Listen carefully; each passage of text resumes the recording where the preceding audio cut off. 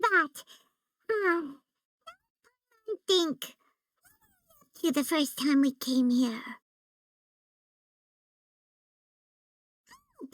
Remembers? Nahita's consciousness had been trapped by the doctor, but we followed the clues she left behind to help her. Time has already passed since then, and it seems Sumeru is changing for the better now that Nahita's in charge, right? Paimon just hopes this peace will last a long time, and then Nahita won't have any more new problems to deal with. Yeah, you're right. We suddenly find ourselves right in the thick of it. Who knows what will happen next? Come to think of it, maybe it's all because of you. Maybe you're just a magnet for trouble.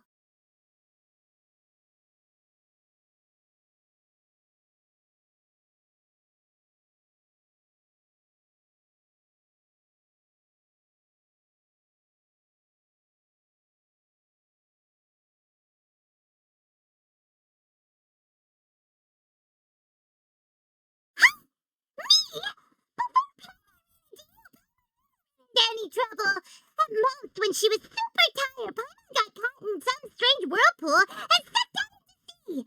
And even then, you fished Paimon out. Anyway, for Nahita's sake, maybe we should think about heading to our next destination for now.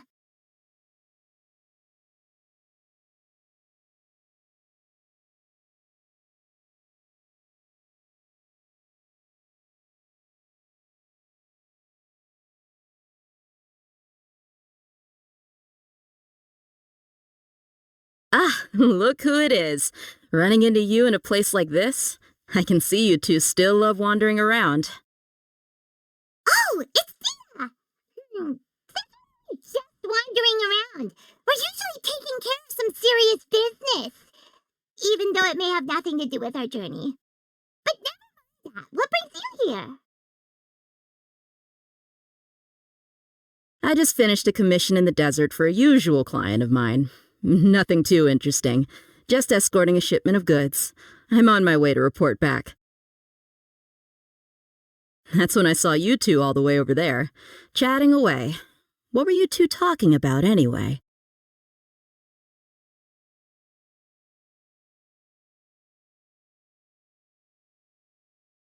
Huh? You serious? Can't say I saw that coming. But you are travelers after all. I guess you'd never stay for too long in one place. Bumping into you like this will become a rarity. I'm starting to feel sad just thinking about it. Hey, how about I gather a few mercs to escort you two? What do you say? Thanks, but no need. Oh, Paimon had no clue you'd miss us so much. But don't worry, we'll come back to see everyone when we get a chance. Sounds good. All you need to do to get to Fontaine is cross this stretch of desert and navigate some waterways. Knowing you two, I'm sure it won't be anything you can't handle. So, when are you leaving?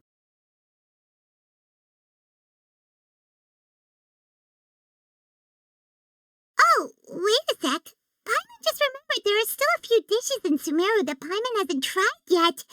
Now, where is that list Paimon made?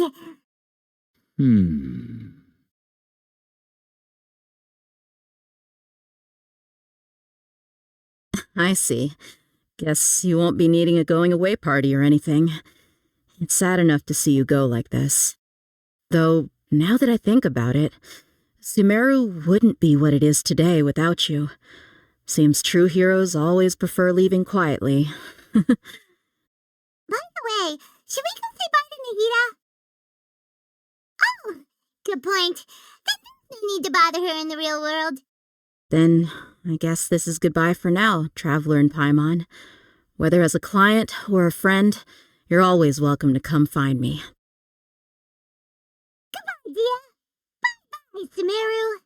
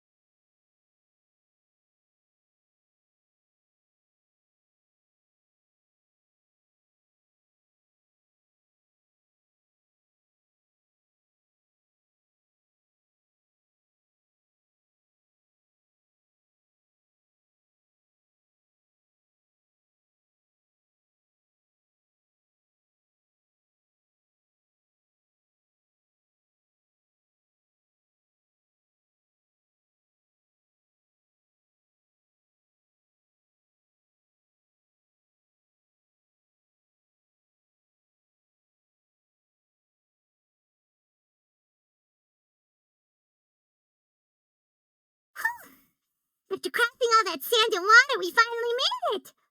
Oh, this must be Fontaine's port! Wow! So advanced in Fontaine! Paimon's heard that the industry here is extremely developed, and there are all kinds of unusual machines! Just seeing the sights as a tourist is nice, but maybe it would be better if we found something to do! What do you think? Good idea! Nahida gave us loads of useful information. Sticking with the 7 is probably still our best source for information at this point. Yeah, the more we can learn, the better. So, what do you think the Hydro Archon's like? Will we get along? Nahida said that she has a very unique personality, whatever that means. To learn about the nation's god, start with the nation's people. There seems to be some locals talking over there. Let's go see if we can join the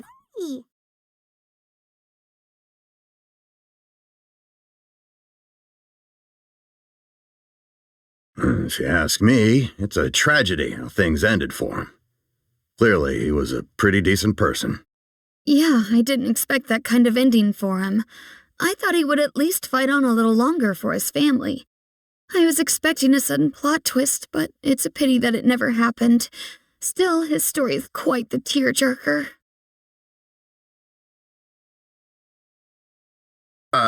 Excuse me. Can I help you two? I couldn't help but notice you standing here listening. We're travelers new to Fontaine, and we had something we wanted to ask, but you seem to be really busy talking about some kind of play, so we didn't want to interrupt. Play? Oh, no. We're talking about something that really happened.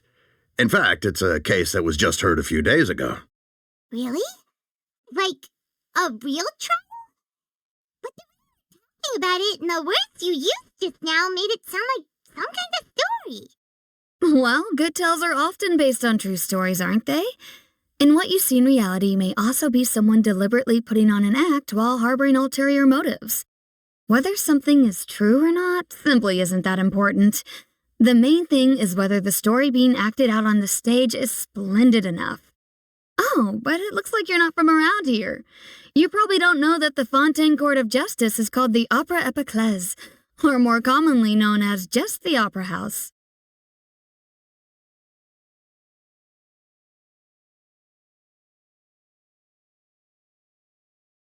But, shouldn't court cases be treated a little more seriously? Not to question Fontaine's way of doing things. It's just that putting someone on trial is usually a very serious thing. No worries. Other visitors to Fontaine have wondered the same thing. You could say that we just don't want to waste the moving stories behind those cases. And as for your worries about whether the cases are treated with due reverence, we have the absolutely just and honorable Chief Justice Neuvillette, as well as the Oratrice Mécanique d'Analyse Cardinal, a machine created by the Archon. Between the machine and the Chief Justice, false charges and injustice are a thing of the past now.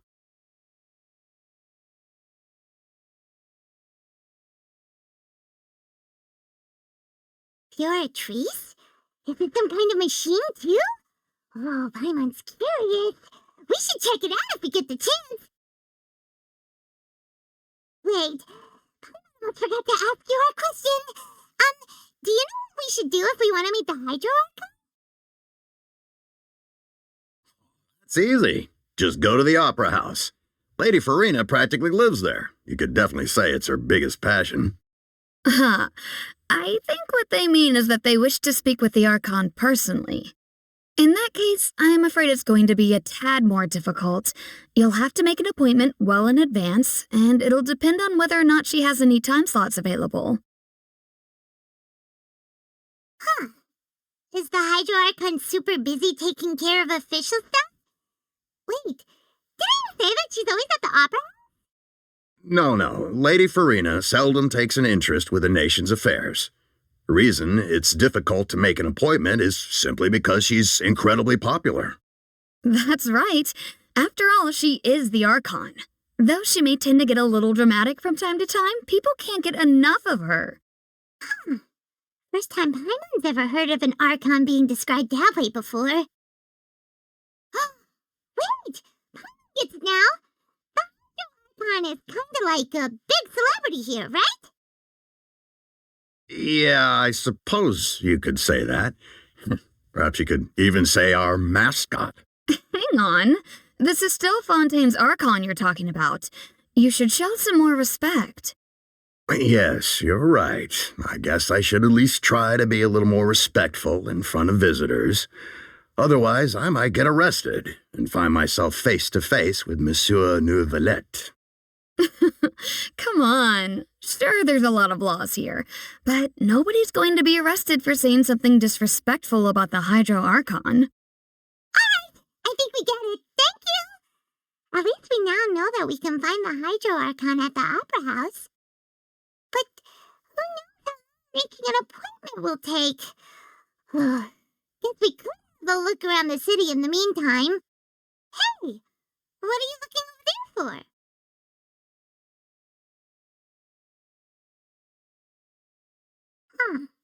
Maybe something's the matter. She's going to jump into the water, is she?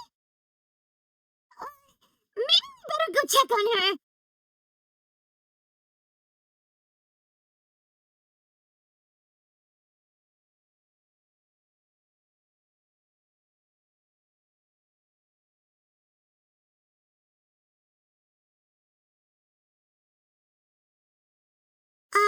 Hello there. Excuse me. Are you Huh? I'm fine. Thanks. Oh, okay then. We just noticed that you seem to be worried about something. About many things, actually. But there's nothing I can do but just keep my troubles to myself. I was just reminiscing about a place my brother and I would play when we were kids. It was just atop that hill over there. See? You're pointing at the sea. Wait, are you saying that you and your brother lived in the water? No, people call the waters around Fontaine a sea. It's actually just an inland lake that's filled with fresh water. And no, I can still see that hill clearly in my memories. Now it's been completely submerged. He would skip and jump, tossing sand in the wind. The sun shone brightly, and the air was filled with the scent of the sea. But now, the water is gradually swallowing our memories. It won't be long before it swallows us. I don't really get what you mean. I don't believe we've had the pleasure of meeting. Are you Lynette's new friends? Oh, and you are? Thanks for looking after my sister. She often comes here to reminisce about our childhood, that's all. There's no need for any concern. Allow me to introduce myself. I'm Linny, and this is my sister Lynette. If I had to guess, I'd say you must be travelers from abroad. Nice to meet you. Paimon is Paimon, and this is a traveler. We just arrived in Fontaine. We were just talking with your sister. Even though we didn't really get what she was saying. I see. It's unusual for Lynette to be so willing to talk with anyone. In fact, she seldom speaks at all. I'm usually the only one she ever talks to. Oh, really? Then you two are just like us. Paimon's always the one talking for some reason.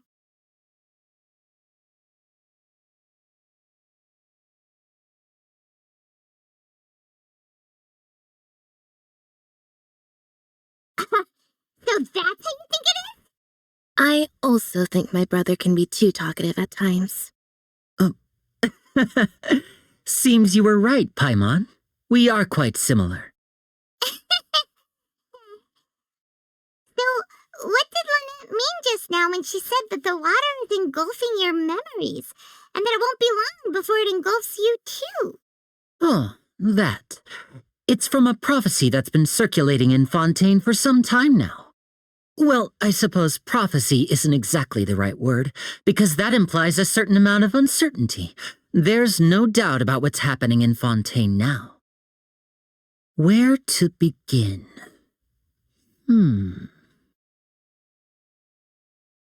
Let's put that question on hold for a moment. We still haven't formally greeted each other yet, have we? Did all the introductions earlier not count? Hello, traveler.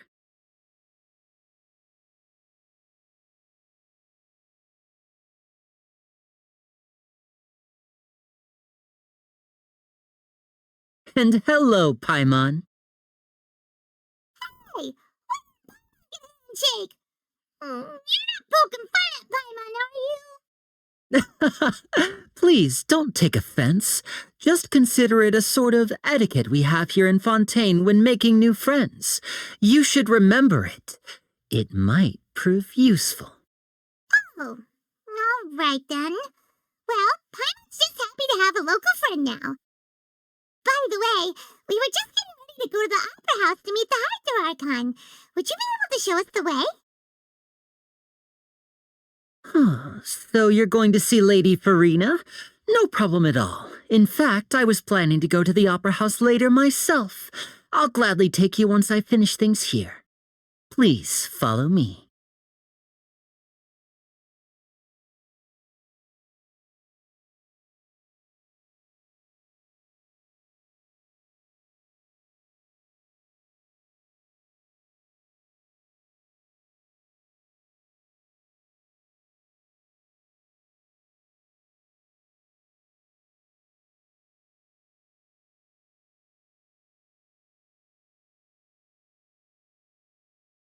You said you were going to see Lady Farina?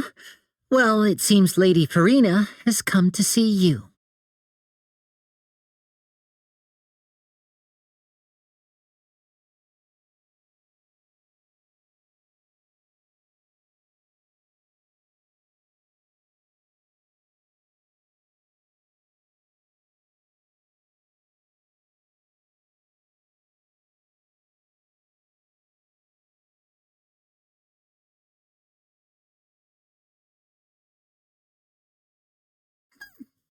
So, she's the Hydro?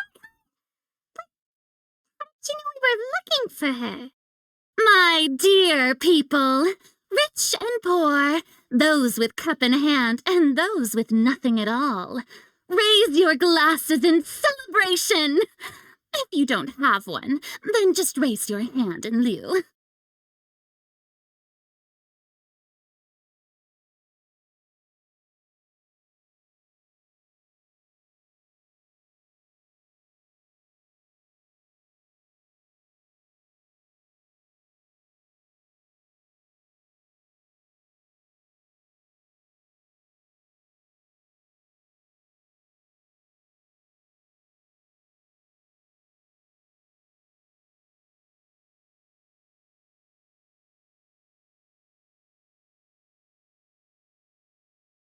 As you can all see, 2 unfamiliar travelers have arrived in our nation.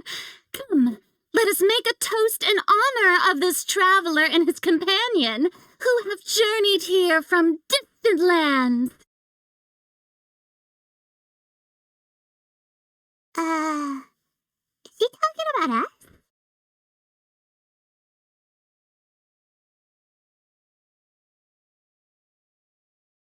I've long heard of the turmoil and chaos you've left in your wake as you visited other nations, but I welcome you nevertheless. No, I have come to receive you personally.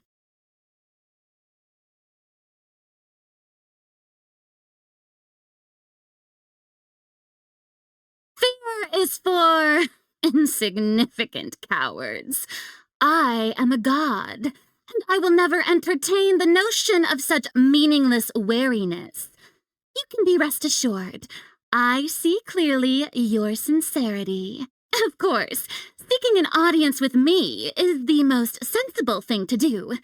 It will allow you to truly behold my power and witness my authority. Intelligent people always gather under the correct banner. I, Fothalor, hereby welcome you to the nation of Hydro and acknowledge the value and significance of your trip. Now, you may rejoice in this.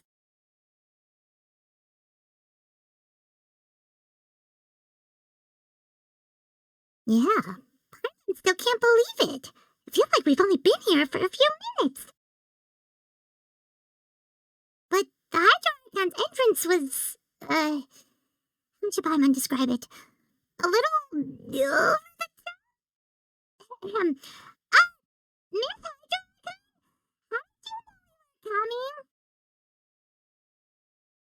Oh, I see. As Outlanders, you inevitably lack even some of the most basic understanding.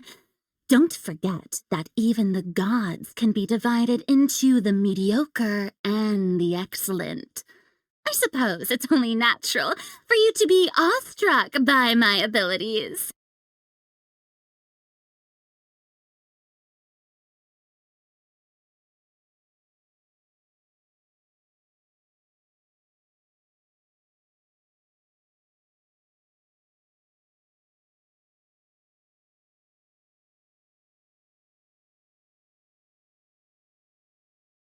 You had best stop and consider. Do you really have the noble qualities and etiquette necessary to communicate with a god? All it takes is a flick of my finger for me to know everything about you. Whoa, talk about sounding high and mighty. Oh? What's with these looks? Perhaps the welcoming ceremony still isn't enough? What else should I say then? Is she waiting for us to start talking? Wow, I didn't expect to see Lady Farina here. What a surprise! Wait, does this mean they're the legendary blonde traveler? How did I not notice before? Hey, what's all the commotion? Oh, is that Lady Farina? Is there some kind of drama going on? Of course. That's the blonde traveler, The one all those stories are about. Lady Farina came here to personally see him. Oh, I bet this is going to be the duel of the century.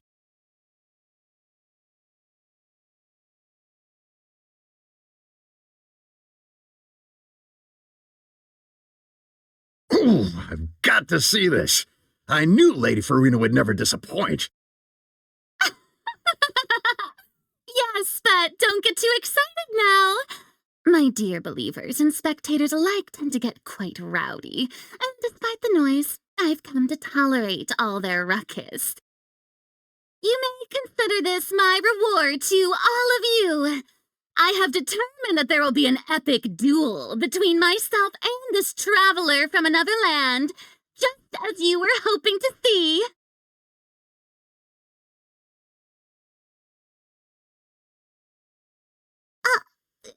Now she wants to fight? Aren't we getting a little ahead of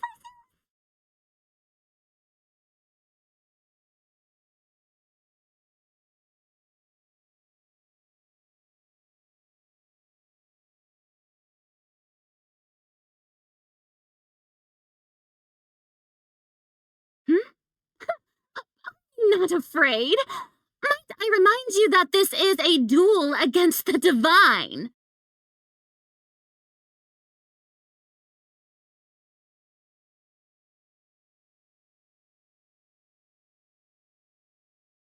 What are you trying to do, traveler?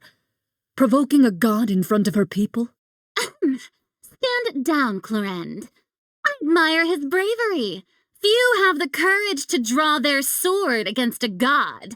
He is obviously a true warrior. Unfortunately, people nowadays only crave to be thrilled, and a mere duel will not slake their thirst for excitement.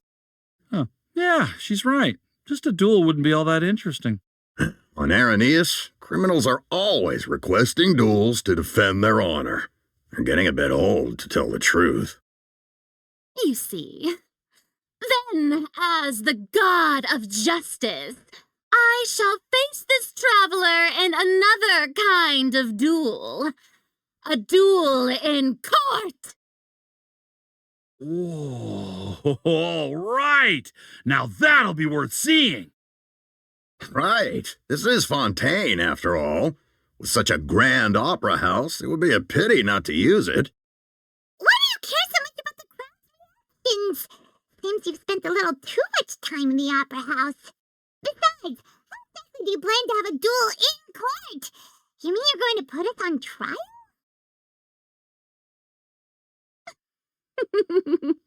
Oh, we have reason to put you on trial. It's obvious, isn't it? According to Fontaine law, no one is permitted to release any flying objects within Fontaine city limits during the first 3 days of each month. You are clearly guilty of violating this law, no?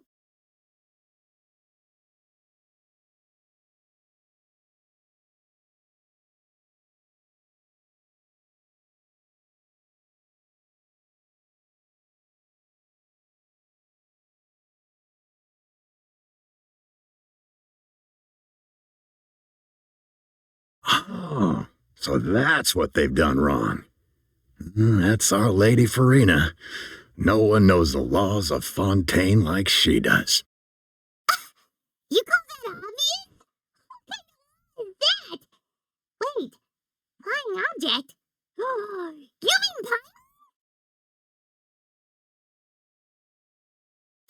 Precisely.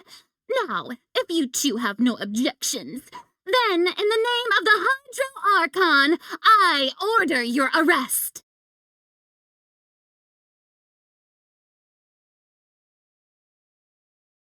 My apologies, Lady Farina. I don't mean to spoil the fun, but if you would allow me to interject, I don't think that Paimon here meets the definition of a flying object. Lenny? Finally someone who's not crazy. How could anyone call Paimon a flying object? Ah, great magician Linny. My beloved citizen, I'll permit you to object, but how exactly do you plan to prove your claim?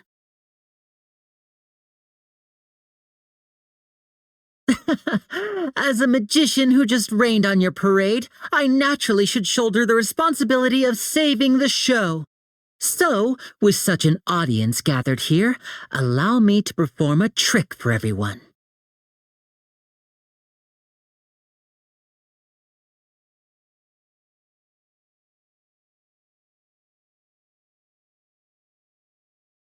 Ta-da!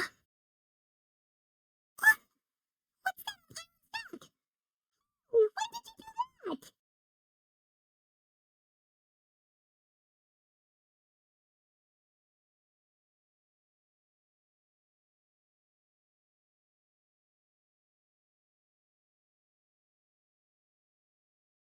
There.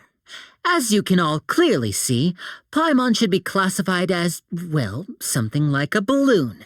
This rope has been in the traveler's hand all along. It was just that no one could see it before. Huh? You call that magic? You've got to be joking. I thought it was pretty good. Nice one. I'm not sure what to think. It seems Lady Farina's charges no longer hold water.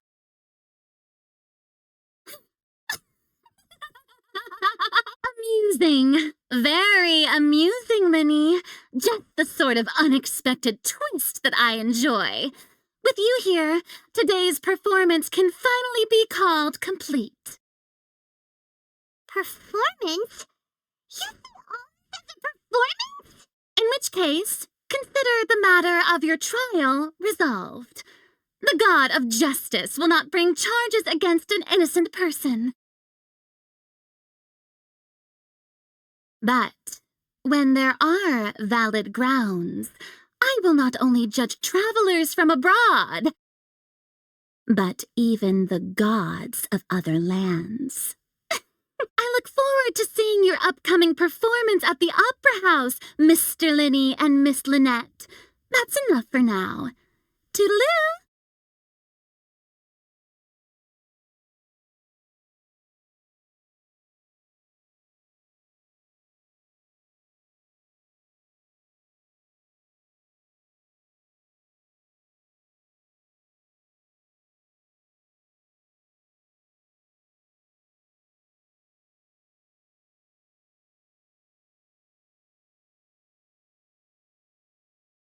Just like that, she's gone.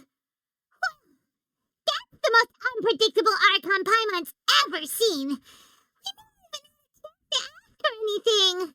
But that's a problem for future Paimon. That whole scene just now was really... Don't mention it. I just happened to remember that there was such a law, so I did a little preparation, just in case. I didn't think it would actually come in handy. So, now do you see what kind of god Lady Farina is? She can be a bit confusing at times, but she is still amenable to reason.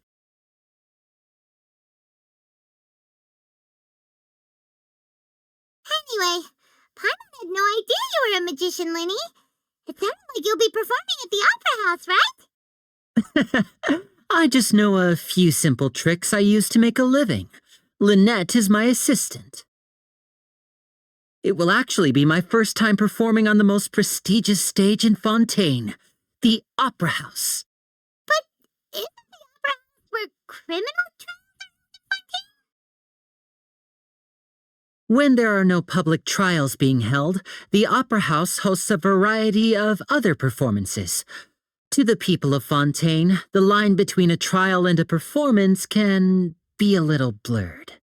And speaking of performances, I would be remiss to forego this opportunity gifted by fate. Might I invite the two of you to see my performance? My brother's always excited to make new friends. Oh, sure. We don't have anything to do now, and we wanted to go to the Opera House anyway. Splendid. In that case, why don't we go together? I'll show you the way. I just have something to take care of first. You really mean it? Then I'll take you up on your offer. This is a magical item known as a magic pocket. Perhaps you can help me distribute them to the people here.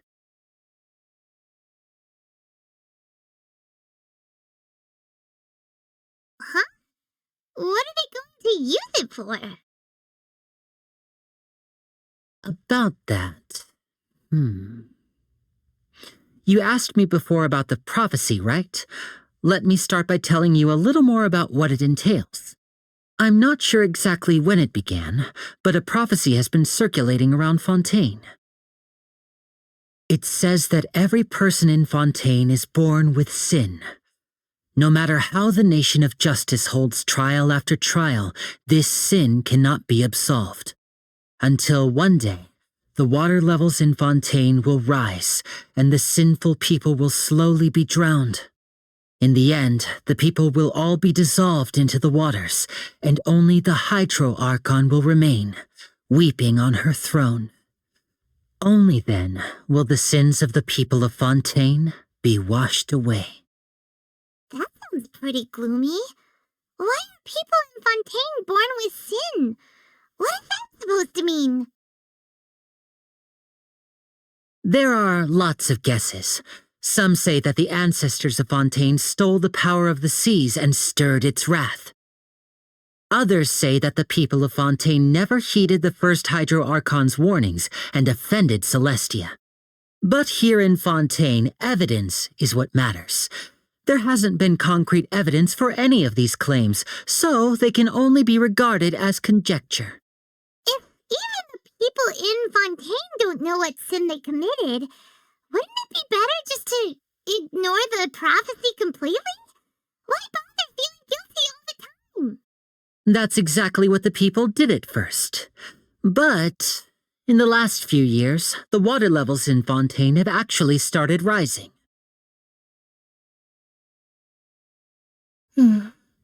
Many places have already been completely submerged, and now lie beneath the sea. Many people carry on with their lives as before and shrug it off as a natural phenomenon. But my family and I think that the people of Fontaine shouldn't ignore the possibility, which would end up sentencing them to death. We hope that at least the people who reside near the waterfront can move away before it's too late, so we've started distributing magic pockets to them. As a magical item, these magic pockets have astonishing capacity.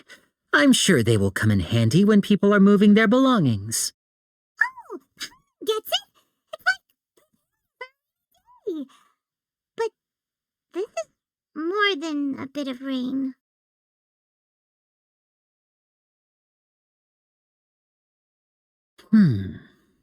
Perhaps only absolute power could ever contend with such a catastrophe. But who knows? We're just tiny specks in the grand scheme of things. Now, if you'd like to help, then please give these magic pockets to anyone nearby. Be sure to convince them to take it, regardless of what they say.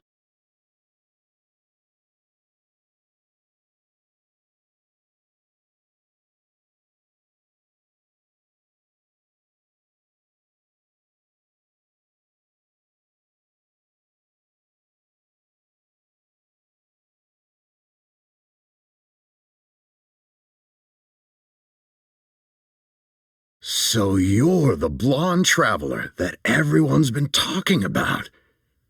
My apologies for not recognizing you earlier. Oh, a magic pocket? Seems you really thought of everything. I guess it's better to prepare for the worst and hope for the best. Thanks. Please, also thank the magician on my behalf when you get the chance.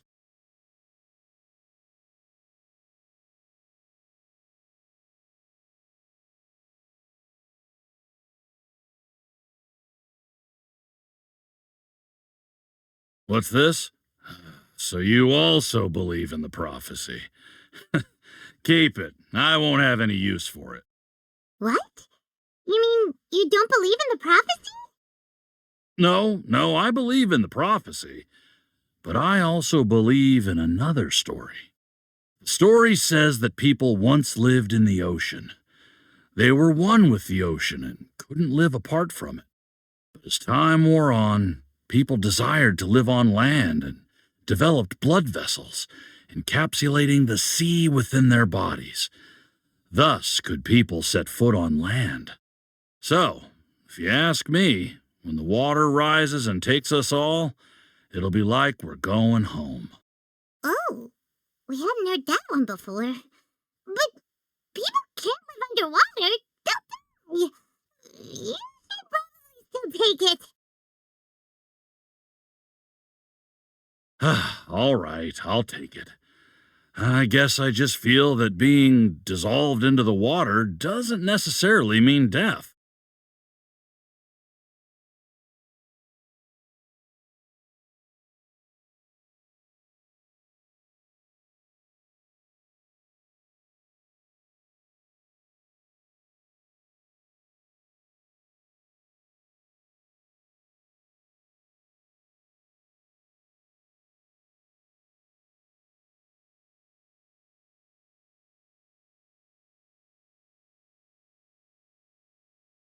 Huh?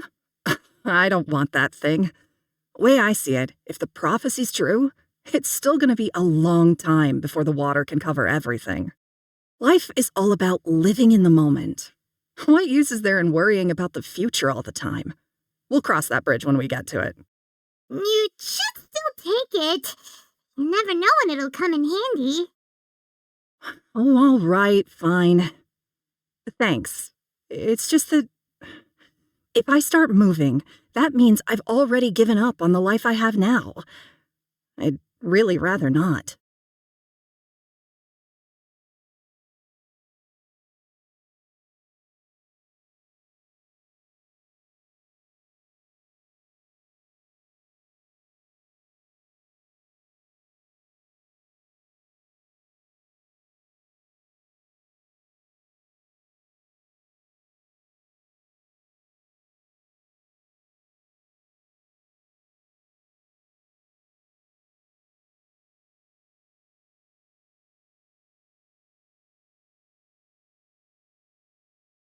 Oh, you already handed out all of the magic pockets?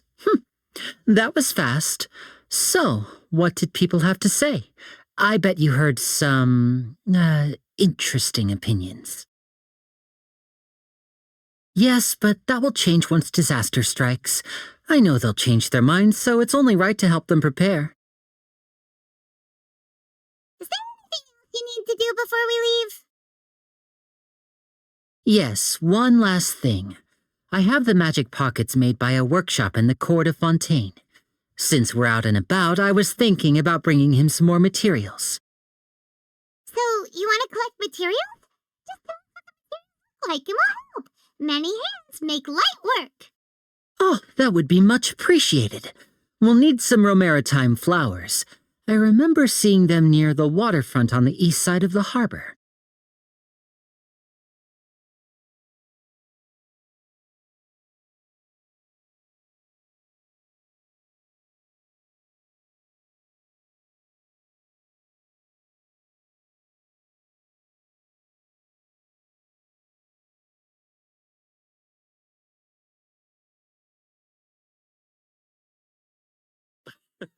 I can't wait to give her my gift.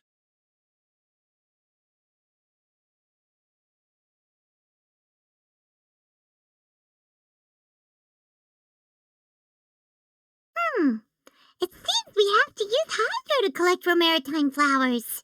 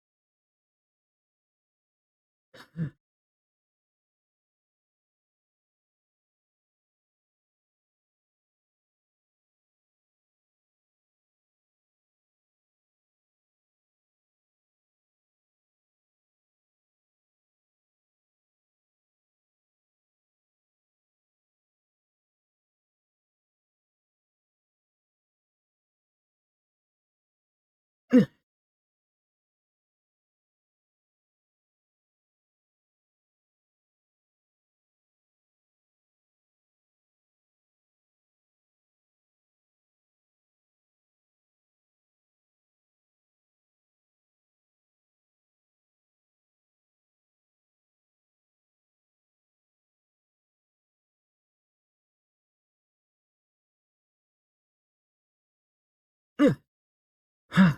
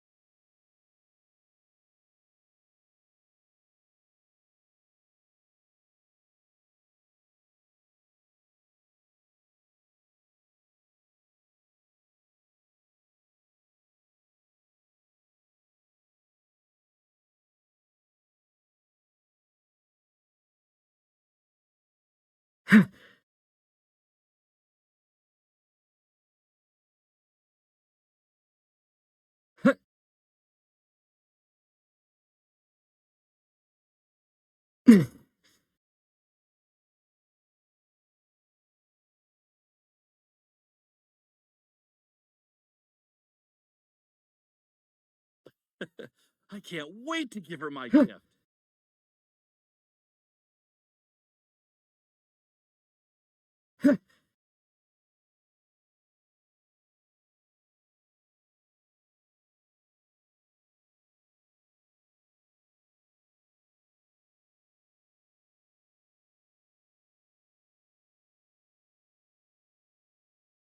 May knowledge guide you.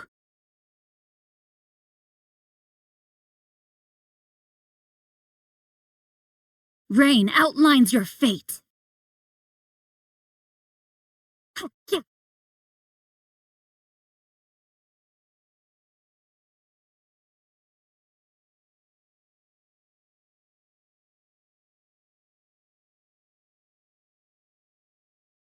Time to act. Body and mind.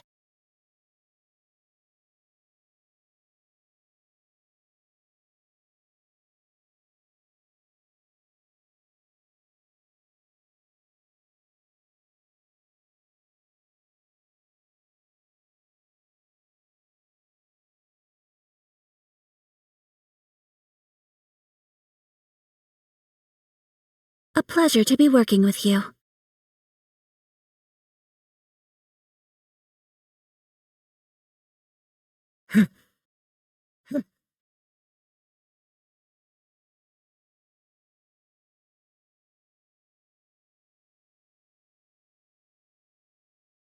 You made quick work of that. I can tell you're an experienced traveler. I've also finished collecting a few here. Maybe next time you'll feel like helping too, Lynette. No way. I'm in power-saving mode today. Otherwise, I fear I may not have any energy left for the performance at the Opera House. Fine. Though the performance is still a long way off. Now that we're finished here, we should get ready to head back to the court of Fontaine. So, we're going to the court of Fontaine before we head to the opera?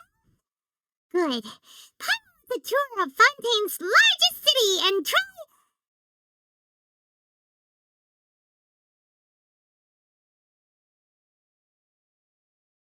Wait, shh. Have you noticed that person over there? The young girl. Huh? What's wrong there? Paimon didn't notice anything.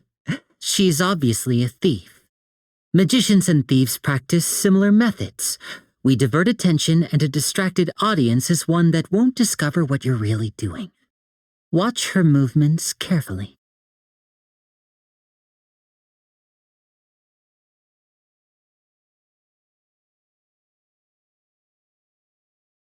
Oh, he's right. Shh, keep your voice down. We need to think of a way to catch her, but it seems she's very alert. Perhaps we should split up. You two can ride the lift over there and wait up top. I bet that'll be her escape route if she tries to run. All right, let's go.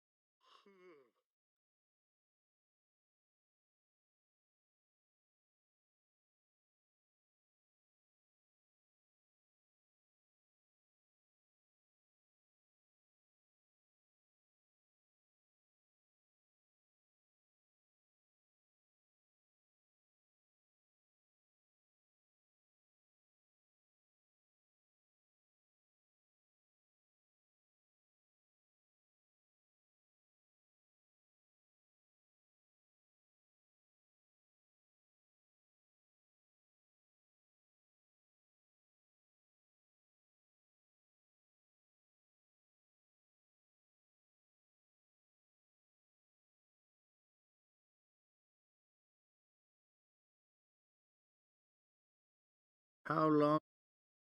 This is the spot where Lenny wanted us to wait. Oh, look!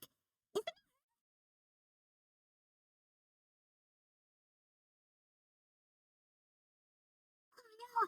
Did she notice us? What should we do? Should we chase her? Oh, you're right. She might also be trying to lure us away.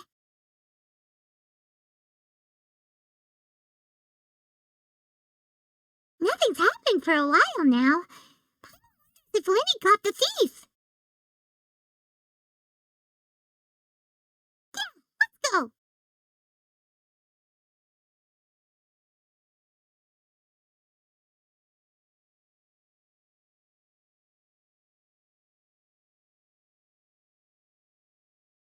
Are you sure that's all she took?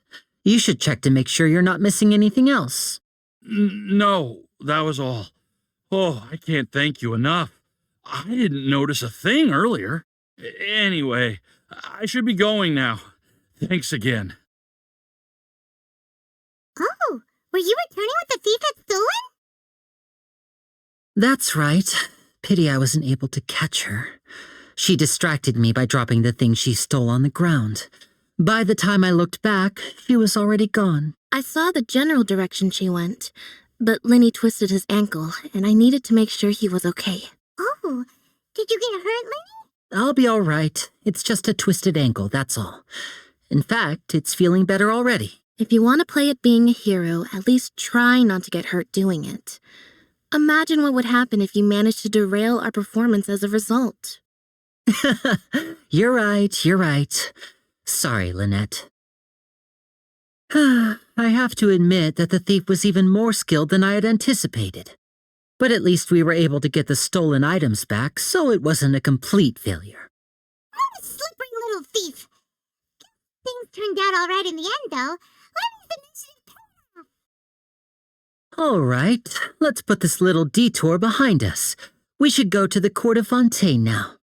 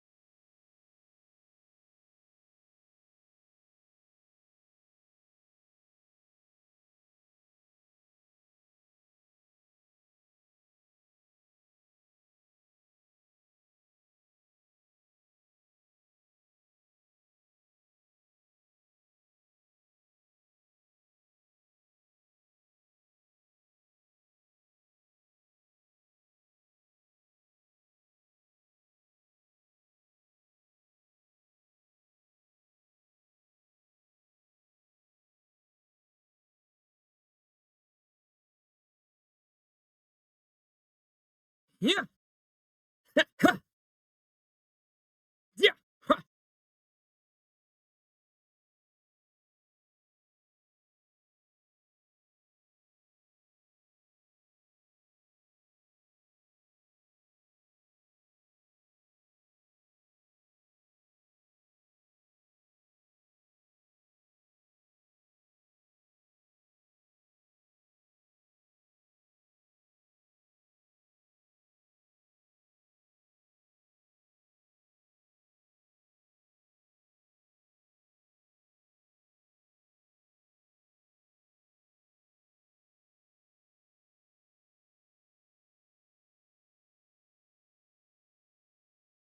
So, we ride this thing to go into the city? What an ingenious way to get around. People in Fontaine really know how to use water. This is an aquabus. It allows people to travel between several key locations around Fontaine. It's pretty convenient, but the ride can become a little dull after a while. The scenery is always the same. That's why it's better to travel with friends. So you mean it's still boring even when I'm riding with you? No, that's not what I meant. It's just that, well, you don't really talk that much. Besides, it doesn't really feel like a real trip when it's just the two of us. It's the same as being at home. Whatever. Guess that's what it's like to be an older brother. It's about time for us to leave. Let's get on board.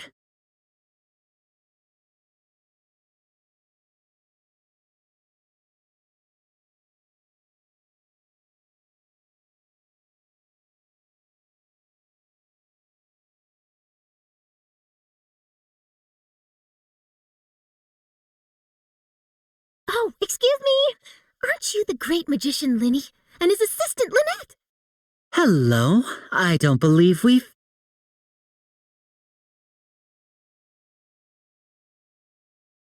I'm Charlotte, a reporter for the Steambird. Nice to meet you. From the Steambird, huh? We've often relied on your paper to promote our performances. It's an honor to meet you. Wait, could that be the legendary traveler who's been making headline after headline in their journey across Tibet? Amazing! You recognized everybody almost immediately! I wouldn't be much of a reporter if I didn't know who's who, would I? Wow, today must be my day! Who knew I would end up on the same boat as so many VIPs? Could my vision finally be showing me some favor? So, Charlotte, what do you usually report on? Well, when there isn't any breaking news, I mainly cover the trials at the Opera House. You can still manage to keep readers' attention as long as you tell things from a clever enough angle, even if it's the same old topics. For example, reporting on how a scammer once deceived vulnerable girls into relationships, or how a financial criminal was once so poor that they ate a single piece of bread for 5 days.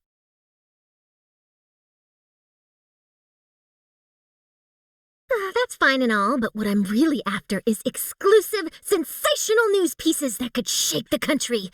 These smaller stories are a waste of my talents. Oh, I just remembered. I've been following a case lately. Well, a series of cases, actually. You mean the serial disappearances of young women case? That's right. These stories are the talk of the town right now, and it's probably the most mysterious case we've ever seen.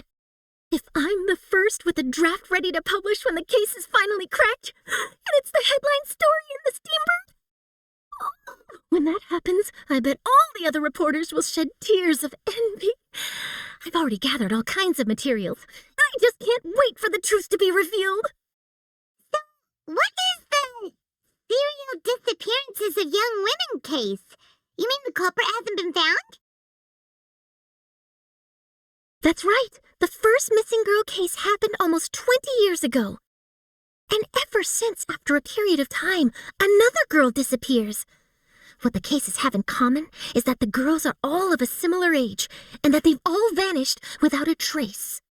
But the scariest part is that to this day, none of the girls have ever been found. Many suspects have been arrested over the years in connection with this case, but shortly after each arrest, another disappearance would always happen.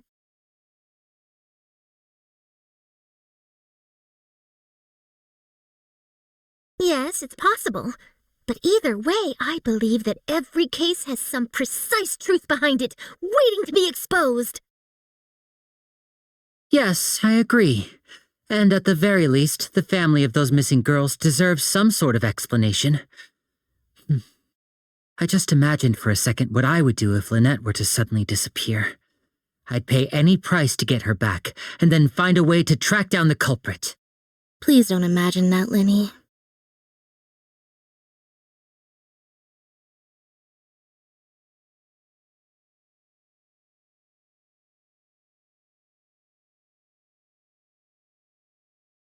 Hmm? Hey, we're almost back!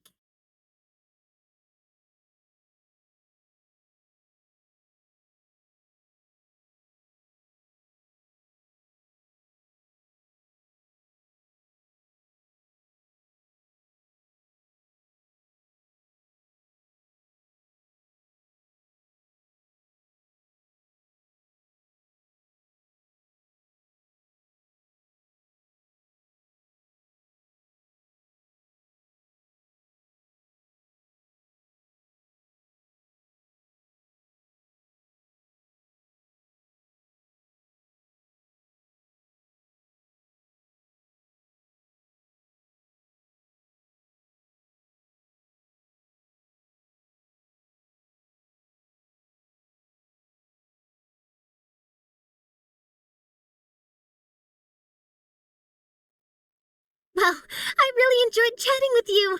Life should be full of pleasant little surprises like this. Yeah, us as well. The ride went by too quickly. Oh, I have an interview to get to. I should get going before I'm late. Okay, we can chat again soon, Charlotte. See ya! Bye now. Oh, be sure to stop by and see me at the Steambird when you have time. What a tough job. Always running around and interviewing everyone. Well, where should we go now? If you don't mind, how about we stop by my home first? Besides, I still have all the materials we collected. Sure, we wouldn't mind at all. This city is so huge, Paimon wouldn't know where to start anyway.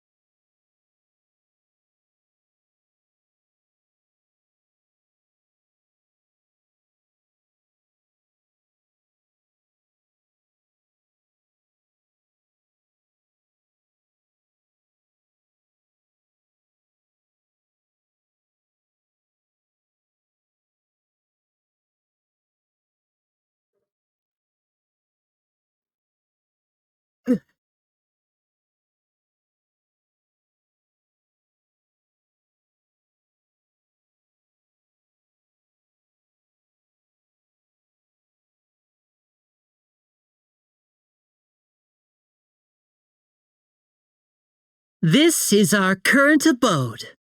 Ah, Fremine, you're home. Where did everyone else go? I have some new friends that I would like to introduce. Oh, they all just went out a moment ago.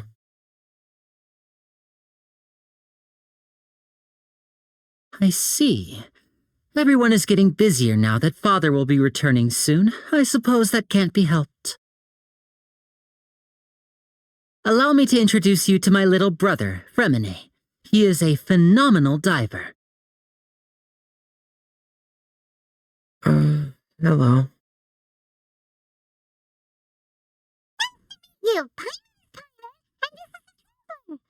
Oh, you sound very proud to have a diver as a brother, Linny.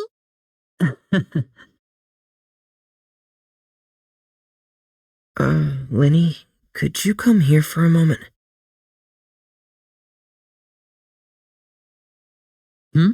What is it, Fremine? Do you have something to tell me?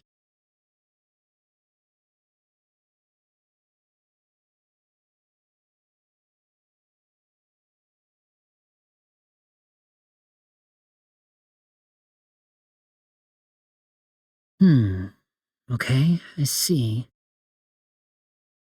Is everything all right? Oh, it's nothing. We were just discussing a little housework. Sorry for the interruption. Oh, before I forget, the Traveler and I collected more materials to make magic pockets. Were you able to get any, Fremine?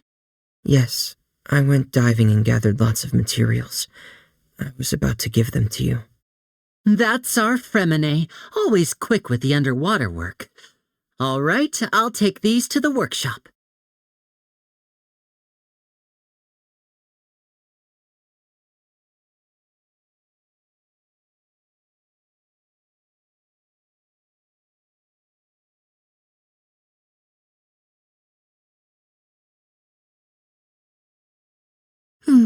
Looks like rain. Oh, you're right. But wasn't it clear and sunny just a moment ago? Fontaine's weather sure is weird. I'm afraid that's just how it is here. It often rains on days where there are trials being held in the Opera House, but don't worry, it'll clear up soon enough. What's wrong, Fremine? There's a legend about the rain that I tend to believe. It's said that a dragon of water once resided in Fontaine. Though we don't know where the dragon went, every time it weeps, the skies will cloud up and pour out rain. When I was a child, my mother told me that if I wanted to go outside and play, I should yell toward the sky at the top of my lungs. Hydro Dragon! Hydro Dragon! Don't cry! If it's an elemental dragon, then having the power to make it rain wouldn't be very unusual. Let Paimon try something. Hydro Dragon, don't cry!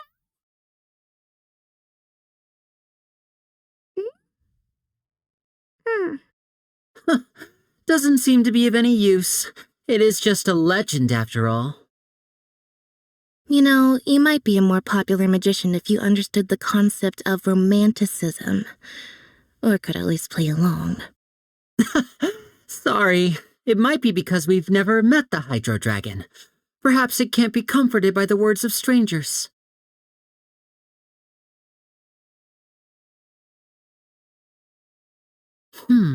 It rained for longer than I suspected. Oh, it's already getting late. Was there something you needed to do, Linny? Yeah, some preparations for the show at the Opera House. I need to find a way to catch the last aqua bus of the day. On the day of the performance, just ride the aqua bus to the island of Araneus. I'll have Lynette meet you at the fountain in front of the Opera House. Oh, are you leaving now? What is it, Fremine? I'm in a hurry. Oh, I get it. You feel nervous delivering the materials for the magic pockets, is that it? Perhaps we could trouble the traveler to help us take these materials to the Beaumont workshop and deliver them to the owner there? I'm afraid that Fremine can be quite introverted, and the boss there tends to be pretty talkative. Fremine has always been a little afraid of her. No trouble at all. Don't worry. We're on the case. Sorry for the inconvenience. I'm quite useless when it comes to such tasks. Think of a way to make it up to you. Oh, no need. This will be hard for us.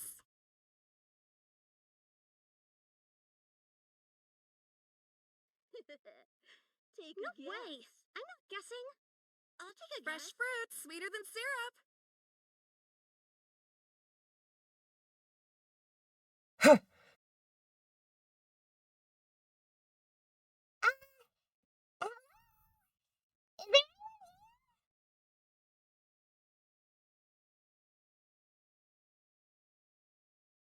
Oh, hello there.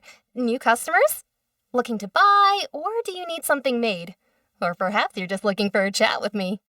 Oh no, we just need to deliver some materials. Here they are. They're for making... what were they called again? Ah, these must be for magic pockets. I could tell right away. I've already made several orders worth now. No need. They've already prepaid several batches worth. When they told me what they'd be using them for, I even offered them a discount. But they insisted on paying the full amount, saying that I had a business to run. It seems both their hearts and their pockets are made of gold. Oh, so is Linny actually loaded? I can't say for sure, but who knows? Maybe there's good money to be made being a magician in Fontaine. Hey, is this machine what you use to make stuff here? It looks really advanced. Why use your hands when a machine can do the work? It would be a waste not to use the latest technology, and wasting is a kind of crime. But where does a big machine like that get its power from? Well, it's a little complicated. I'm not sure I can put it in layman's terms for you. But basically, everything we usually use here in the city is powered by indemnitium. It's a type of energy that's produced from trials. Huh? How can trials produce energy? Well, I'm not completely sure of all the details myself, but basically, when a trial is in session, the oratrice mécanique d'analyse cardinale harvests people's belief in justice and converts it into energy to be used all around Fontaine. So that's what its other function is?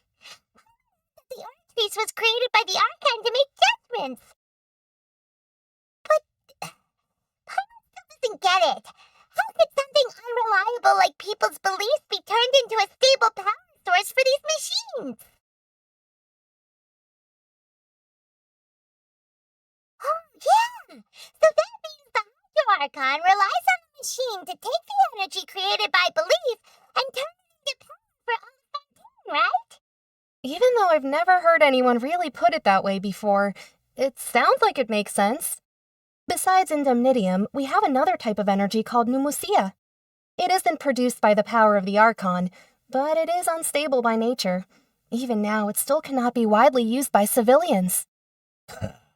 I thought I'd find you hard at work, but here you are chatting the day away.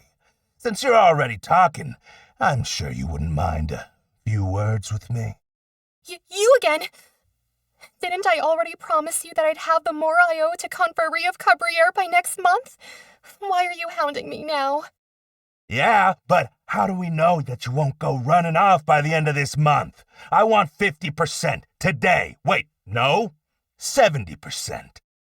Huh? You... Seems business isn't so great for the workshop. We've already finished our job and delivered the materials. Maybe now's a good time to leave? Hey, hold on. Before you go around trying to collect payments, why don't you settle your own debts first? If Confrérie of Cabriere wants to poach clients from Northland Bank, that's fine. But I'm afraid you still owe the bank a hefty sum of mora.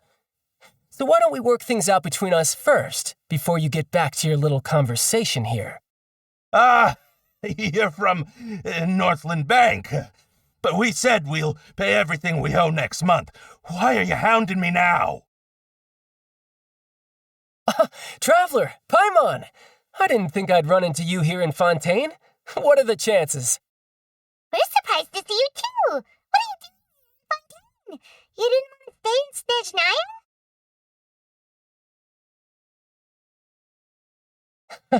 Long story short, I've already been in Fontaine for some time now, and honestly, things have been pretty boring. But it seems that fate brought our paths together today. Not only will I have some good friends here now, but ones who always seem to find trouble.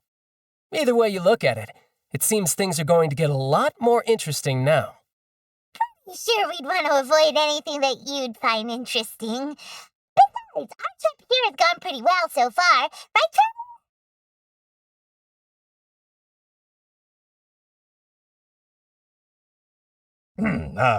Hey, you, Northland Bank boy. Aren't you forgetting something? Don't interrupt. It's not often I run into the Traveler like this. Why don't you wait for me over there for a while? You kidding? Aren't you the one looking for us? You really expect us to sit and twiddle our thumbs while you catch up with your friends? Listen to me, boy. If you want your mora, fine. Why don't you come and take it? Hey, I just said not to interrupt. Oh, by the way, Traveler, the last time I took Tonya and Tusser ice fishing, Tusser said, "Hey, that's way over the line. All right, boys, let's see who has to pay up now." Can you at least let me finish one sentence? Fine, though the bank told me not to get rough with our clients. You're the ones who started it. This is an act of self-defense. You two will have to be my witnesses, okay? Sure, this won't take long.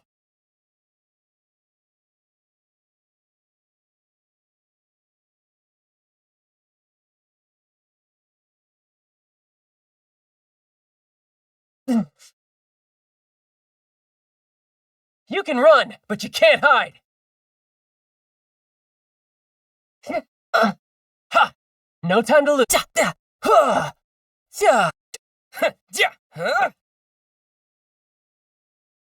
Oh, what's your deal, Brett? How are you so strong if you're just a staffer from Snezhnaya's Northland Bank?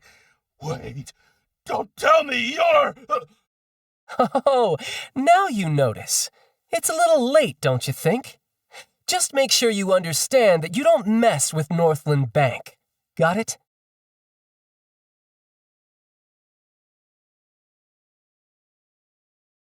Huh? Now's my chance!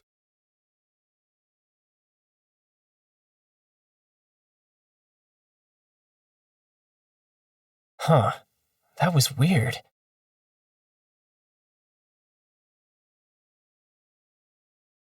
I'm not sure.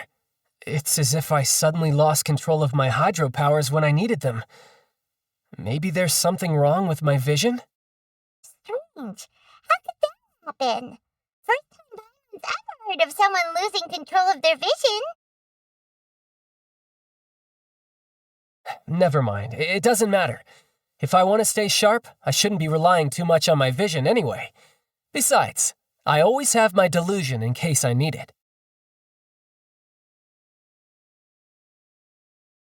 So what are you doing, Fontaine, child? I don't see it's work for Northland Bank. Well, I guess it's because I've been in a bad mood lately. Huh? What kind of reason is that? Wait, since when do you feel down about anything? I don't know. Maybe I still have a lot to learn about myself. But recently, there seems to be some sort of restless power stirring inside of me. And I don't know why, but every now and then I feel like I'm in a terrible mood. Maybe you losing control of your vision just now is connected with that power you're feeling inside. That is a possibility. I can't remember if I ever mentioned it before, but when I was 14, I fell into some unknown abyss. It was during that time I learned nearly all of my abilities. The one who took me under her wing and taught me was named Skirk. She was always quiet and very mysterious. Nobody knew where she came from or what she had been through, and she was always very strict when teaching me combat techniques. One time, I asked her why she was willing to take me on as an apprentice. From what I could make of her answer, it was because I had awakened it, and traces of it remained on me. She said that all my combat training would be useful in the future. But what is it? What did you awaken?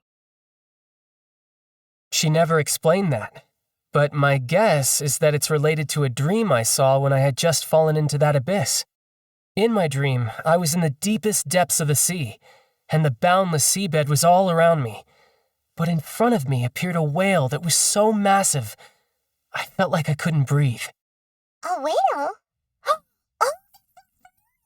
when we fought against you before, you summoned a huge whale that seemed to leap at us. Is that the one? That's just an abstract form of a whale that I create using my elemental powers. It takes that shape because the scene I dreamt of the whale has always been stuck in my mind. I'll never forget it. So you used the whale as inspiration for one of your moves? Huh. Seems a little twisted to Paimon.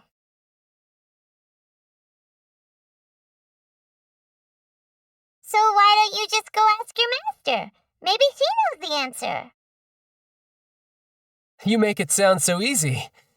Ever since the incident I experienced there, I've never stopped searching for Master Skirk and that unknown abyss. But it's been years now, and I've still found nothing. There isn't even a trace of the place where I remember falling into the abyss. Oh, it sounds like some kind of ghost story. Yeah, I'm out of leads at this point, but there's nothing more I can do. It seems that strange encounters in this world tend to be elusive like that. Oh, seems the time really flies when I'm talking with you.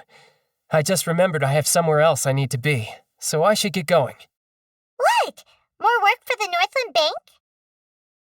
And no, it's more of a personal appointment. Lately, I've been sparring with some of Fontaine's official champion duelists whenever I'm feeling bored. Official champion duelist? You mean it's their job to duel? Yep, in Fontaine, before a criminal goes to court, they're given one chance to defend their honor by requesting a duel with an official champion duelist. The champion duelists are all-powerful fighters selected from among the nation's best, and the duel itself is a no-holds-barred fight with no specified stopping point. So engaging in such a duel is regarded as a symbol of defending your honor.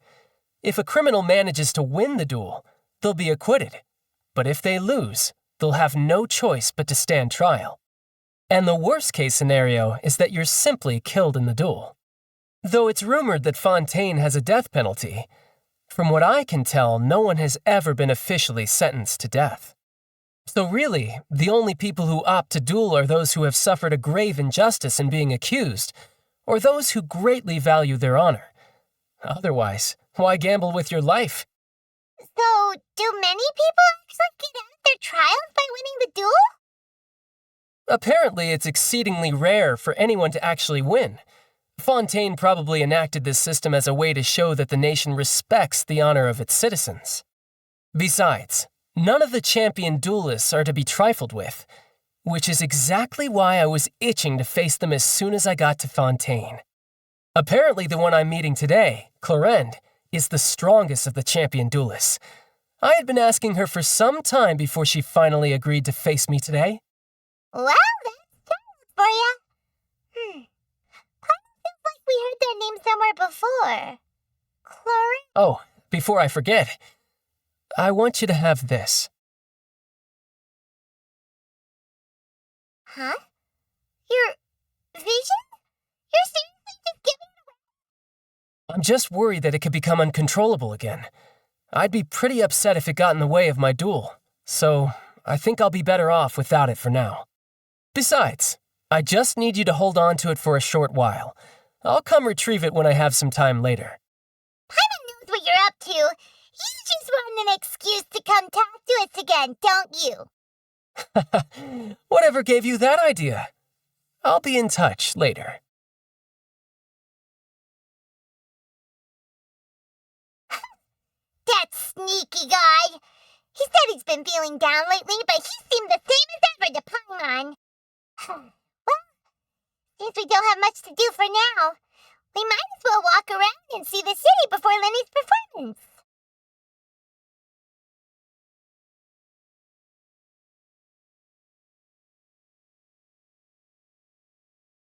Wow! Who could have seen that coming? The reporter who was barely around for most of the story was the murderer.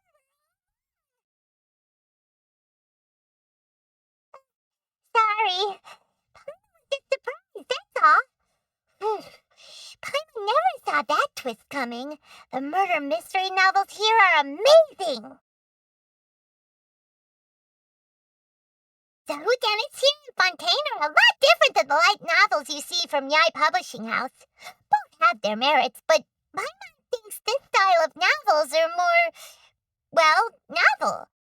It's so exciting to reach the moment when the mystery is uncovered, especially the one Paimon was just reading. You should buy a copy and read it too. Oh, sorry about that. Paimon will be more careful next time. Hey, shouldn't we be heading to the Opera House to see Lenny's performance soon? It's almost time for the show to start, so we should get going.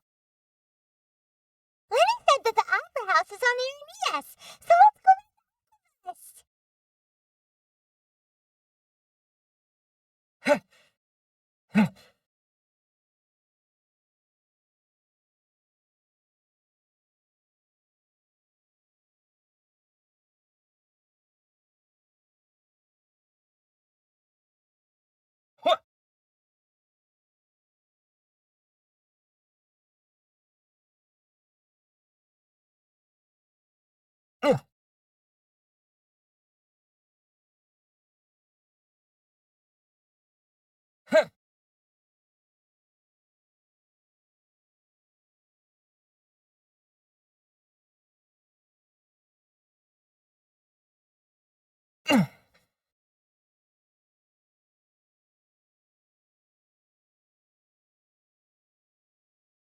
Coffee smells as good as ever.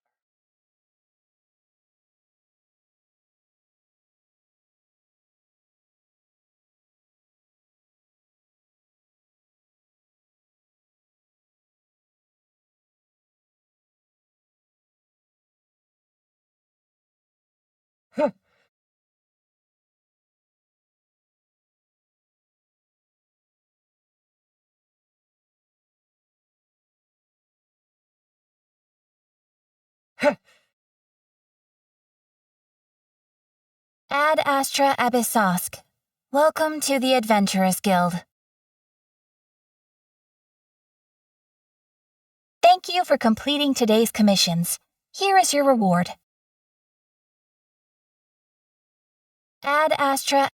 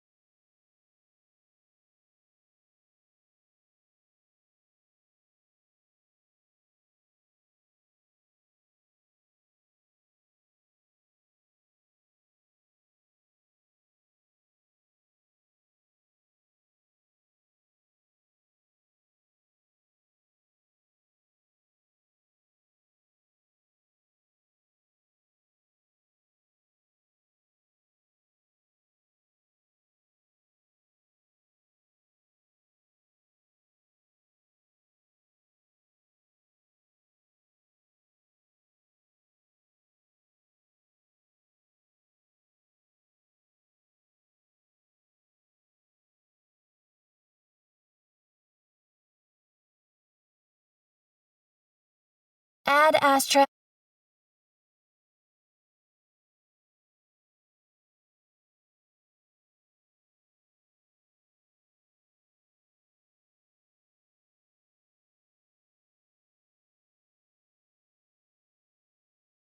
There'll be an extra fee for that. I'll...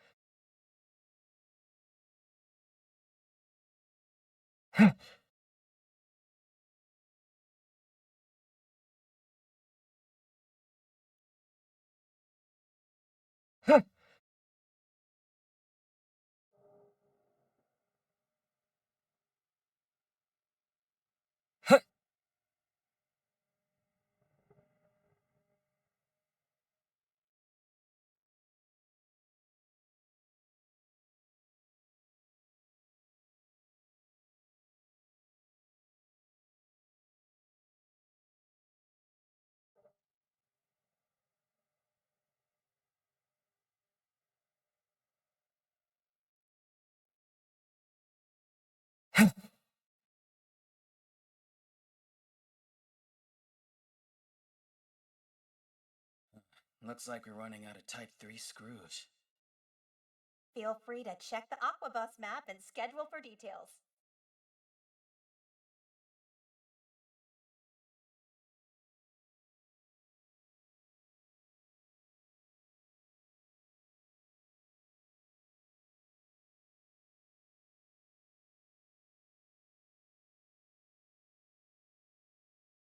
Welcome to the court of Fontaine. Please watch your step.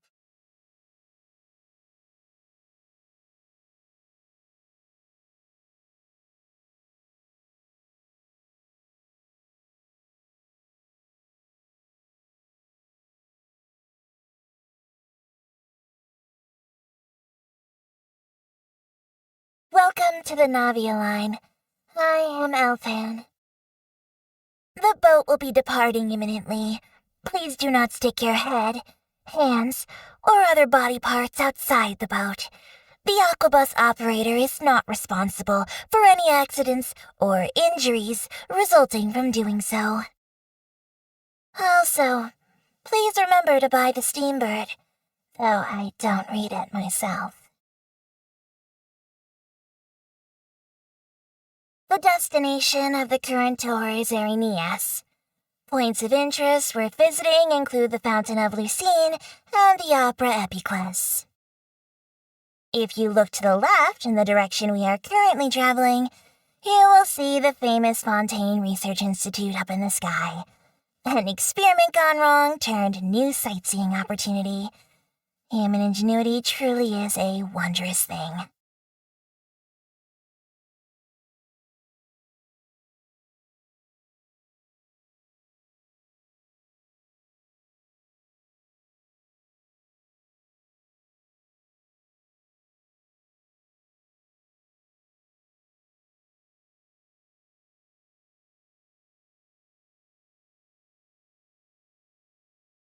We are now approaching our final destination. Please be sure to bring all your personal belongings with you as you disembark. Even though I will take any forgotten items to the lost and found, the paperwork is rather annoying, as Melusine hands are not suitable for grasping pens. Please be careful when disembarking. It has been my honor to be your tour guide this trip. Thank you.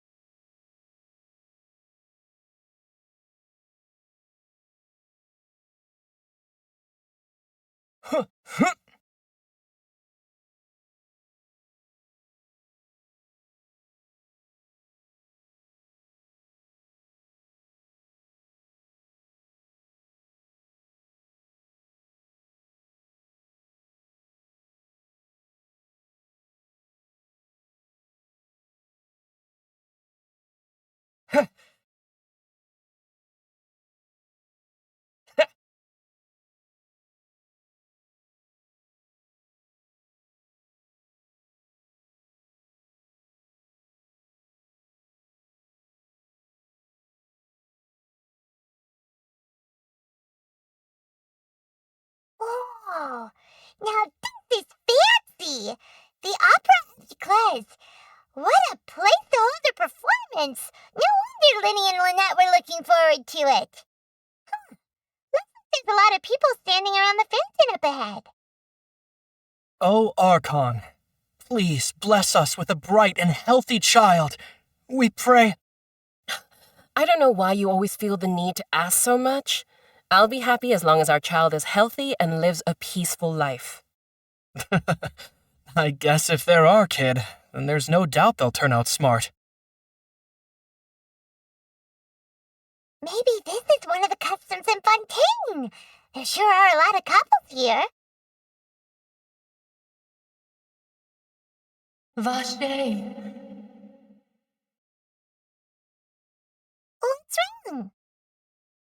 Vache. Vache.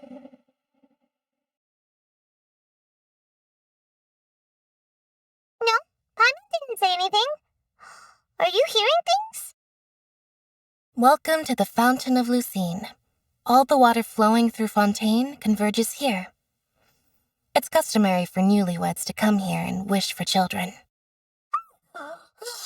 Lynette, you scared Paimon. When did you get here? Lenny asked me to wait here for you, remember? Right.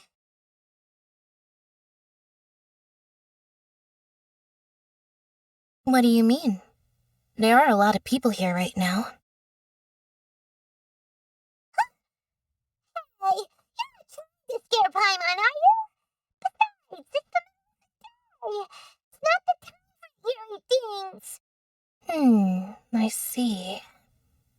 I might be able to tell you something that could help explain the voice you heard. In fact, you might not be imagining things at all. I suspect that what you heard is a result of your hypersensitivity to the hydro element. Others in my family have had similar experiences. It's because of his sensitivity to the hydro element? But what does hearing a voice have to do with elemental power? When do you cry, Paimon? Wait, what? What does that have to do with anything? Just answer me. When do you cry?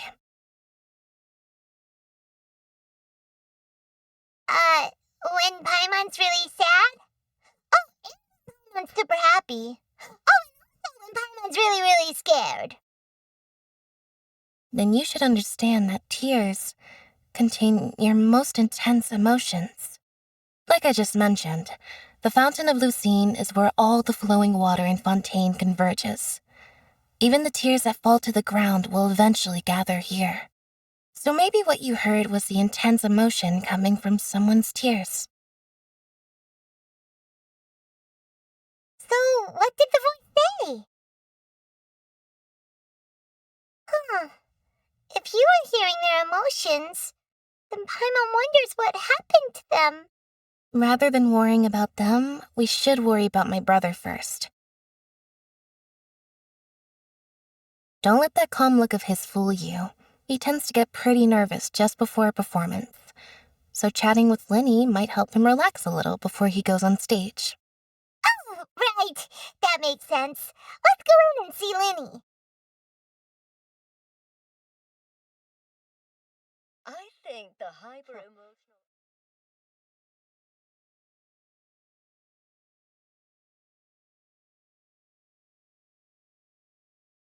I think the next one's a trial. I wonder where humans come from.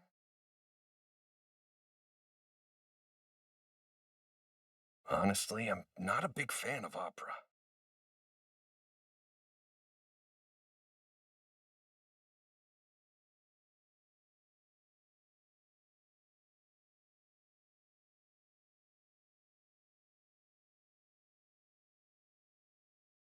Traveler and Paimon, good to see you. I knew you two would come. Are you kidding? We wouldn't miss it for the world. We've been looking forward to it. I can tell, judging by how early you've arrived. But you're actually right on time. The audience still hasn't started entering the venue yet, which means now is the perfect chance for us to take you to the best seats in the house. Wait just a moment. I'll fetch the tickets.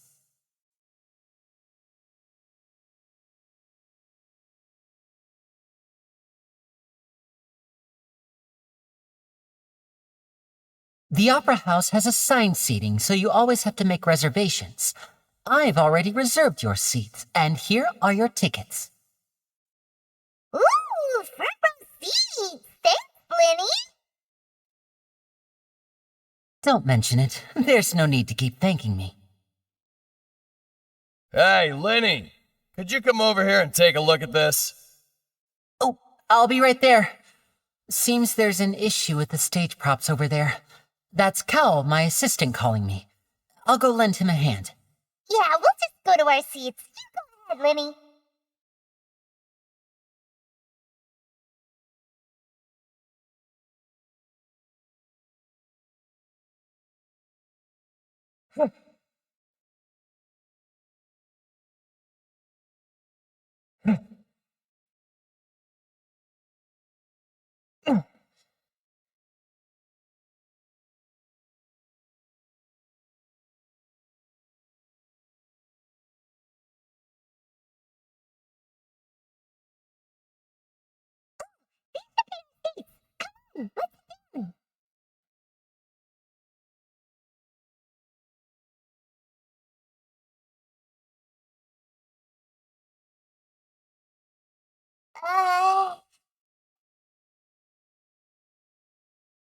Hey,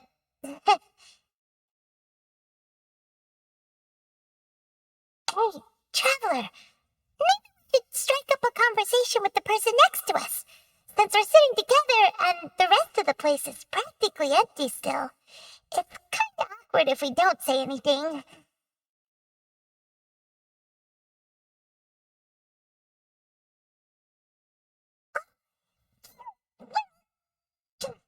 Of course you put this on Paimon. Excuse me, I did not realize you felt awkward. I am terribly sorry. I would be perfectly happy to chat with you if that is what you would like. Oh, so you heard all of that, did ya? Boy, you sure have good ears. Paimon thought she was keeping her voice down. Wait, that's not it. Paimon's sorry. Paimon's the one who was being rude, talking under her breath like that. But, what should we talk about? Paimon's got it. You're also here early and sitting in the front. Are you a friend of Linny's too? A friend, you say?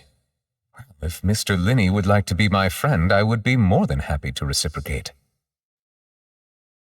Oh, so you're not friends with Linny then? Oh, this is getting more awkward by the second. Paimon nearly forgot to make her introduction. Nice to meet you. Paimon. We just arrived in Fontaine. It is an honor to meet you two. I have heard of your deeds across Tevat. And as required by proper etiquette, I will also introduce myself. I am... Oh, Monsieur Nervillet. What an honor it is to have you here to see my show. Ah, Mr. Linney. I should say it is in fact an honor for me to see your performance in person. Wait, Nervillet? Could he be... I saw you all chatting just now, but it seems you still don't know who Monsieur Nervillet is. Allow me to introduce you to Fontaine's Chief Justice. That seat is always reserved for him. It wouldn't be too much to say that he's the symbol of justice and honesty here in Fontaine. Ooh! Sorry for being so rude just now. Paimon had no idea you were such an important person. No offense taken. Being Chief Justice is merely what I do for work. Nearly every person has their usual reserved seat, so I'm not so special, really.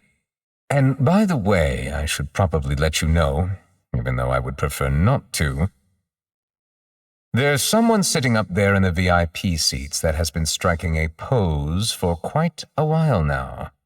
I believe she is trying to give you a most elegant and impressive first impression. So I think you should take notice of her sooner rather than later, otherwise she may become flustered.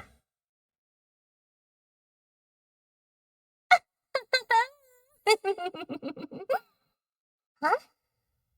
Oh, it's Farina, the Hydro Archon. She sure has a smug and satisfied look on her face, because she has no idea that you saw right through her act. Very good. That is for the best. No need to pay her any more attention. We may now enjoy the show. Huh? So is this what things are like between the Chief Justice and the Hydro Archon? All right, please wait just a moment longer.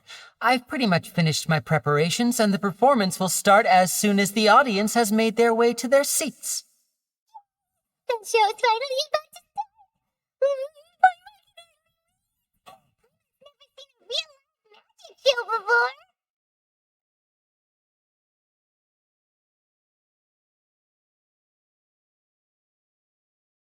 Oh, they're dimming the lights. The show must be starting.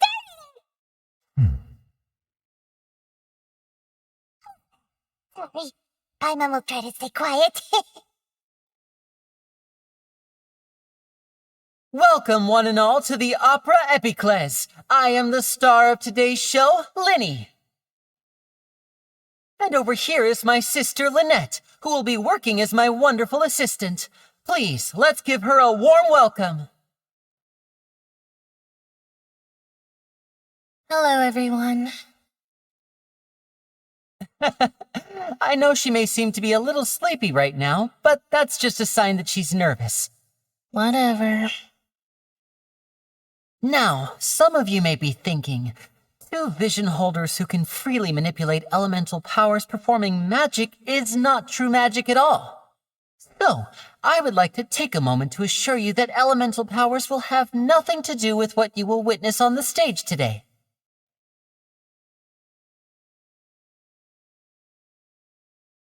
Both Lynette and myself have removed our visions for the show. That way, even the gods won't be able to help us. Good point. That's what makes the show real magic. Now, without further ado, let the show begin. Lynette will now exit the stage to make some preparations. I know you might miss her, but don't worry. She'll be coming right back on stage momentarily. Perhaps in an unexpected way. I'm sure she'll be stealing the spotlight soon enough. Oh, and before I forget, there's one more thing I should say. You never know what can happen in the blink of an eye. A magician's greatest skill is making things disappear or appear. The possibilities are endless.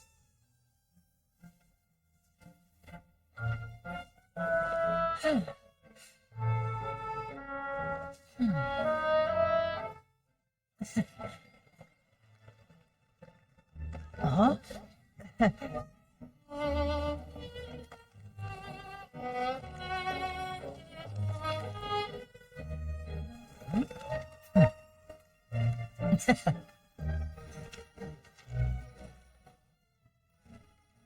But this isn't what you came for. These little tricks, you've seen them all before. So it's time for something truly extraordinary, don't you think? This one's a little tricky.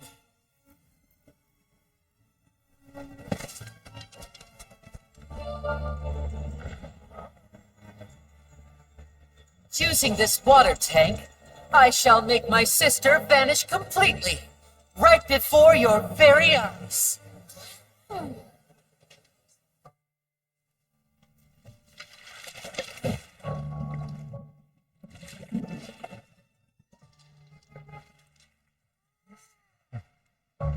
It's actually quite simple. She'll just turn into air bubbles and float right out of the top.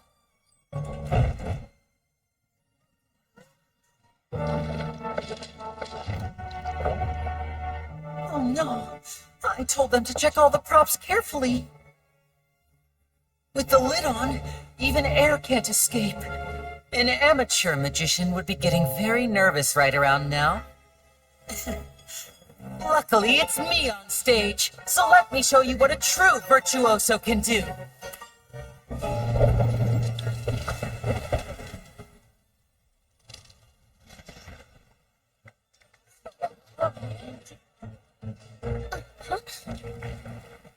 Lynette, are you still there? Don't go too far. We don't want to use up all our magic. Hi, I'm back. Huh?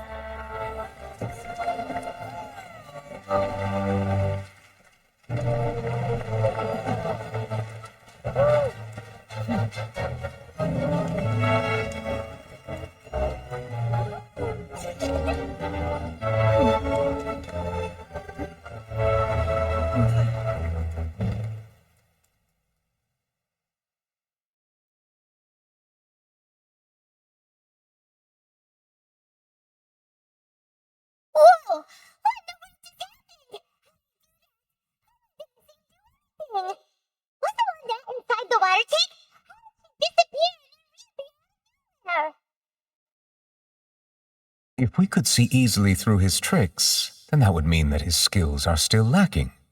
To appreciate magic, you should focus on the show happening on stage, rather than getting caught up in trying to see that which has been intentionally hidden. Guess you're right. I couldn't believe her eyes when Lynette reappeared. Amazing! Thank you everyone. I'm glad you enjoyed that performance.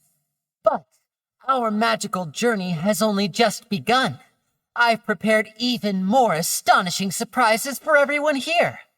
The magic of transformation and disappearance can go far beyond what you've just seen. I'm sure many of you are thinking that escaping the water tank was impressive enough, but Lynette is still my assistant after all. In which case, I have ample time to make all necessary preparations. So, for my next trick, I will require the participation of one lucky audience member. Please, if my assistants could bring out the magical boxes now. There are 2 boxes and only 2 boxes. One is here and one is there in the aisle among the audience. I'm sure many of our clever audience members have already guessed our next magic trick. A swap! Our lucky audience member and I will each enter a magic box. After 1 minute, we will each emerge from the opposite box. Now please, everyone pay very close attention to the box you see here. Don't give me any chance to make a move. Hey, do you think this is all magic tricks, or does Lenny have actual superpowers? The lucky audience member will be generated by this random number selector. It selects numbers entirely at random. Even I don't know who will be chosen to participate. Now then, let's begin. Let me see. Oh, row 7, seat 3. Congratulations! You now have the chance to experience magic firsthand for an entire minute. Please, come forward. My assistant will take you beside the magic box. I'm sorry, it might be a little cramped inside, but no need to feel nervous. We've carefully arranged everything for you to be as comfortable as possible. You don't need to do anything, but no matter what strange things may happen, don't come out of the box. If the magic is interrupted, who knows where you might end up? You might even find yourself in the Fortress of Meripede. Oh, okay. All right. Before I enter the magic box, there is one more thing I need to ask the audience to do. Could you all give me a countdown? Like this. 60, 59, 58. Just keep counting down. You can go a little faster or slower if you like. I won't be able to see anything in the pitch black box, so I'll be relying on your voices to know when time is up. Oh, and no tricks now. If you quickly count from 60 in just 30 seconds, then I'll be in a tough spot. Ooh, Paimon kinda wants to count faster after hearing him say that.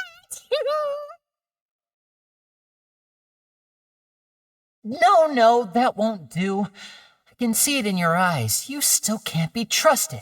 Let's practice together. Come on, repeat after me. 60, 59, 58.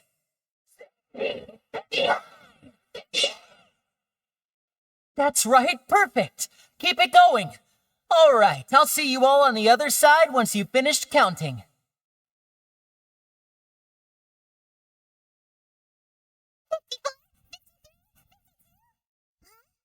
Why aren't you counting, Neuvillette? I am counting in my head. I think things are exciting enough in here as it is. Merely a consequence of my identity and personality. Do not worry about me. Just enjoy the show. You look so serious that Paimon thought you might be feeling uncomfortable or something.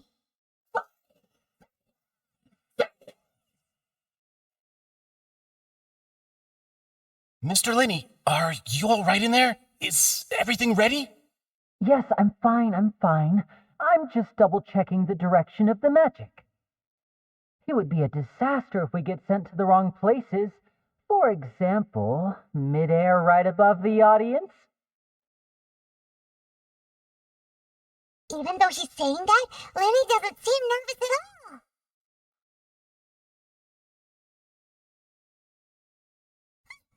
What was that noise? Did you hear it too? Not sure. Anyway, it doesn't seem like anyone's worried about it. What's wrong, Mr. Linney?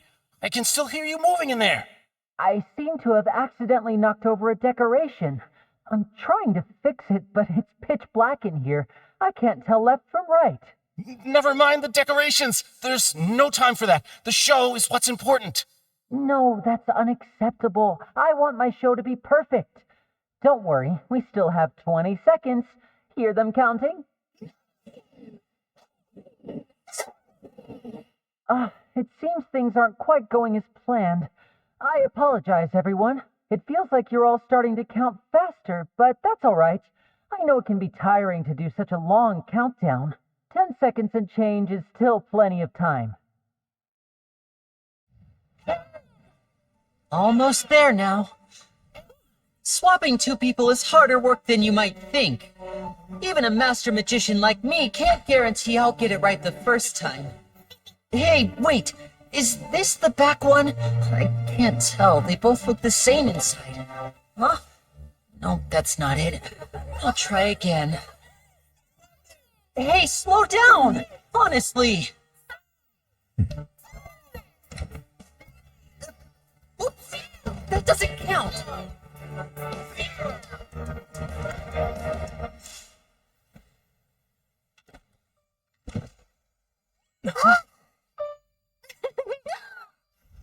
Ta-da!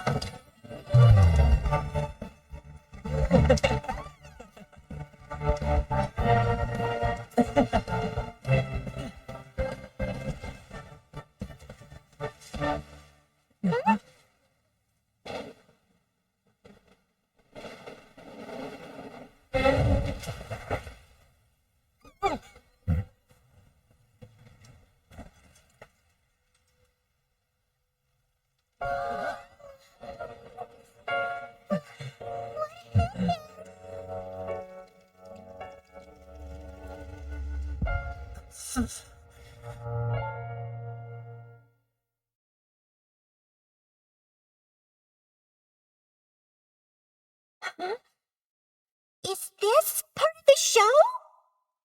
Mr. Lenny, you're going to use magic to fix the stage now, right? What happened? Oh no, maybe this isn't part of the show. The girl's still in that box, right? This performance is over. Medical staff with me. Guards secure the scene and detain all the performers. Seal the exits. No one is allowed in or out at this time. Yes, that's right. If this was just an accident, then we must investigate the cause. But if this was all part of some scheme, then those accountable will not escape the judgment of the God of Justice. No need to be alarmed, you two. We'll get to the bottom of this soon enough.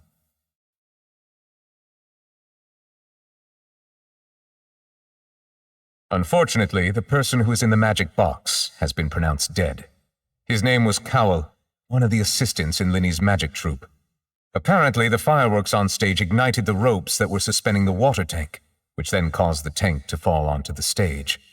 As of now, we are still not sure why we found Cowell in the box, rather than the guest from the audience. And after an initial search of the area, the guards have confirmed that the girl is nowhere to be found. It appears that this incident was not merely some mishap with the performance. And there are many indications that it is connected with the case of the serial disappearances of young women. The serial disappearances case? That's the case that Charlotte mentioned before.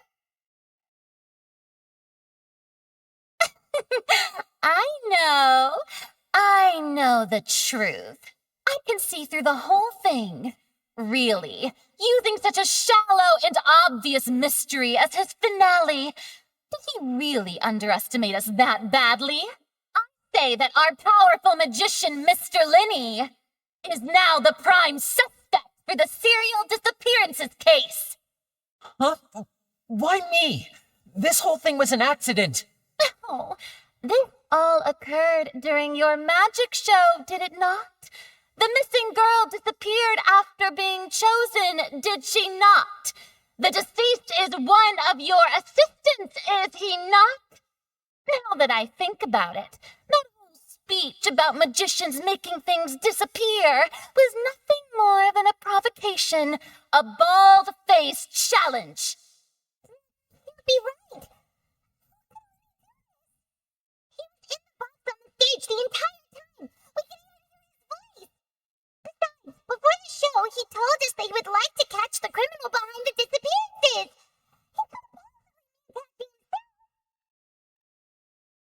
Save discussion for a later time, please.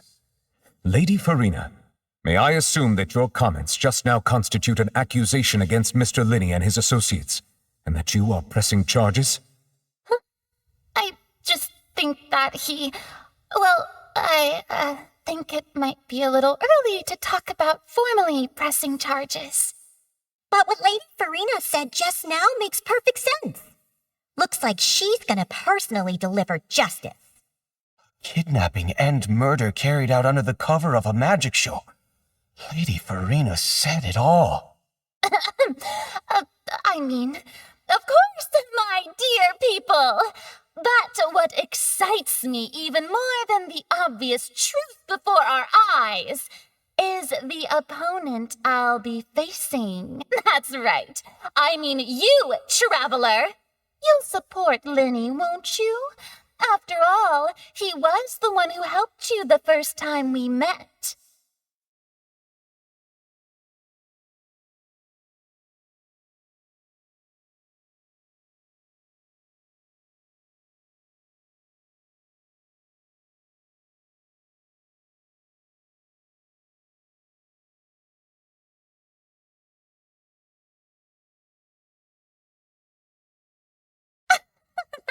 Then there's no problem at all.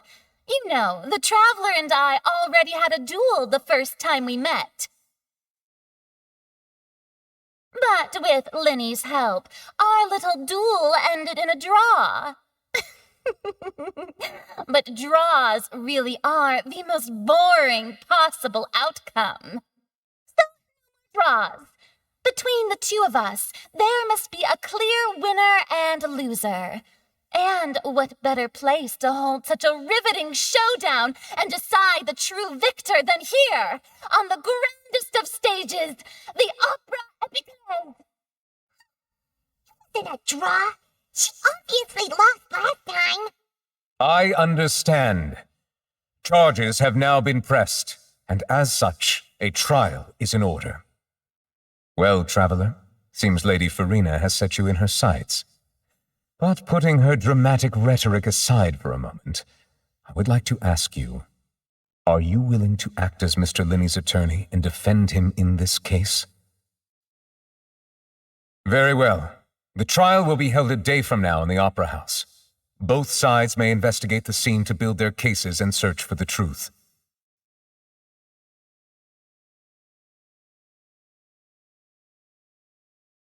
Linney and his troupe are all potential suspects and shall remain within the Opera House. The audience may begin to leave in an orderly fashion once they have been cleared by the guards. A day isn't that long. Let's see what kind of case this big-shot outlander can build in such a short amount of time. I'm really quite looking forward to hearing it.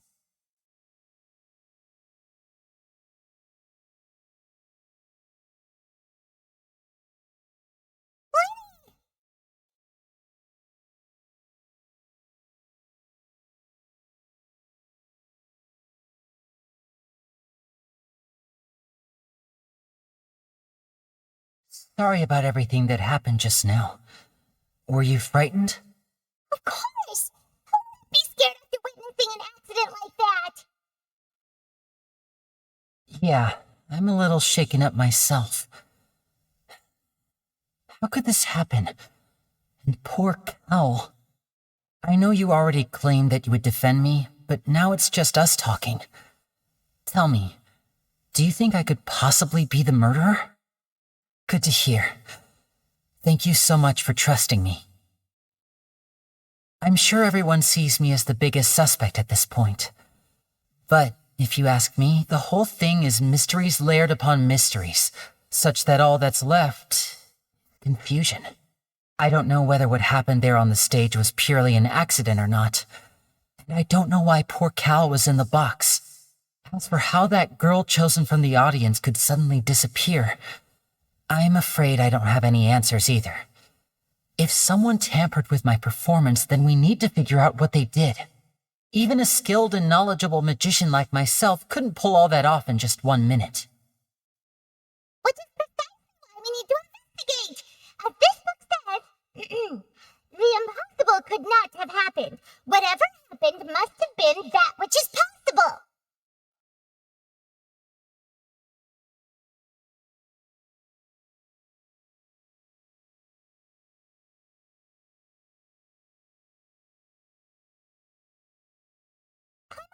one we were reading at the bookshop in the city earlier.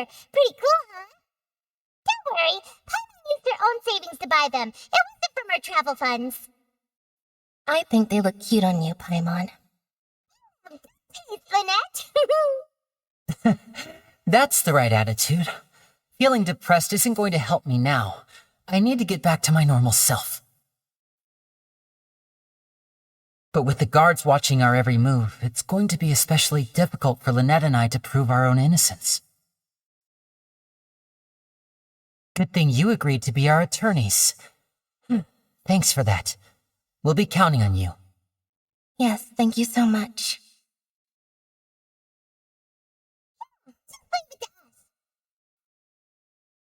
Oh, since we're going to start investigating, I know the question first. Where did Lynette go during the performance? Well, I'm afraid that would involve some of our essential trade secrets as magicians. The secrets behind our magic are past saving, Lenny. I suppose you're right. The truth behind our tricks is going to be important evidence that will be weighted during the trial. 'Tis truly a pity. As a magician, our magic show is a work of art. We've poured countless hours and spared no effort in perfecting it.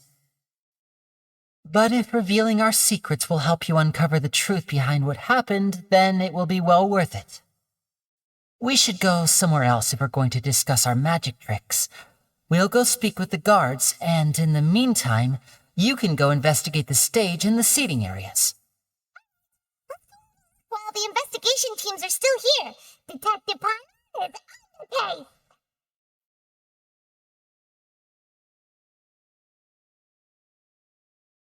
Hello, officer.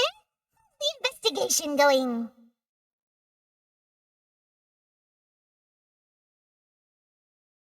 Ah, I see. You must be the traveler that Lady Farina mentioned. Listen, I'll be perfectly honest with you. I'd avoid getting mixed up in this whirlpool of a mess if I were you. What do you mean? Come with me and you'll see. The deceased is one of Linny's assistants named Cal. Even though he hadn't joined the troupe long, he was hardworking and everyone generally liked him. The assistants are usually in charge of setting up and inspecting the props, as well as assisting with the show and keeping the crowd engaged. As you probably saw when you were in the audience, the water tank suddenly fell and smashed the box with Cowl inside it. This is the real mystery. We've already searched the scene and were unable to find any traces of the girl. However, if you look carefully, the box was positioned directly under the water tank. The ropes holding the tank were then burned by the pyrotechnics on stage, causing them to snap. All these factors lining up so perfectly makes it hard to see this as a mere accident. If anything, the more logical explanation is that the whole incident was intentionally planned, and Linny is the most likely person to have access to all these areas. But he doesn't live. Are you both good friends of his? Well, you can't say we're good friends, but we've known each other for a little while. So in just a short time, he was not only able to win your trust, but even convince you to act as his attorneys. I know there's no such thing as magic. The real trick of a magician is holding the audience in the palm of their hand. I've seen a lot of cases, and I can tell you that people are the least reliable kind of evidence. Sorry, I tend to be pretty straightforward. Just know that I'm warning you for your own good. Anyway, you may investigate the scene of the crime yourselves if you're curious. Who knows, maybe you'll be able to come up with some new evidence.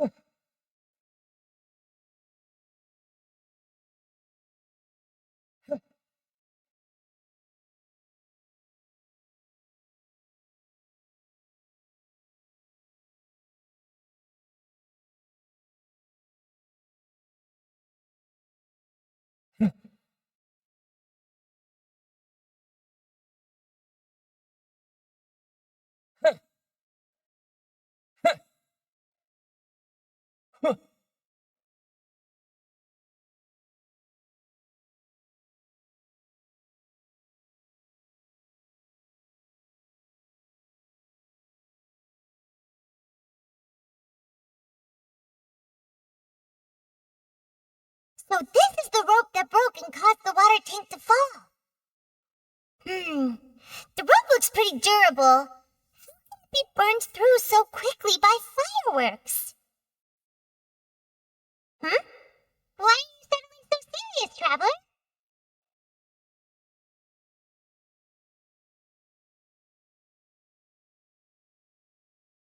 Whoa! Look! This bit is made from different material! Most of it was burned away, but there's still a little bit of it left.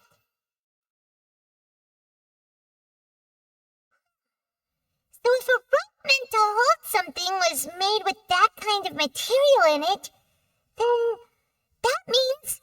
Wait! Why don't you write all this down? Let's take notes!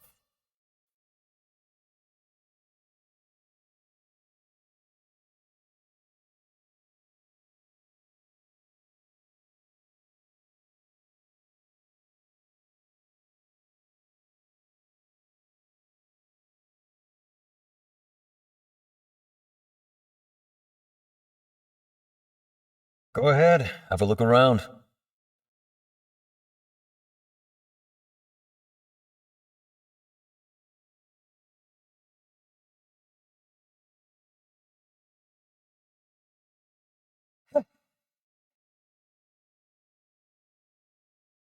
The investigation team has some new findings. Turns out there's an issue with the random number selector after all.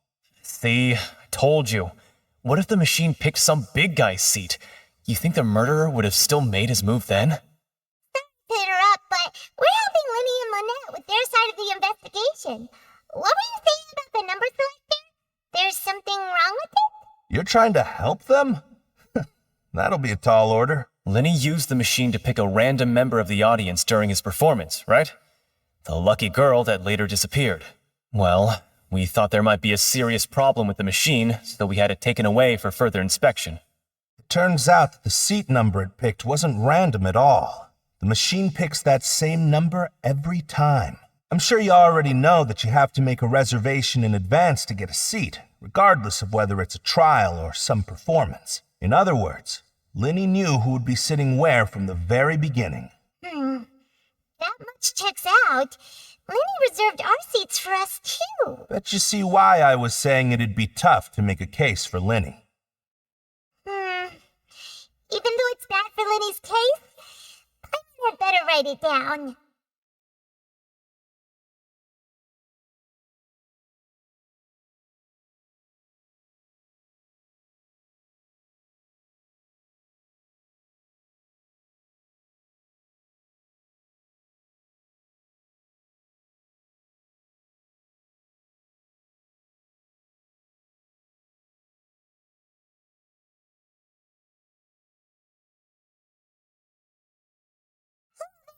What are you investigating? Oh, this location has also been cordoned off because the Magic Troop members are currently considered prime suspects. The investigation team is still collecting evidence. The seats were all booked in advance, so we were able to deduce the missing woman's identity by checking the guest list. Sure, it's not like this is confidential information. We will publish it later anyway when we petition the public to help us find the missing person. Her name is Halsey. She's a painter from Fontaine who's made a bit of a name for herself. Apparently, she wasn't a regular at the Opera House, but she'd been feeling some pressure with her work lately, which made her decide to come see the magic show. The Magic Troop members all claim not to know her. We have looked into her social connections. It seems that she has no personal grievances or conflicts of interest with the suspects. Simply put, she wasn't related to the Magic Troop at all, which matches the features of the previous serial disappearances. Were the victims of previous cases also chosen at random? That's how it seems to us, in any case. Apart from the fact that they were all young women of around the same age range, there really weren't any other connections between them. Okay then. No need to be so formal. If you do happen to see the missing girl, please be sure to contact us. It is of utmost importance that we get to the bottom of these disappearances.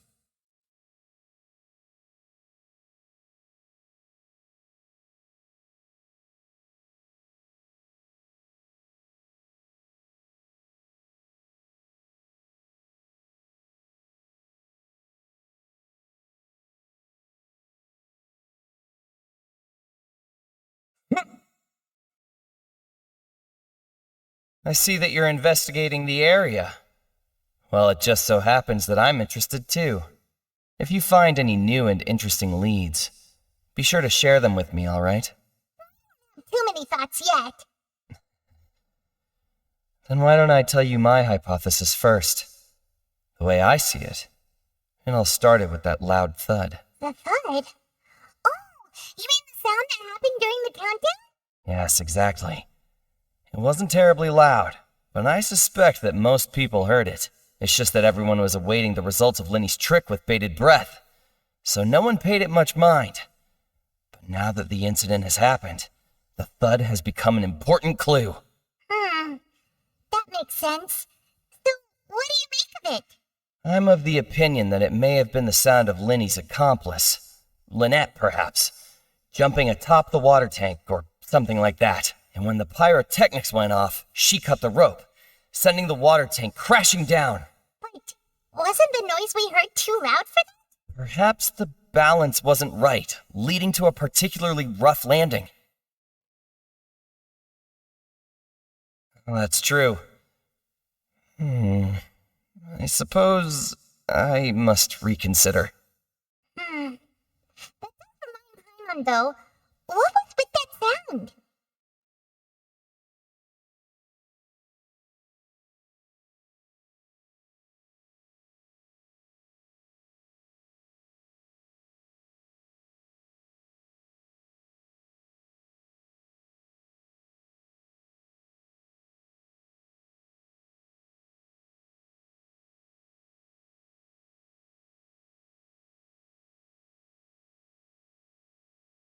When he's still talking to the guard, I think someone will be...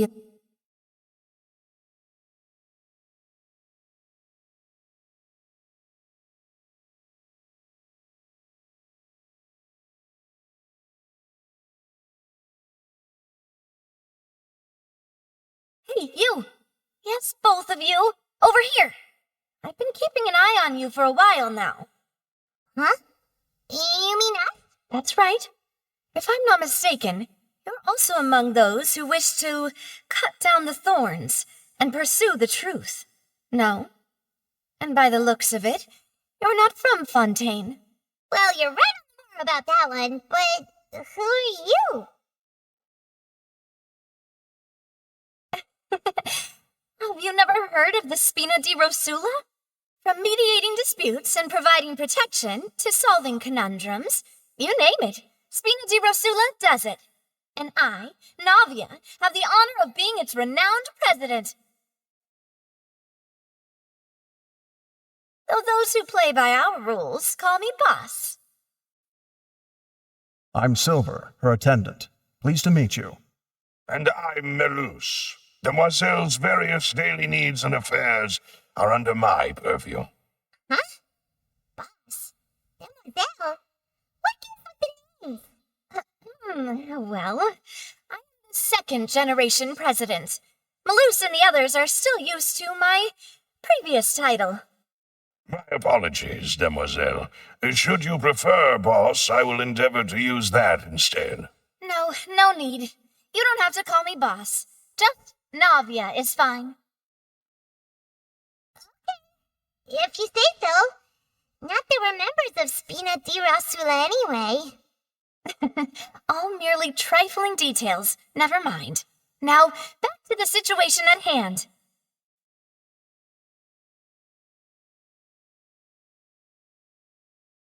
That's right. I've always kept an eye on the serial disappearance cases. My interest stems from a matter back from my father's time. Judging from the look of things, I find Linny an unlikely mastermind. Really? We think so too. That's why we're looking for clues now. But how did you come to that conclusion? Intuition, naturally. My unparalleled intuition. Farina sure was quick to point the finger at Linny without any decisive evidence whatsoever, wasn't she? But that's not uncommon for her.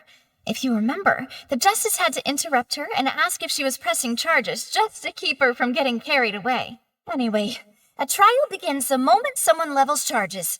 And, of course, there was no way Farina was going to back down in that situation. Sounds more like you just don't trust the Hydro Archon. Well, what's your opinion? I must admit that she can be interesting at times, but liking her doesn't mean that I'll blindly agree with her. All right, I've answered your question. Now, it's time you answer mine. Wait a minute, did that answer count? Well, I say it does. But don't worry, you won't hear any pointless questions from me. In your opinion, do you think it's right to treat a trial like it's an opera? Well? And why would that be?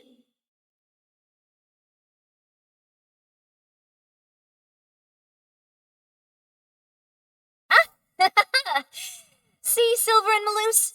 I told you they'd be different. Most astute of you, demoiselle. I, too, think that the traveler's response was most excellent.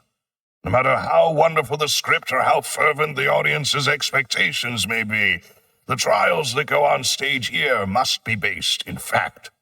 And if that can be done, boss, then... All right, that's quite enough, Maloose. Anyway, I like your answer. You passed with flying colors. Now, I need to make some preparations, following which our joint investigation shall commence. You two shall be my assistants.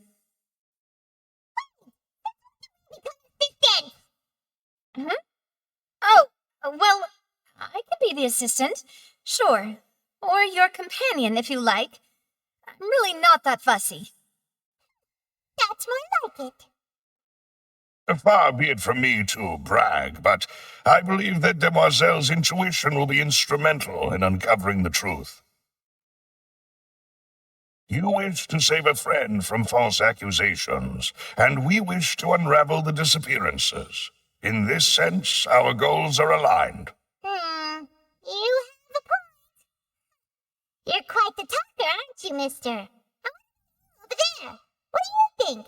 You seem like you've got something on your mind. I have nothing to add. Alrighty then. We'll be making some preparations first.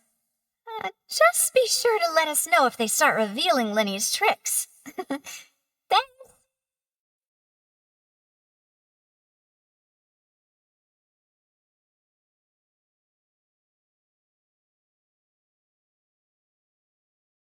Sorry, but no one can freely enter or exit the Opera House at the moment. If you wish to leave, you must register your identity with us first.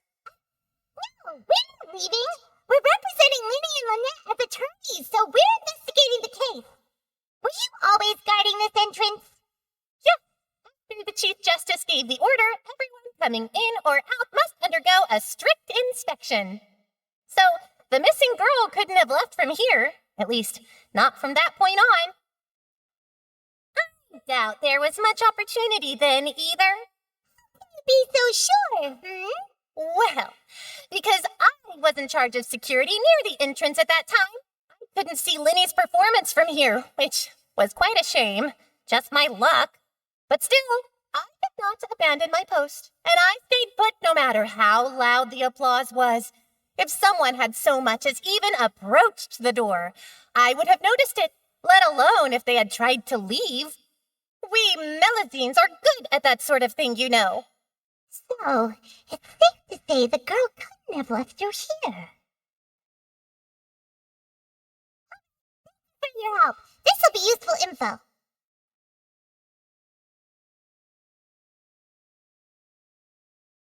We've checked everything of note here at the performance venue. Paimon wonders how Lenny's discussion with the guards is going. Shall we? Ooh. Understood. Then I will be going with you. Just so you're aware, I will be monitoring your actions and making notes as necessary. Very good. Thanks for being so agreeable. I'd pull a rose out of my hat as a gift for you if I could. You may spare the pleasantries. I'm just doing my job. You've arrived. Who's this? Me? I'm Spina di Rosula's guardian angel. If you've got a problem, I've got the firepower. Sorry, I got a little carried away there. Call me Navia. I'm a partner of theirs, and will be helping investigate this whole situation. And these are my companions. Would you mind if they join as well? Fine by me. Oh, new helpers? I would be most grateful. Well, let's just say we're tagging along. It's not every day you get to see the secrets behind magic performed on such a large scale. I appreciate your kind interest. Come with me. We'll be heading below stage.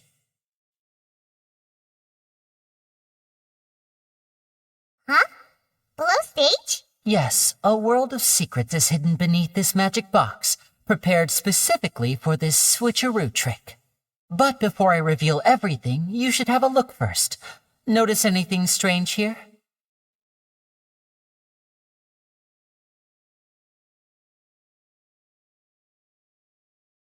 I'm not trying to be dramatic. Remembering the details of a trick will help you understand the methods used to perform it more easily. Weren't there balloons and other decorations here? Where did all that go? Ah, good eye. That said, you're still far from discovering the answer. The back? You mean the inside of the door? What's different about it? Paimon didn't notice anything. Very good indeed. I thought you might not be able to catch that, given that you were sitting in the first row. The back of this door was patterned. Those patterns are now gone, replaced by a smooth wooden board. So, if you put 2 and 2 together, what do you get? Exactly. All right, let's go. I'll tell you how it works as we head down. Oh, so there was a passageway under the magic box. I knew you'd figure out most of it as soon as you saw this place. The 2 magic boxes are positioned right above the 2 entrances of the tunnel. See this flatbed trolley? The box with the lucky audience member in it would be shuttled over to the other side using the trolley. This trolley can raise and lower and even rotate, ensuring that the box will face in the right direction. I see. So that's the purpose of the box inside another box. Precisely. The inner box would descend after the audience member was put inside and be moved along the trolley, all while the outer box would remain on stage as if nothing had ever changed.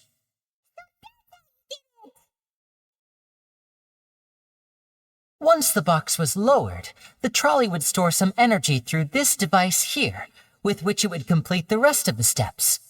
The audience member would only be able to feel some slight movements in the dark, and by the time she walked out, she would already be back on stage. Right. You were talking the whole time, and you even came out for a moment near the end. Ah, yes. A phonograph operated by Lynette was used to achieve that effect. My assistant and I had already scripted our conversation beforehand. When the countdown began, I had already gone to the opposite box via a tunnel using that ladder. And what about Lynette? Where was she? I was in the mezzanine space in the back of the box. Oh, interesting. That's how we were able to coordinate Linny's lines with the assistant. And, by the way, I was the one who walked out of the box at the end. I mean, we are twins. All it takes is a change of clothes and no one can tell who's who. And that's my favorite part of this trick. Only Lynette and I can perform it. So that's how it worked. Wow, every detail you revealed was more amazing than the last. Lynette would briefly walk out of the box and then go back in, jumping into the tunnel and escaping before the box on the trolley could finish ascending. And then I walk out of the other box in the audience area, and the trick would be complete. The operative word here being would. But as you saw, Cal was in the box, not our audience member. She, on the other hand, mysteriously vanished. We really don't know how that happened. If not for that interlude, this would have been an astonishing trick. I probably never would have figured out how you pulled it off. And yet, to think that someone was able to use this magic trick to commit a crime. Could we have a look around? I think we can come up with some more leads. This is the scene of the crime, so Linny and Lynette are not permitted to stay here. I'll escort them back up. Yes, of course, no need to be so strict now. I won't disappear into thin air, you know. Thanks, everyone. We're counting on you.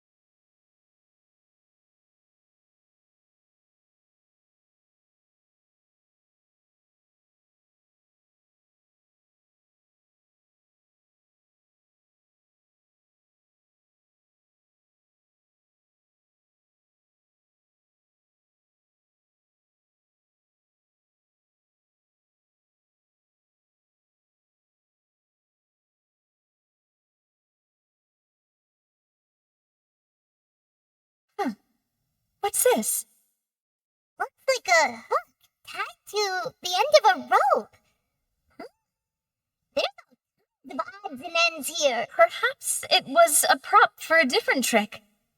But why would it have been left here? Whatever it is, let's make a note of it first.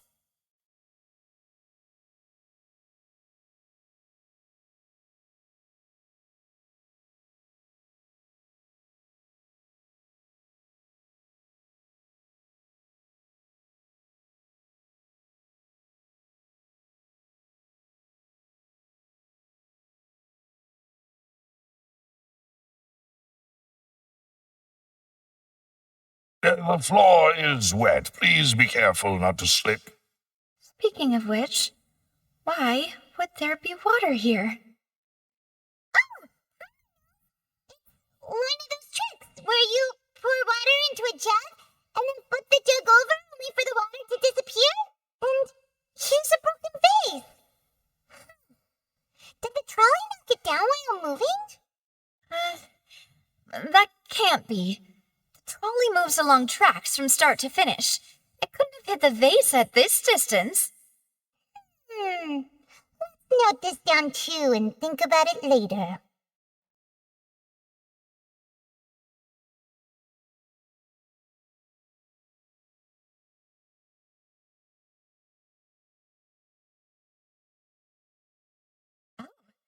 These are the clothes that the lady chosen from the audience was wearing, right? Her clothes are here, but she's nowhere to be found. Right. And do you really need to do that if you're kidnapping them? Ugh, this is so confusing. I don't want to be a detective anymore.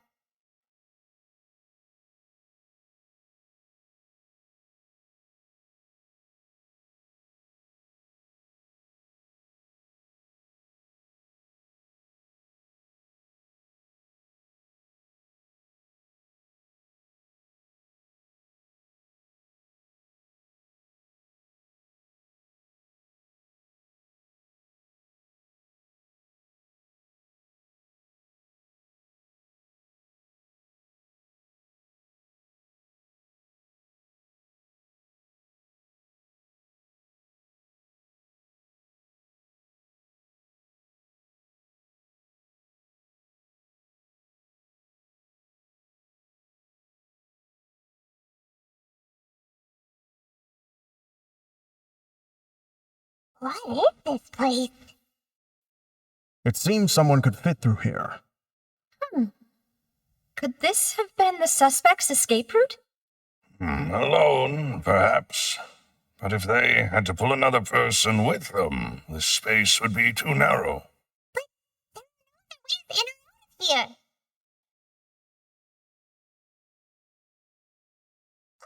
You're right. Let's write that down.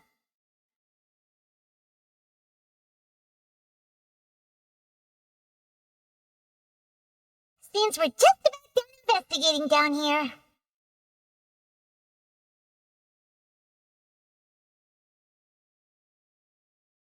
Yes.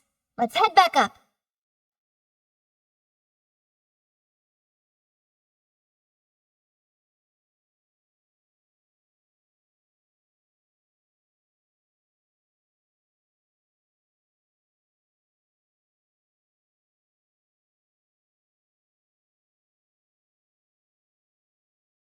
Well, we've ascertained the state of the crime scene.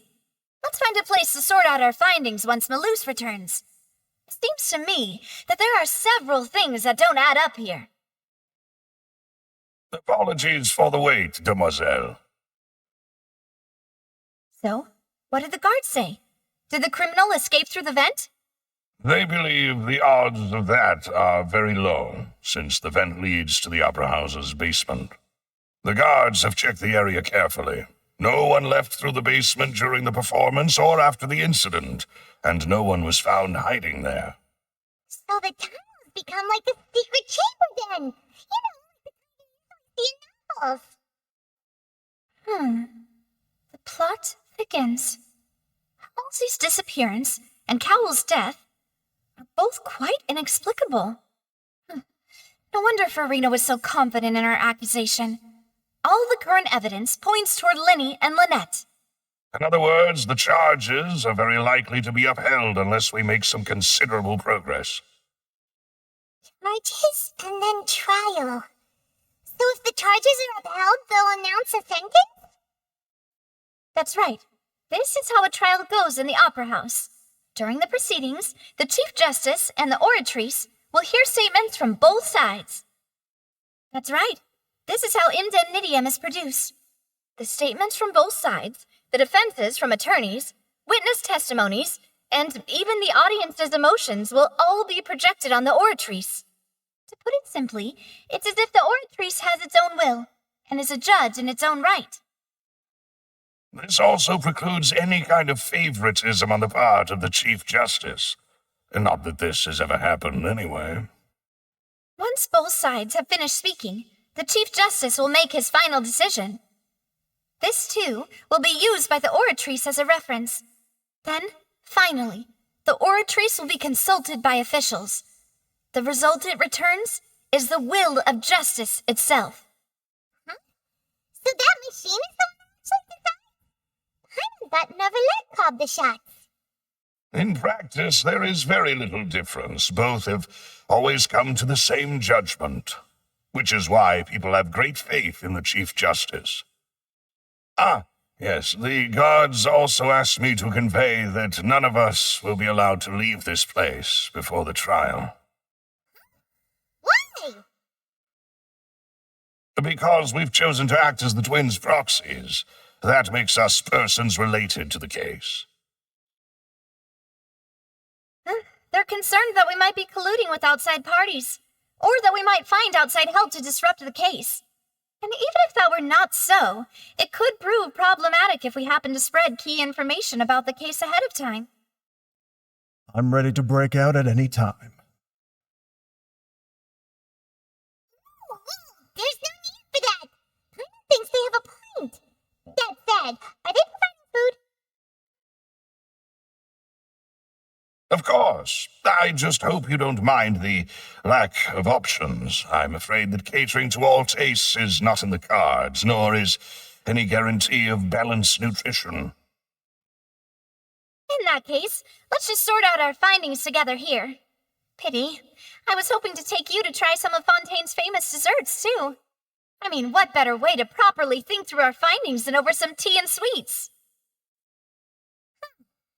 Breaking out suddenly doesn't seem like such a bad idea after all. Just kidding. Don't do her best, even if there are no snacks. What do you mean, no snacks? Of course we'll have snacks. If we cannot buy some, then we'll simply make some. Huh? Here?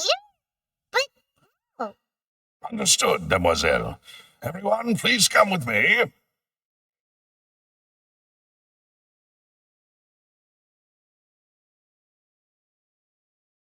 Wait, you're carrying a portable stove with you?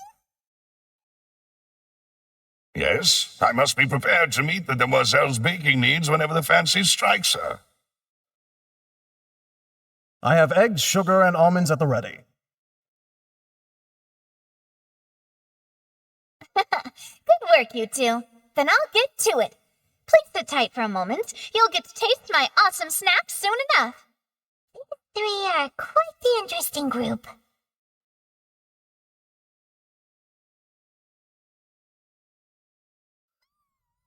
And boy, went that it smelled good while it was still. Oh, it's even better now. I can't stop drooling.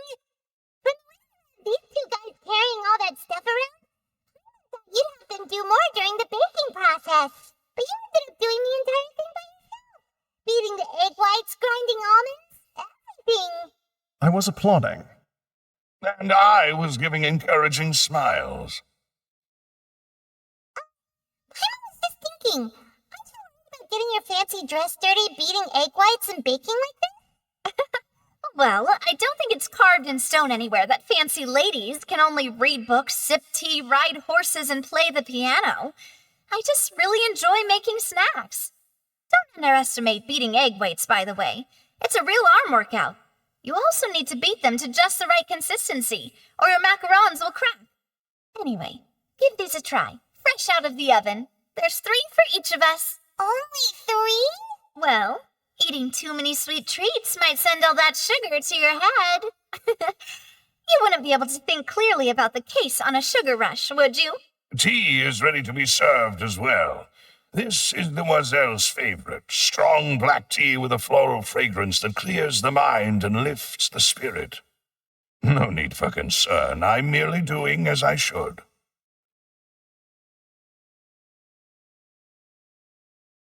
All right, then. Down to business. As Paimon mentioned previously, the tunnel seems to be something of a secret chamber. However, we can assume that Linny and Lynette were not alone within it. Some criminal also occupied its sealed confines. The magician twins could have committed the crimes, of course, but they lack any logical motive. Exactly! Why would they do such a thing right when everyone was watching?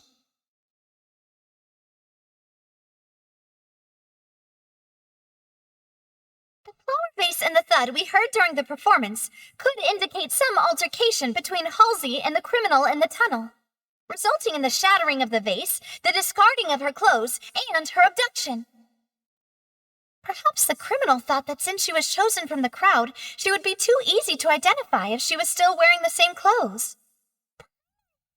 That makes sense, but the real trouble is... True. None of the clues we found thus far support the existence of this third person. But the only people left to consider are both technically victims, whether it's the missing girl, Halsey, or poor Cowell.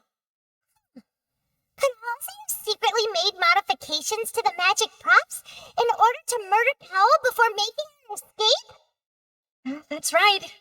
And even if she had tampered with the setup, she would need to understand the entire trick to pull it off.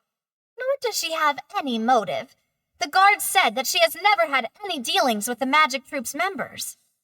Were we not thorough enough in our search? From the sound of things, this is turning into an impossible case. Your macarons are amazing, though, Navia. They smell great. They're nice and crisp and super sweet. They are my specialty, after all. And I see you've already had 5 of them. What? 5? 5? Oh, that can't be right. Paimon only can be honest. Please don't worry about it. At my age, a few less sweets might actually be a good thing. No. Being greedy is one thing, but Paimon knows how to count. Besides, but if she ate too many, then others wouldn't have enough.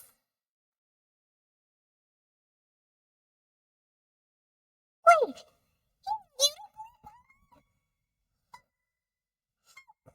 you... If Paimon ate those 2 extra macarons, then maybe tiny this down in her stomach. All right, we get it. Well, I suppose one of us might have gotten too engrossed in our chat and eaten them by mistake. No big deal. Maloose, set up the stove again, if you would. What are you doing? Making sure everyone gets 3 macarons, of course. Exactly. We don't want to trouble you. As you wish, demoiselle. And I have the egg, sugar, and almonds. Well, this really is your hobby, huh?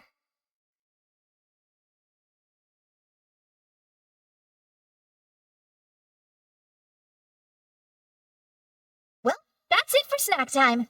I'm going to have another look around the area. I don't know what we're looking for yet, but we've still got some time. As attorneys, I suggest the 2 of you think the case over again. It would be awkward if you got all tongue-tied on stage during the trial. And for the snack. It was nothing. A small task for the Spina di Rosula. Silver, Maloose, it's time to go. I'll be back if I find anything new.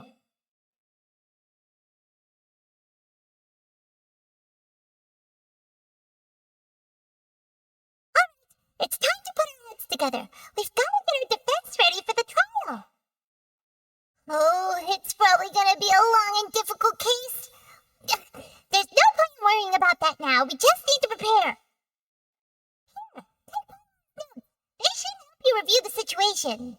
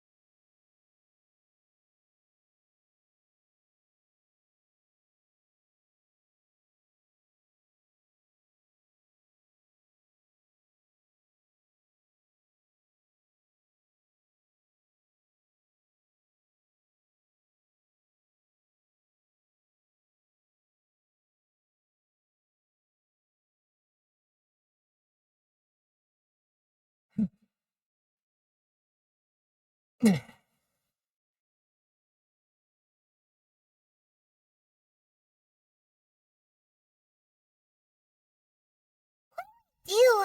the whole situation is so confusing. Good plan. Impossible things don't just happen. We'll get to the truth one way or another. Just relax. Even if everyone else suspects Lenny and Lynette, at least we will be supporting them from the stands.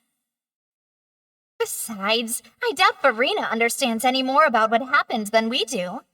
Thanks, Navia. Well, we'll be going then. Best of luck to you.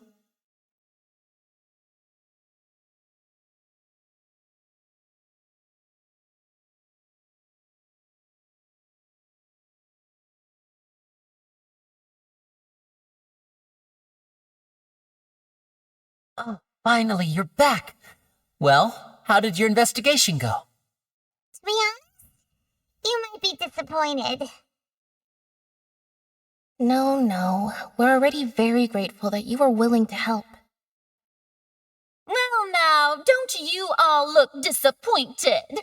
Don't tell me that your investigation came up empty-handed. That was to be expected, of course. The guilty can never produce proof of their innocence. Don't let that stop you. I shall be terribly disappointed should you, my most anticipated foe, concede so easily. Since both parties are present, I declare that the trial regarding the magic show incident is now in session. Firstly, in order for the audience to understand the causes and results of the incident, could we please have Mr. Linney explain the trick? Yes, of course. I will explain while Lynette demonstrates on stage. All the necessary items have been prepared.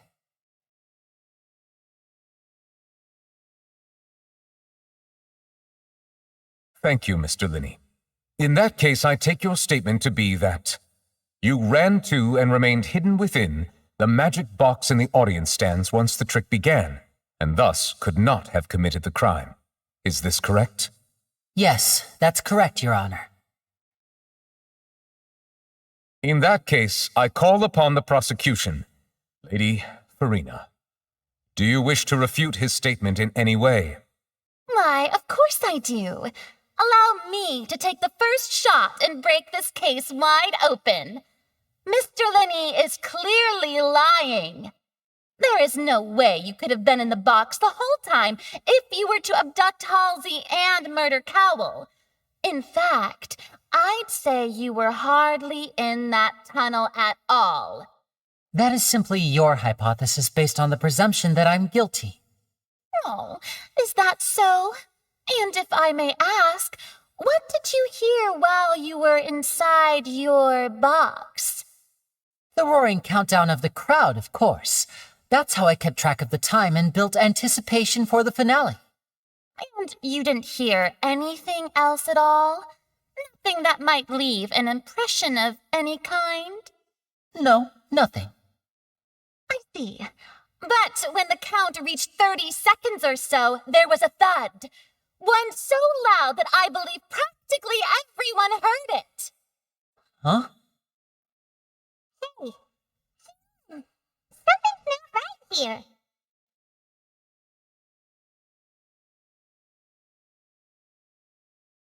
Yeah, I'm sure he could have heard a noise that loud from inside the box. I was right by the box and I definitely heard the thud. Look at those scales. Could those mean... Well then, ladies and gentlemen, allow me to use the words of the magician himself. You never know what can happen in the blink of an eye. Indeed, it seems his alibi can also collapse in the blink of an eye. Of course, I have armed myself to do far more than smash your alibi.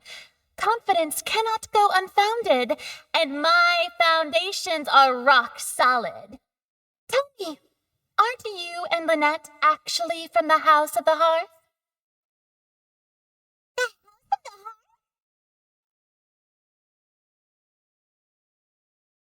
No wonder they did something like this. So the serial disappearances were the Fatui's doing. Now it all makes sense. I've got a feeling that what happened on stage probably wasn't just an accident. That's irrelevant. Our identities have nothing to do with what happened. Indeed. Then perhaps you could tell us everything that happened during that 1 minute. Your first priority is to prove yourself innocent after all. I'm sure there is little that needs to be kept secret now, unless your script already has holes in it. The Outlander is speechless. My, oh my, don't they look flabbergasted? Now comes the infighting and discord, I suppose. This was almost too easy. Good thing I made all those preparations. Seems the all-nighter I pulled last night is really paying off.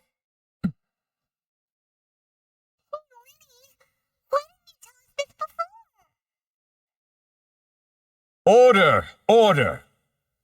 Mr. Linney, allow me to re-establish the facts. Lady Farina has raised 2 points. First, when the thud was heard in the Opera House, you were neither in the box nor the tunnel. Second, you and Ms. Lynette are both members of the House of the Hearth. Are these claims true?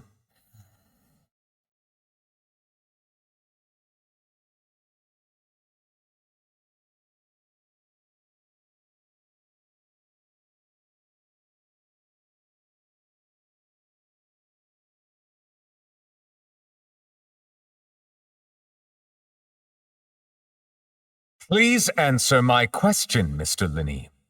I'm sorry. Yes, they're true, Your Honor.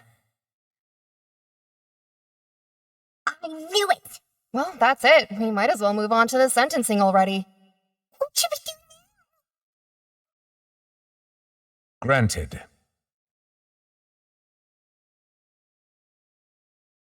In that case, what is your request? Is that really necessary? They're already as good as guilty. The defendant deceived their own attorneys. What is there left to discuss? Order! Order, I say! Your request is reasonable, and we shall adjourn. This trial will reconvene in 1 hour. So you would stick to Mr. Linney's defense even after knowing what you do now? You certainly have more professionalism than I thought. In that case, my dear audience, let's allow the joy of victory to steep for a little while longer.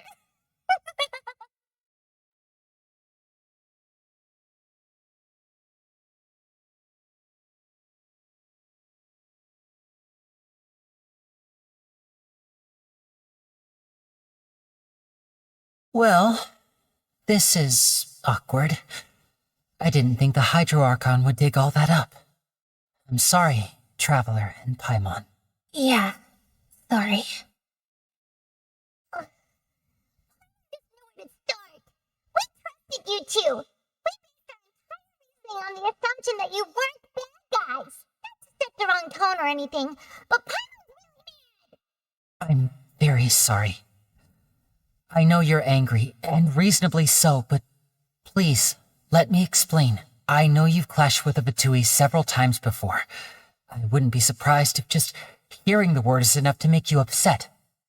But our organization is very, very large, and the Harbingers have very different personalities and goals. Right now, we want to save people. As many as we can. That's right. I'm sure we're on the same page when it comes to this nation and the disaster that its people might face. I knew if it weren't for our respective identities, we could become good friends. That's why I didn't wish to flat out lie to you, but chose to hide some details instead. The truth is very important, but being completely transparent about everything would see us spending more effort than we need to. Right. So you be the judge. Heck, if I were you, I fear that I'd even struggle to trust me at this point. You met a Fatus who works as a magician, a trickster by trade. All by coincidence, too. But still, I'm asking you to trust me. I am no criminal. At least, not in this case. Sorry. Please forgive us. Well, you both say that, but... Right, let's hear your answer first, and no lies now. Of course. I'll answer any question you ask. We've been trying to find out how the Oratrice operates. We want to know why it has a consciousness. Why can it deliver sentences accurately? During our investigations, we learned that the machine's core is beneath it. From that moment on, Lynette and I have been designing this box swap trick, with the objective of getting close to the core. Is that why you needed a whole minute? That's right. In truth, the audience would take about 75 seconds to count down from 60, while I would only need 15 to get to the opposite box. So, after jumping into the tunnel, I accessed the Opera House basement via the vent, and went to investigate the room in which the core is stored. That air vent was created during the construction of the tunnel specifically to execute this step. Well, nothing. As soon as I reached that room and was about to investigate, I heard someone's voice. Which should have been impossible, of course. I was quite certain that I was the only one in the room. That voice seemed to recognize me and tried to speak to me. I chose to err on the side of caution and retreated the way I came. On the way back, I saw the broken vase and the clothes on the ground, but the countdown was almost finished, so there wasn't time to give it any thought. After that, the homicide occurred just as you saw. That explains why you didn't hear the thud. Because of that prophecy I told you about, of course. We must know all we can about this nation's secrets in order to deal with that prophesized crisis. That's the only way we can save everyone. So, there you have it. The whole truth.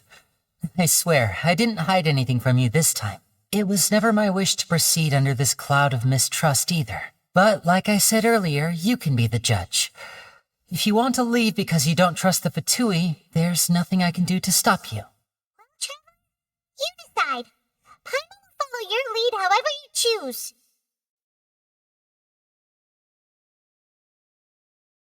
Okay, thank you. Thanks for giving us a chance.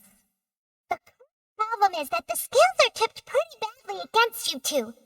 If we want to dispute the Hydro Archon's accusations, we're gonna need a seriously watertight defense. Huh?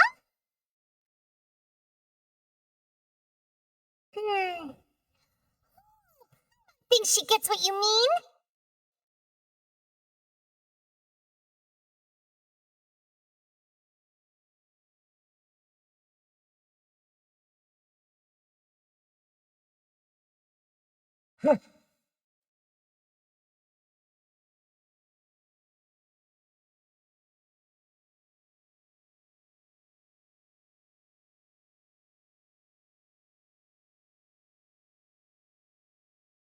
Both parties have returned to their positions.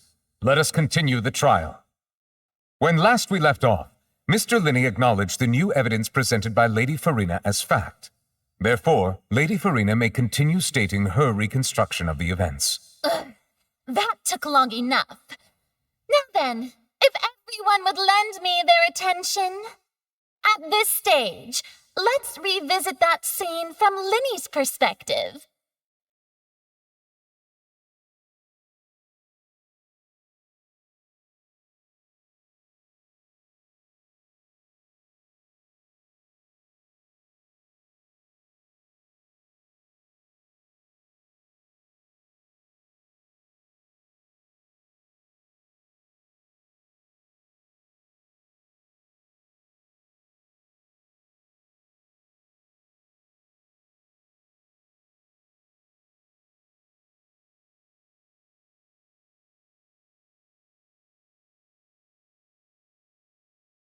As the countdown began, he entered the tunnel.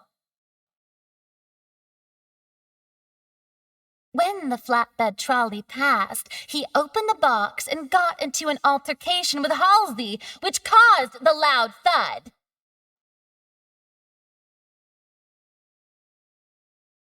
He did not realize that this sound could be heard by everyone in the opera house, which is why he claimed earlier that he could not hear the sound. Finally, he used the vase to knock her out, before making her change clothes to prevent others from recognizing her.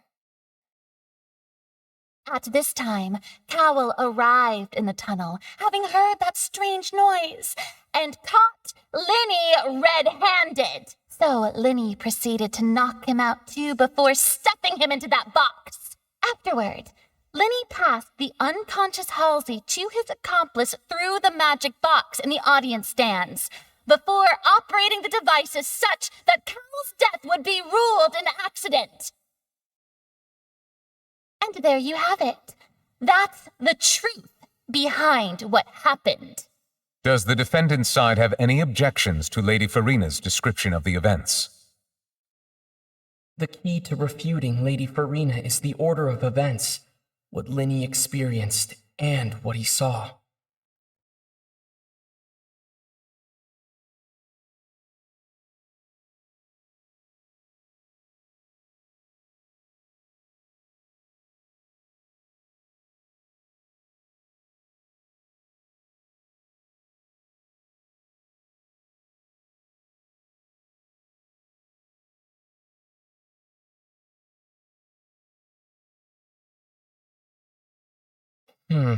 Seems this won't produce a particularly effective rebuttal.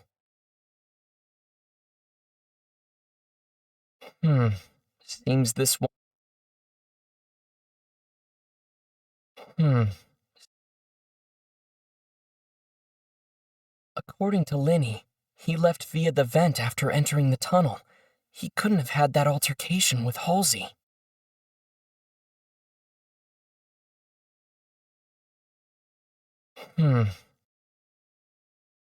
Linny went to the room that contains the Oratrice's core. This is the actual truth.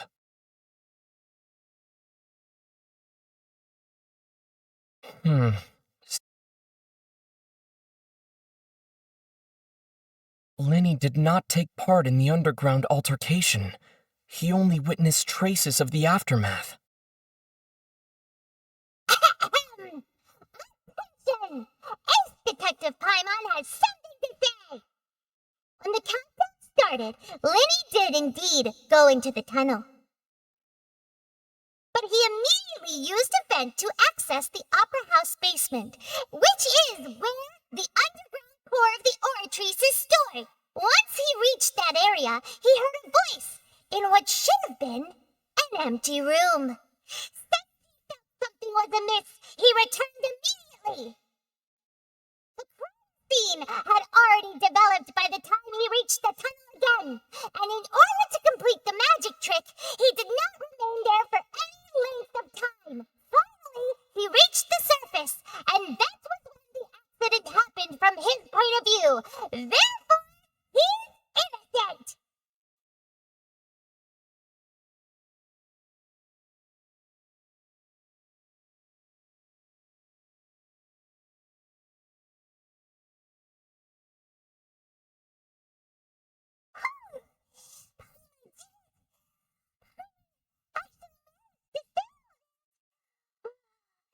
Wasn't it awesome? In other words, you believe that he knew nothing of the incident?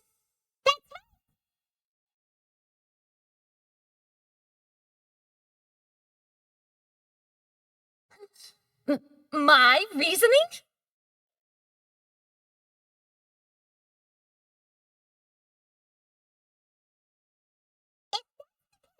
Then if Cowell hadn't entered the tunnel, who was the entire setup meant to kill?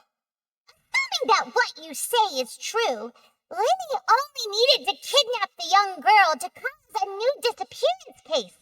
What would the point of killing someone on stage be? Oh, they have a point. That's right, you tell them! And that's why they're partners of mine. They've managed to turn things around. Oh, well, your denial is very strident, I'll give you that. But what proof do you have to back your claims? Of course I do. If he had been in the magic box the whole time, how could he have not heard that sound? Why do you ask? You're saying that he wasn't?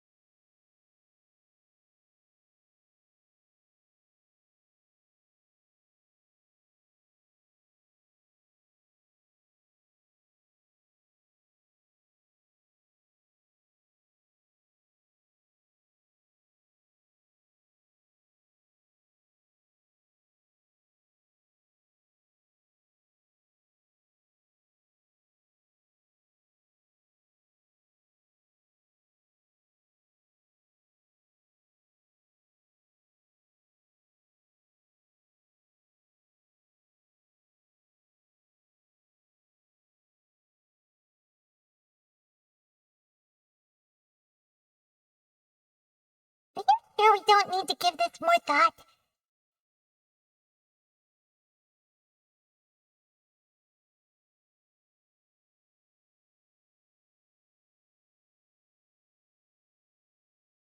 Are you sure we don't need to give this more thought?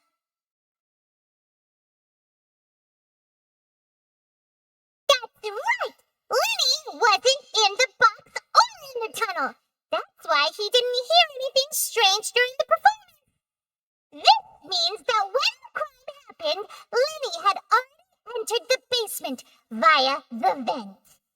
The same clue you used to disprove his alibi has now become the best. How do you like that? Well played. To think you'd use such logic. Well then, if it wasn't Lenny who committed the crimes, then who was it?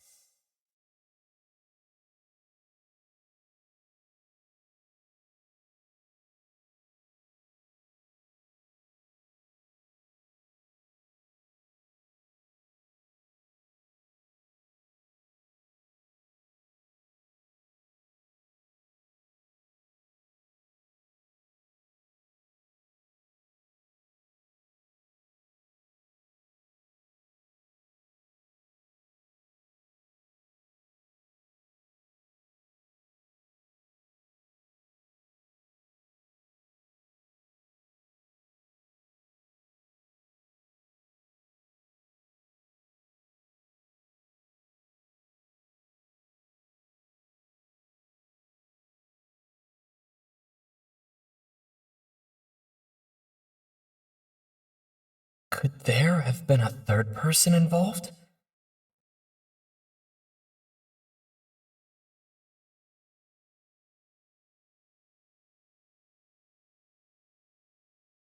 The deceased's name is Cowell, Lenny's assistant. He would have been able to tamper with the equipment.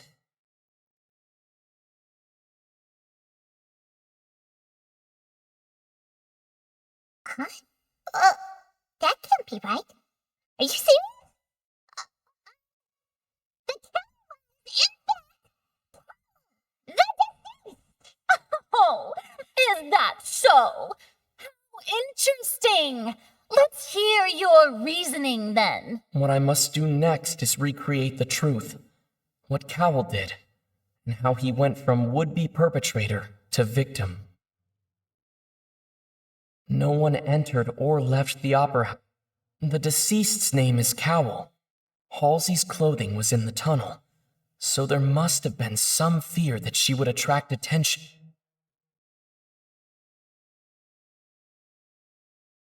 The sound we heard may have come from a clash between the missing Halsey and the criminal. Lenny was not in the tunnel. It would have been tough for both people to fit into that vent. They would likely... The deceased's name is Cowell. No one entered or left... The deceased's name is... It would have been tough for both...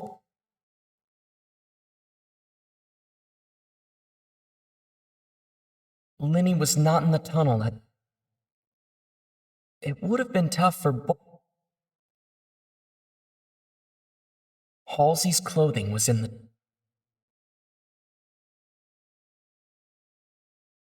Lenny was not in the tunnel.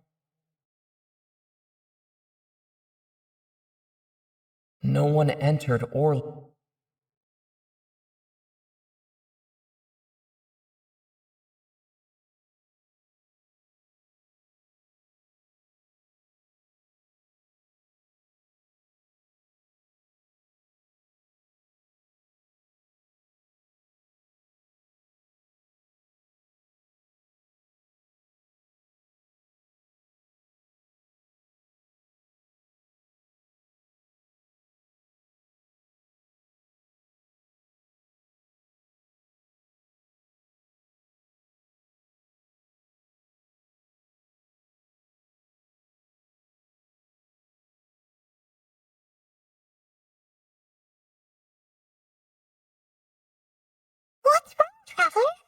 you're still having trouble figuring things out. I see how it is. Look, since we're at a dead end, just like the trick is it. If only we knew how Halsey disappeared. Well, that would be nice, but the tunnel only has 3 exits, and none of them seem very likely. It's not like this is a magic trick where you can just make a real life. Excuse my interruption, dear opponents, but do you not see that the crowd is growing impatient?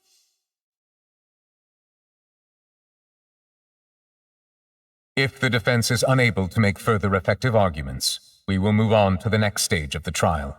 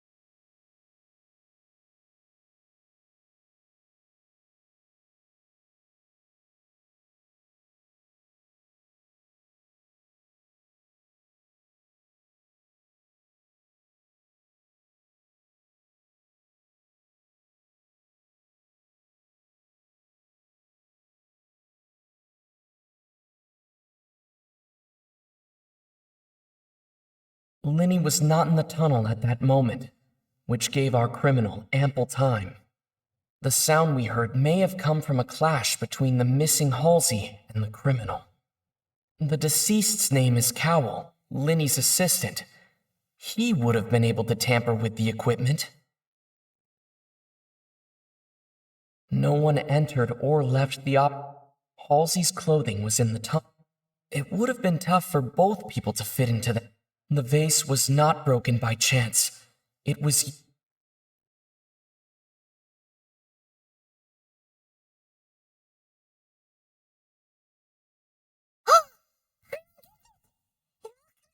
Halsey disappeared instead of being kidnapped.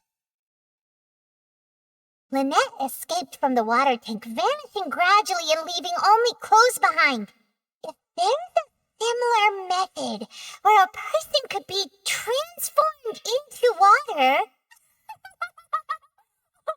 Just a moment, please. I do hope you know how preposterous you sound at the moment.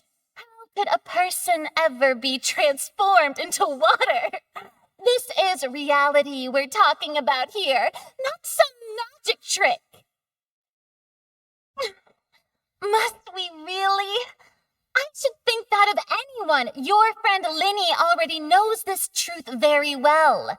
Magic tricks are ultimately just illusions and misdirection. But Halsey's disappearance is very real. We're talking about two completely different things. Even so, I trust the traveler's judgment. The truth must be out there somewhere. Perhaps some new line of reasoning may open if we try to gather all the focal points that don't make sense. Since Cal was the deceased, we haven't placed much attention on him. But given that we aren't making much progress with the case, it wouldn't hurt to have a look at his belongings, would it? People really do come up with all sorts of harebrained schemes when at the end of their rope. The way I see it, your suggestion that we broaden the scope of our investigation is nothing but a tactic for stalling the trial. Nevertheless, I believe that this is a reasonable request on the part of an attorney. Since the trial does indeed appear to be at an impasse, I believe that additional evidence may help us make more progress. Guards, please step into the lounge and examine the personal effects of the deceased, Cowell. We are still examining the items, but we have already made critical progress that we feel must be shared with everyone post-haste.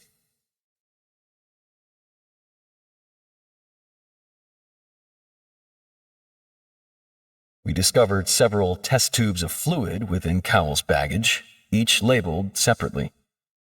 The notebook in his backpack claims that these fluids are water from the primordial sea. The primordial sea? The note's contents also indicate that Cowell belonged to an organization that sells illegal drugs and that he had an accomplice. The notebook has many entries concerning safe usage of these fluids, in which the keyword dissolve appears many times. One of these tubes was labeled Opera Epiclese, along with yesterday's date. It is empty. The notes also state that these dissolution properties work exclusively on people from Fontaine.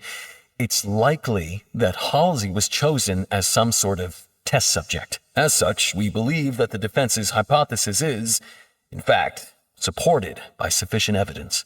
You've got to be kidding! People dissolving into water? Could something so ridiculous actually be true? Wait a moment. This reminds me of a certain prophecy, but it's just a coincidence, isn't it? Huh. If people can become water, does that mean that the water tank's real use was as a means to hide water stains? And if Cowell was targeting that girl... Wait just a minute. Could that mean... You two, with me, quick! Mademoiselle, wait! What about your partner? Let's go. Just trust me. Order! Order!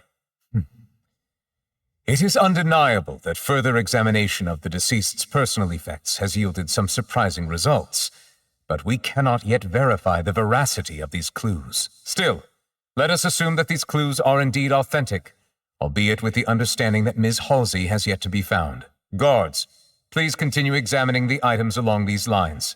Mr. Linney, it appears your hypothesis is supported by the evidence, so please continue speaking. Of course. Thank you, Your Honor.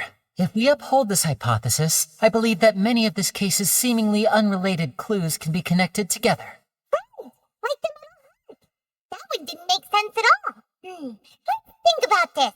Cowell's methods must have something to do with that water from the primordial sea.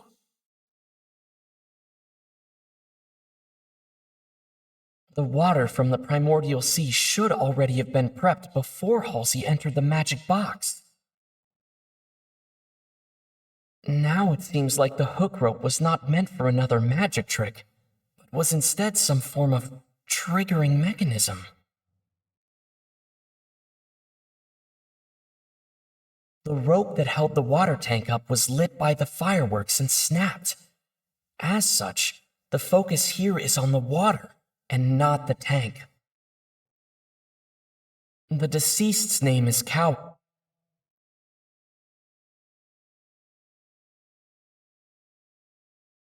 Lynette was in the magic box.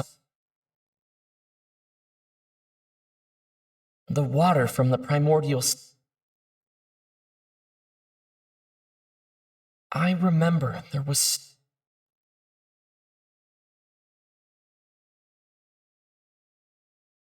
The rope that held the water tank up was... The deceased's name is...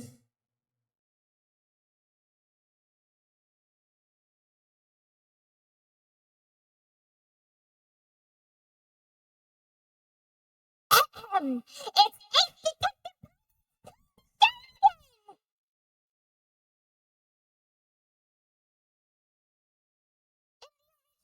Cowell would tamper with the water tank rope and the number selector securing his target.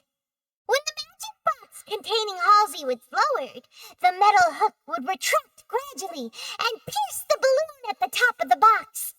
When the balloon attached to the box popped, the water from the primordial sea inside it would pour down and dissolve Halsey. Afterward, Cowell would enter the tunnel and break the flower vase to conceal the water inside the tunnel, with the remaining evidence being covered up by the water tank on stage. But he encountered something unexpected in the tunnel, and wound up being fatally hit by the same water tank he meant to use to cover his tracks. Huh. That does make sense. That actually links together a lot of the more confusing pieces of evidence. Oh dear, what do I do? Even I think they sound convincing now. Have I falsely accused an innocent person? What a humiliation. Now, it seems like the only point of contention remaining is the exact circumstances that led to Cowell's death. His notes mentioned he had an accomplice who could be related to the situation. On that note, the guards have just contacted me indicating that they uncovered new evidence. I shall now invite him on stage to share it with us. Thank you, Your Honor. We were just inspecting the luggage of the other people involved in this case, and we found an identical sample of the water from the primordial sea among Linny's personal effects. What? That can't be. See? Well, how wonderfully comedic to have your own counterattack only to come back and wound you. Does this not clear all doubt? My dear citizens, my loyal audience, allow me to present my reasoning and bring this performance to a swift close. Linny did not need to take part in the dissolution of the young woman at all. Indeed, he did leave the scene via the vent.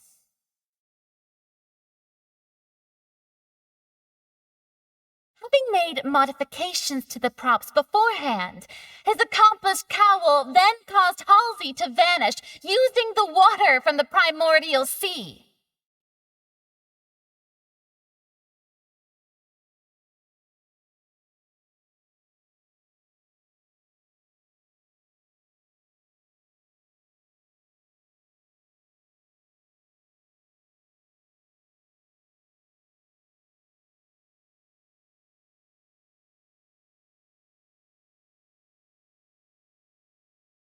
But upon his return, in cruel avarice, Lenny desired sole credit and prepared to ultimately. He knocked now, as much as Am I right? We've used up all the evidence we collected. There's no way for us to make a rebuttal here. Is this the end of the road?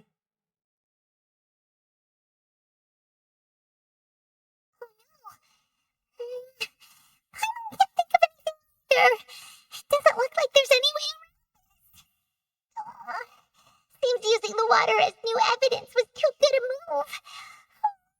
Does this have to happen now? I think we've all seen enough now, and we have ample witnesses to my flawless reasoning. I believe this is indeed the finale. Then, my good, noble Chief Justice, should we not, in your view, Excuse me, everyone, but I must interject. Miss, I must ask you not to shout and to respect the ongoing legal proceedings. Oh, come on. Don't be hasty.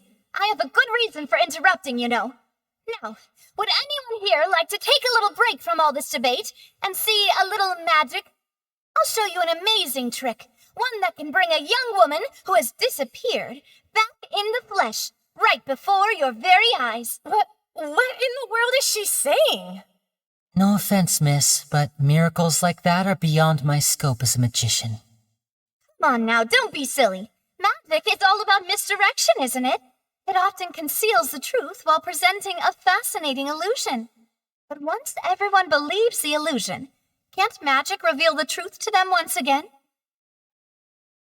And wouldn't such a trick be the most marvelous finale? Come on, Lenny and Lynette.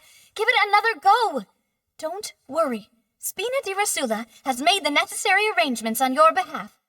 But, as the magic makers and stars of the show, I think I should leave the final performance to you. I understand.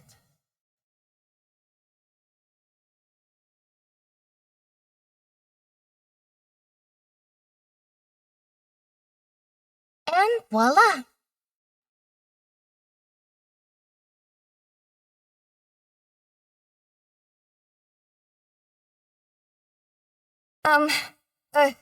Sorry for the interruption.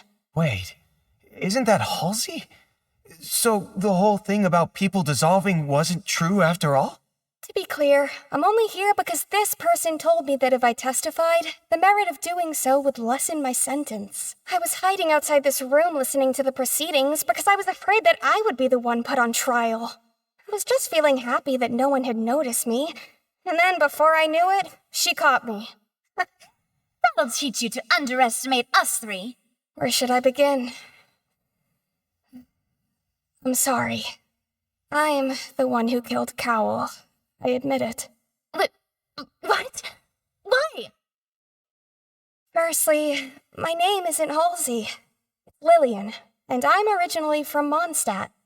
I heard that Linny's show was going to be a real thriller, but I missed the chance to buy a ticket, so I stole one. That's how I make a living. I steal stuff here and there. And I'd never been caught before. But I was noticed at the harbor a few days ago, and I barely got away. Lenny was the one who caught me in the act. Hey, you look familiar. So you were the thief. Liddy even mentioned that you were pretty skilled. Well, and I thought that would have been the end of it, but then the number selector chose me. He even mentioned the Fortress of Meripede. That's a prison, isn't it? So you can imagine how shocked I was. I thought he was on to me for sure. So I played along with the show while looking for an opening to flee. But then I got water poured on me for no reason, and then someone jumped into the tunnel to nab me. I wasn't going to take that lying down, so I knocked him out and stuffed him into the box. There was nowhere to run from there, though, so I had to change my clothes and hide in a box containing performance costumes. I slipped out after the first guard arrived at the scene and continued hiding inside the opera house. Can a person even hide in there? But I swear I didn't know that the water tank would fall down. Really, I swear it. Had I known that, I wouldn't have put him in the magic box. I may be a thief, but I'm no killer. Well, that makes Everything pretty clear now, doesn't it? This time, we need to tell the entire story from Lily-Ann's perspective.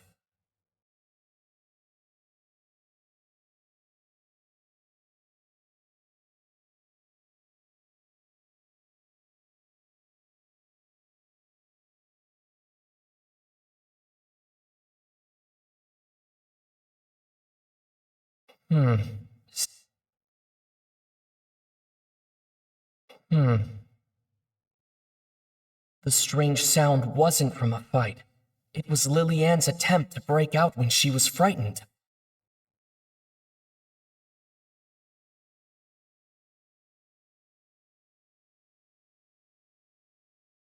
The flower vase was not broken to cover anything up, but was smashed during the struggle between Lily-Ann and Cowell.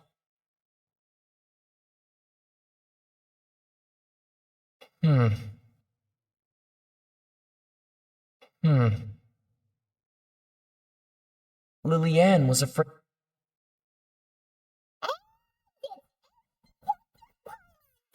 Having been selected out of the blue, Lily-Ann panicked. Her panic only intensified after she entered the tunnel and had water poured on her head. So she kicked the door open, producing the thud we all heard.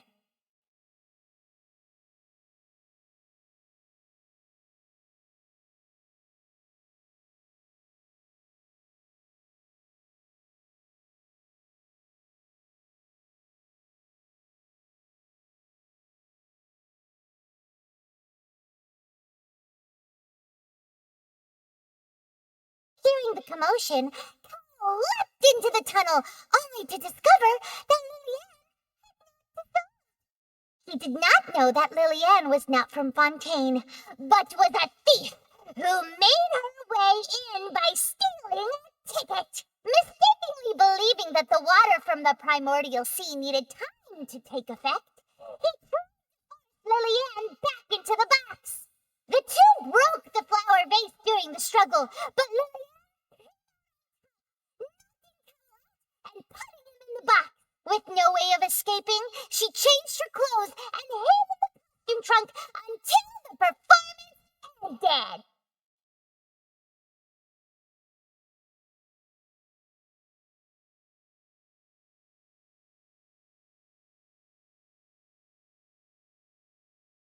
She knew that she would have to go through guard inspection if she tried to leave afterward, so she has been trapped these last 2 days. She had already become desperately hungry by the time we were chatting over macarons, so she swiped 2 of them right under our noses. Talk about a sneaky thief. At this point, all the events that happened in the tunnel have now come to light. Ah, so that's the whole story. Bravo! Now then, Lady Farina, do you wish to speak against the defense's statements? Please answer the question, Lady Farina.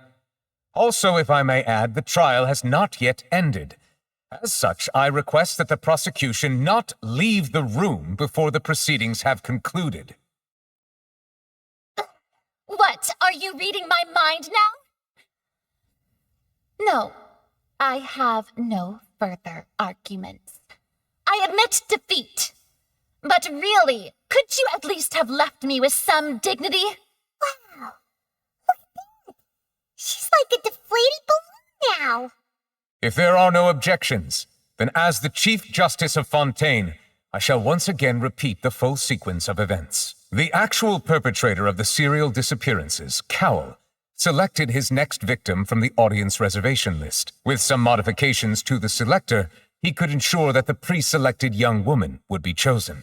To cover up any evidence while committing the deed, Cowell thought of allowing the water tank to fall, which would conceal the water left behind after the young woman was dissolved. He also tampered with the rope suspending the water tank, using the fireworks at the end of the performance to cause the tank to drop and hide the watermarks. He poured the water from the primordial sea into a balloon during the preparation of the magic box and stuck it to the box's lid. Finally, he passed the prepared hook on a rope through the gap in the magic box's door, when bringing the young woman to said box. When the magic trick officially began, the box containing the woman was lowered into the tunnel, tightening the hook rope and bursting the balloon containing the water. If all had gone to plan, the young woman would be dissolved at this time. However, Lillian was not from Fontaine, and thus fled the box with a loud noise. Realizing that there was trouble, Cowell entered the tunnel and met Lillian. Thinking that the waters had not yet taken effect, he decided to proceed. However, his opponent was more capable than he thought, and he was overcome, knocked unconscious, and placed into the magic box, and thus became his own final victim.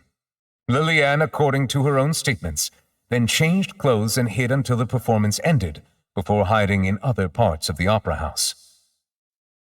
As for Linny, he was in the underground structures within the opera house, and was thus ignorant of these happenings. From this reconstruction of events, we can conclude that Linny, the accused, is in fact innocent. While there is much in Linny and Lillian's conduct that should still be investigated separately, this case, at least, can be handed over to the Oratrice to make the final decision.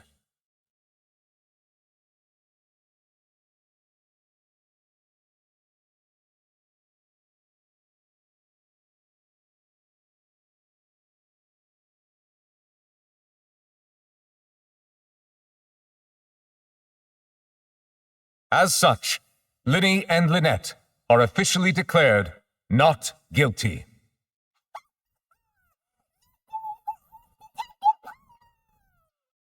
Great work, partners. Thank you all. Thank you so much. Next, I think we deserve an explanation, Guard Vaughn. How did you find the water from the primordial sea in Linny's baggage? Right! Your discovery caused me to make a serious mistake, you know. Or was that not a discovery, but false evidence that you dare to bring before this court? I suspect that the accomplice mentioned in Cowell's notes was not Linny, but you, yes? I'm sure you know what you must do to lessen your sentence. Speak quickly! Unless you want to earn yourself a one-way ticket to Coupon Town. I was just following orders. We were supposed to place blame for the serial disappearances onto Linny, and thus cause suspicion to fall on the Fatui.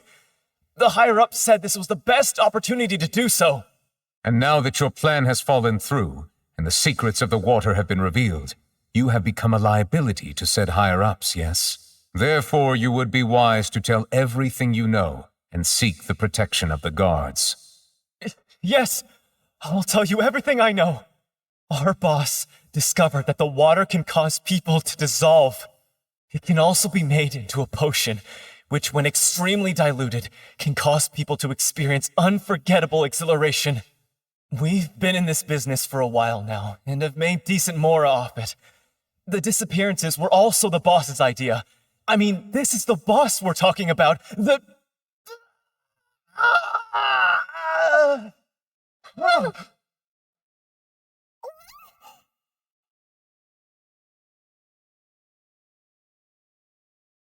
Now he can no longer talk. Such ruthlessness. I shouldn't have expected any less of them. An outrageous act.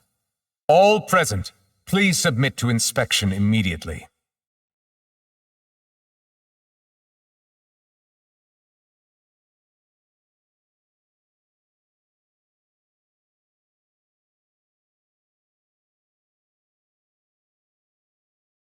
So, we're just going back now? That's true, but... Traveler, Paimon, please wait. Linny... I know you may not want to speak to me right now. Maybe you don't even want to look at me. But still, let me thank you again for defending me to the end, even after you learned that I'm a member of the Fatui. Yes, but regardless, I'd like the opportunity to set things straight. I didn't approach you with any ulterior motives or ill intent. I've spoken to you as myself, just plain Linny this entire time. As for why I'm a Fatus, it's because the goals of the House of the Hearth align with those of an orphan like me. That's all. That was how Father, who you might know as the Knave, approached recruiting us back then too. The Knave? The one who controls the House of the Hearth? She's your father? That's right.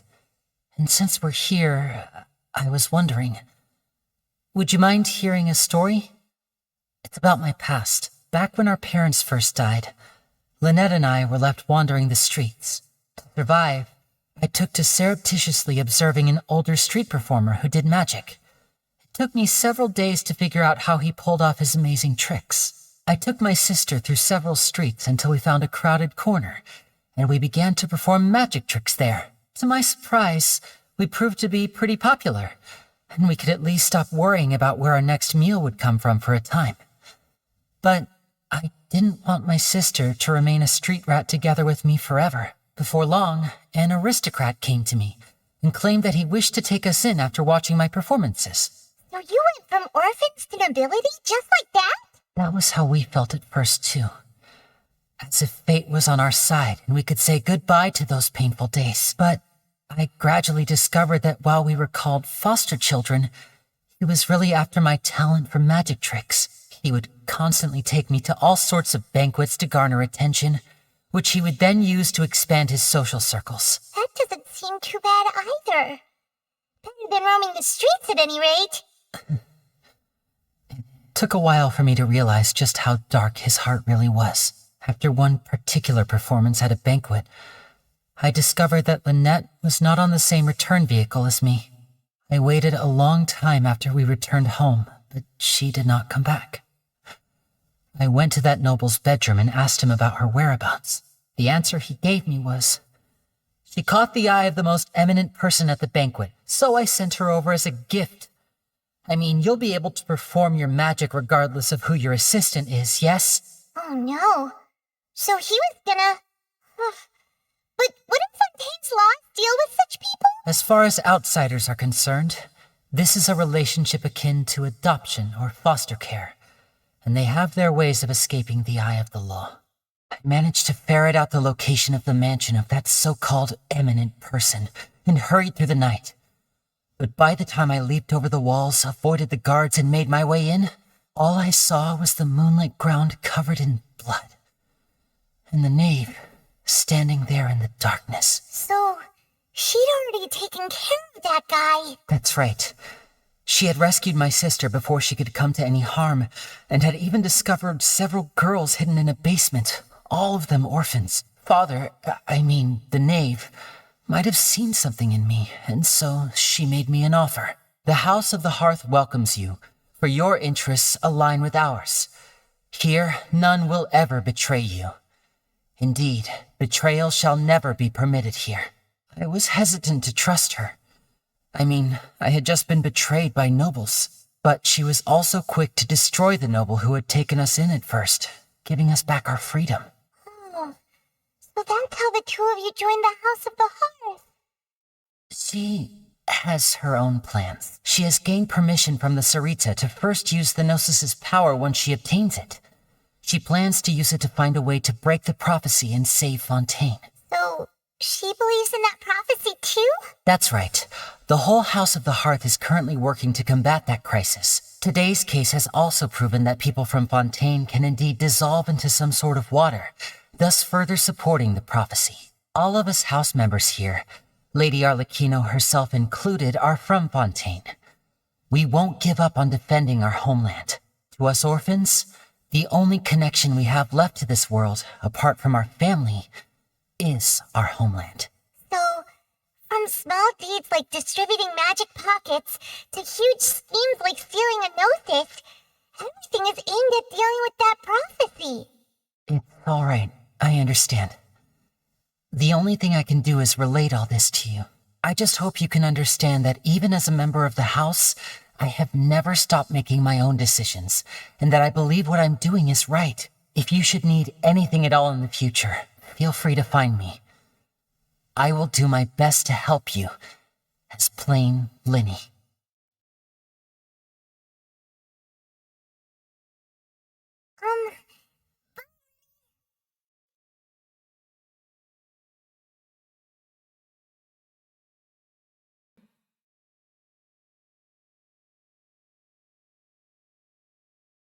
Hey there.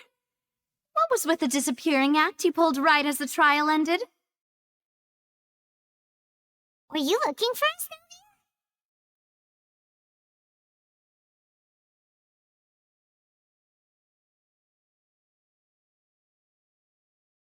Well, this whole thing isn't exactly over, is it? I do feel that we're getting closer to solving the serial disappearances case, though. Don't you think so, too? Huh? What's wrong, my dear partner?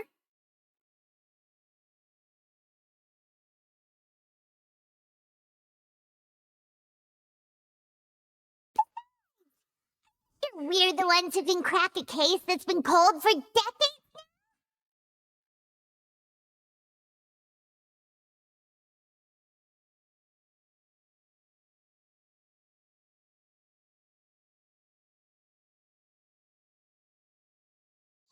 Given that there's new evidence from the trial, it's real breadcrumbs for the Hydro Archon's people to follow now, right?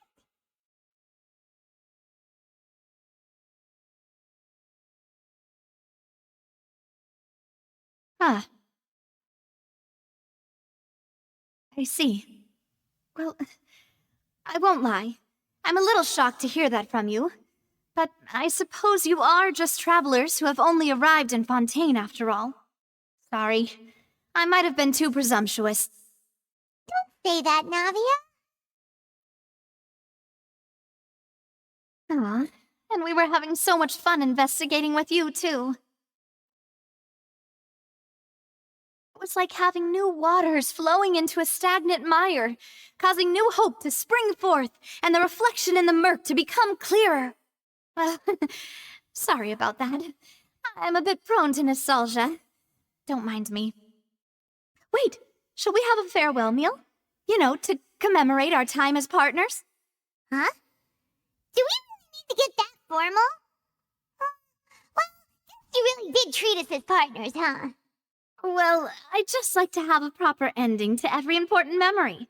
That way there are no regrets later. Anyway, it would just be a meal, so it shouldn't take up too much of your time.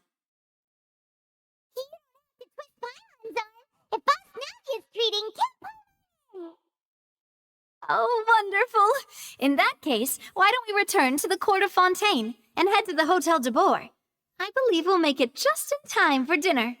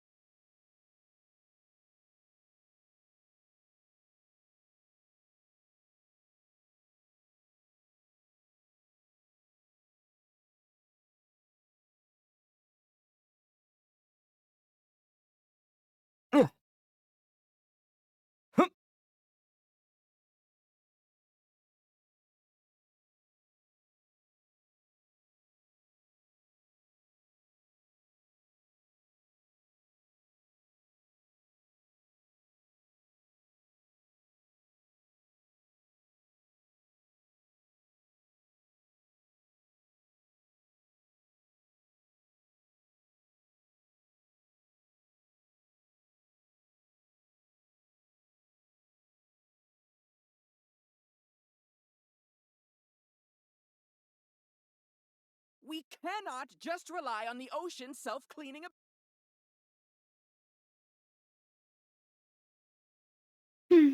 I came here several times with my father when I was little, but stopped eating here as often after growing up.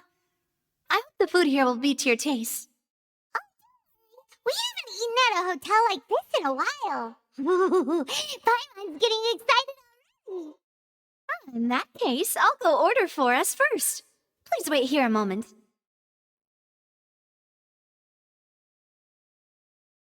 Ooh, everything looks so good. Fontaine sure know how to enjoy life. Why, of course. Go ahead, try whatever you like. If the food's good, I'll make a group reservation for the rest of Spina di Rosula next time. And if it's not? Well, then I'll still bring everyone. Albeit with only one dish per table. You sure have your own way of doing things. Oh, we called this a farewell meal, but we could also treat it like a victory feast, right? We did just win that case after all. Oh, true. Very true. In that case, boss, we'll have another 2 dishes. That didn't mean that you had to order even more food.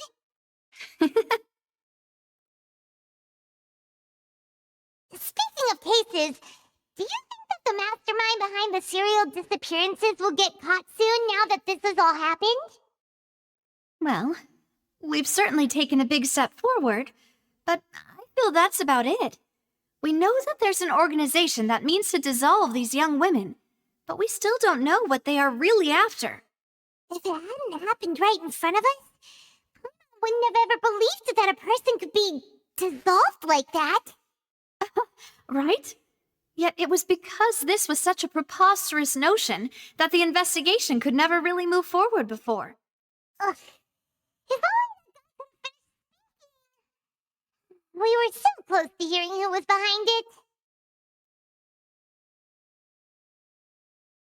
In such investigations, even the smallest step can seem like a yawning chasm if the trail of clues is cut off. To be honest, I don't have high hopes for any follow-up that the authorities might conduct. It's not that I don't have faith in their ability, it's just that a different perspective is required in some matters. It's easy to guard against and deceive a single narrow perspective. A shift in thinking is required at such times in order to produce a breakthrough, which is exactly why the Spina di Rosula exist. Those highfalutin folk are not all-knowing. That's why we exist. To seep into the cracks where filth falls through, where their watch fails them. That's the kind of problems we solve. Seems Paimon thought things were simpler than they actually are. It's all right. Well, this was supposed to be a farewell meal, so I doubt you have further interest in this business, right? Let's talk about something else. Like, what are your future plans? That's true. We didn't have a chance to speak to her after the trial ended. It didn't really seem like the right time or place to do it anyway. I see. So, your primary objective, which has been foiled so far, was to have a chat with the Hydro Archon. I've heard that there's a long line of people waiting to meet Lady Farina. I suspect you'll be waiting for quite a while, considering that you missed your chance today. Yeah.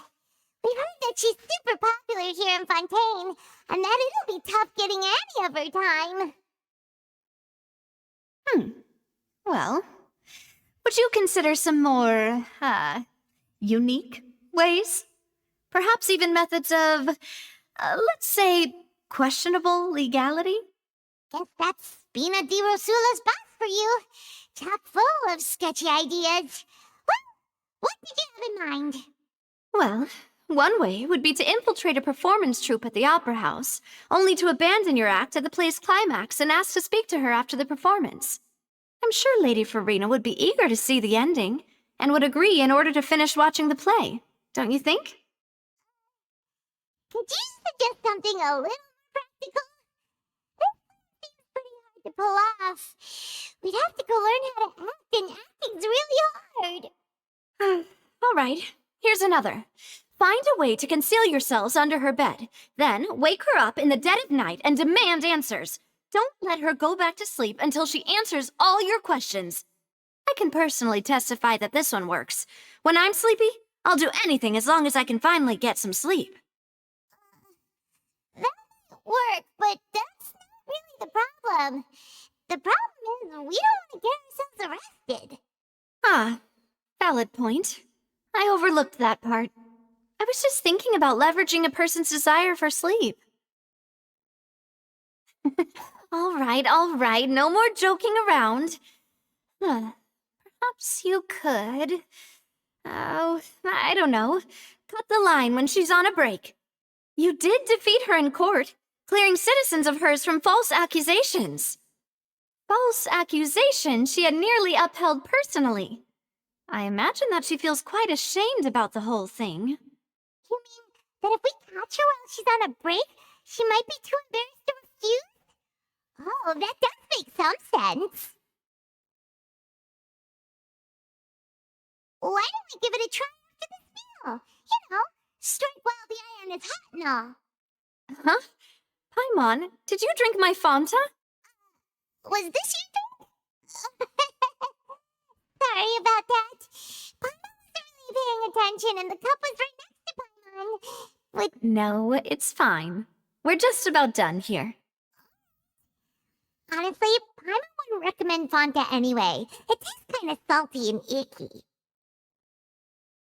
Is that so? Huh. Well, in that case, we'll have to blacklist the Fanta here then. If we're all finished eating, then I'll go pay. Yeah, we're stuffed. Thanks for the treat, Navia.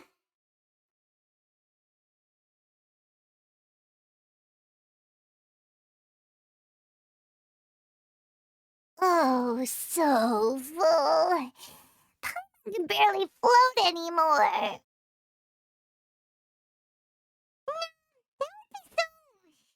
Normal.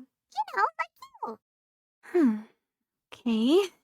As for expenses this month, we're left with... Hey, Navia! What are you doing over there? Oh, nothing. It was just a meal, you know? Nothing the Spina di Rosula can't cover. Let's give it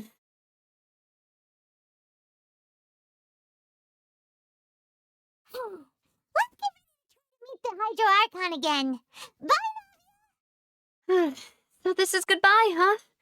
Well, if you do encounter any other trouble in Fontaine, you're always welcome to contact the Spina di Rosula. I'll give your requests the highest priority. In any case, I wish you smooth sailing. I'll see you again, partner. See ya!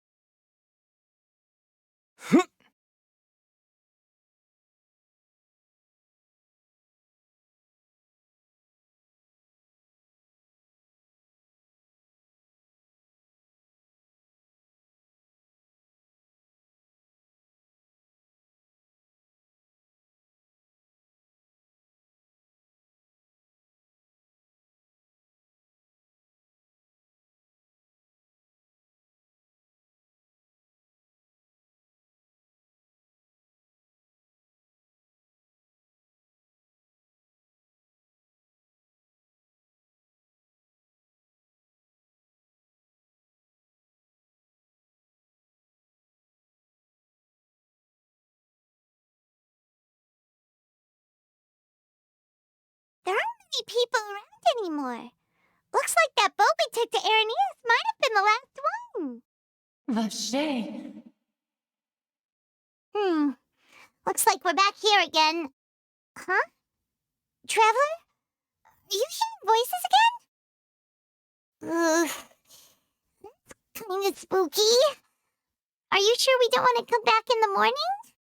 Vache? Vache. Hey, why are you still walking towards it? There might be something nasty in the water. Huh? Hang on. I can kind of hear a voice. It's calling for Vache, right? Hey, traveler, stop walking.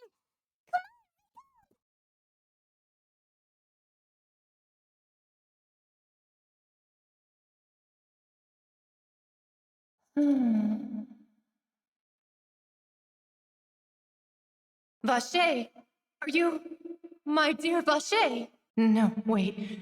You seem to be someone else. Do you know Vache? Wait. Who am I? I'm very sorry. I fear I do not know. My memories feel like they have been washed away like a flood. So many fragments dissolved amidst the tide, never to be recovered. How much have I lost? How many things that I once held dear while on land have I since forgotten? Yes, that is what I was once. But now, I am but the consciousness of one who has lost their form. I do not know how I came to be like this either. I only vaguely remember being covered in light blue water. And then I also remember going to many places. I loved adventure, loved exploring places of peril. No matter where I went, Vache would go with me. I knew how dearly he loved me, and I also loved him equally as much. But now, we can no longer go back. The pain of such parting, I never knew how heavy it could be. No, our reunion no longer has any meaning. There is no way for us to create any new memories. The thought of me gives him no succor, so let it lie forgotten beneath the waters. If you meet Vache, tell him not to look for me. Tell him to move on. That is the only thing I still remember. Perhaps that is so, as I was submerged in the waters, losing consciousness. I saw Vache above the surface. His eyes were filled with such sorrow, such longing. If only I could have comforted him, told him that I did not suffer. Indeed, I had felt a great warmth. Is that what you call it? Dissolving? If anything, I consider it a form of release. It was a state of neither fear nor frenzy, with only an endless peace, like the water's still surface. I could also liken it to being a thirsty person who drinks water for the first time, and only then sees how they have lived for so long in a world of endless want and anxiety. I think I hear your companion. It's time for you to go, I think. Farewell, then. I am glad that you were able to sense my presence. Remember, if you see Vache, tell him not to seek me out any longer.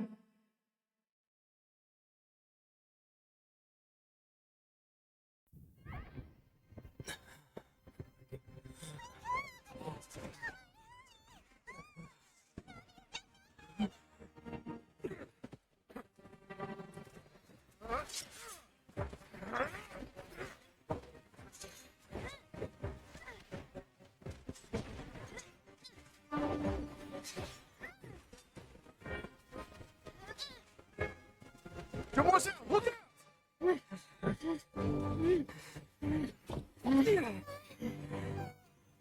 Dear God, it's a whole army of Gardamex.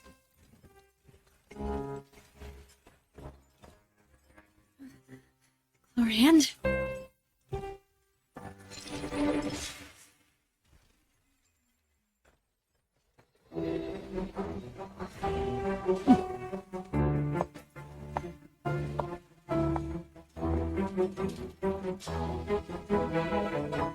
Quick, now's our chance!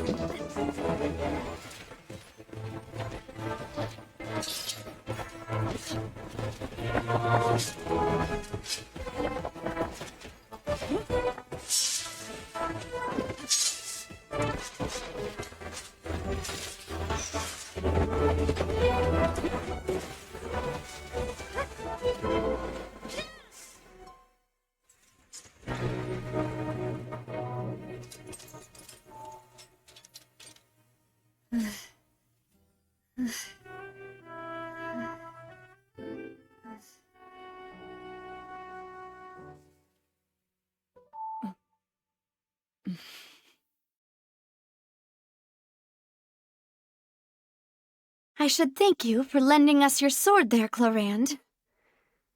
But before I do so, could you explain how you managed to show up here? I followed you. It seemed to me that danger has followed you more closely as of late. I believe that following someone without their knowledge is actually called stalking, is it not? Mr. Callus's last wish was for me to ensure your safety, and I will not betray his trust.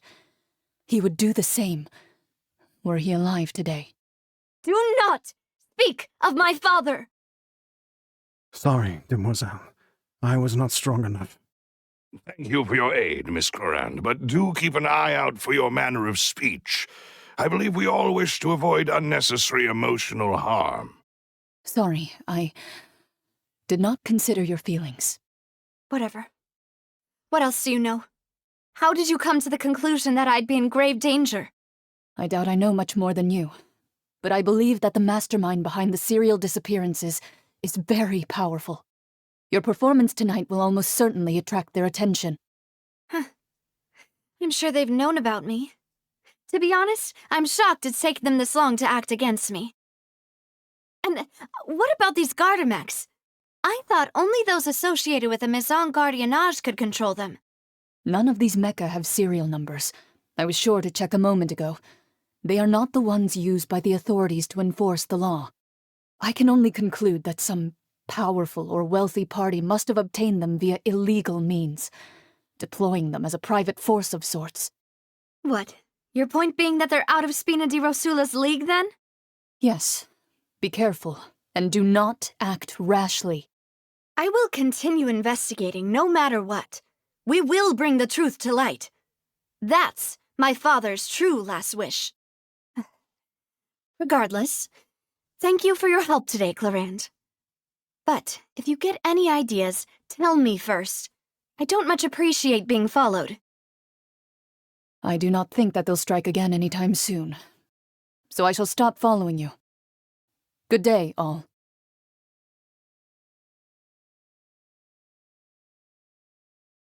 Right. I suppose that's the best news we've gotten today. Demoiselle, I believe that Miss Chlorand was being sincere with you. If we tried, we could attempt to thaw relations a little. I know, she's...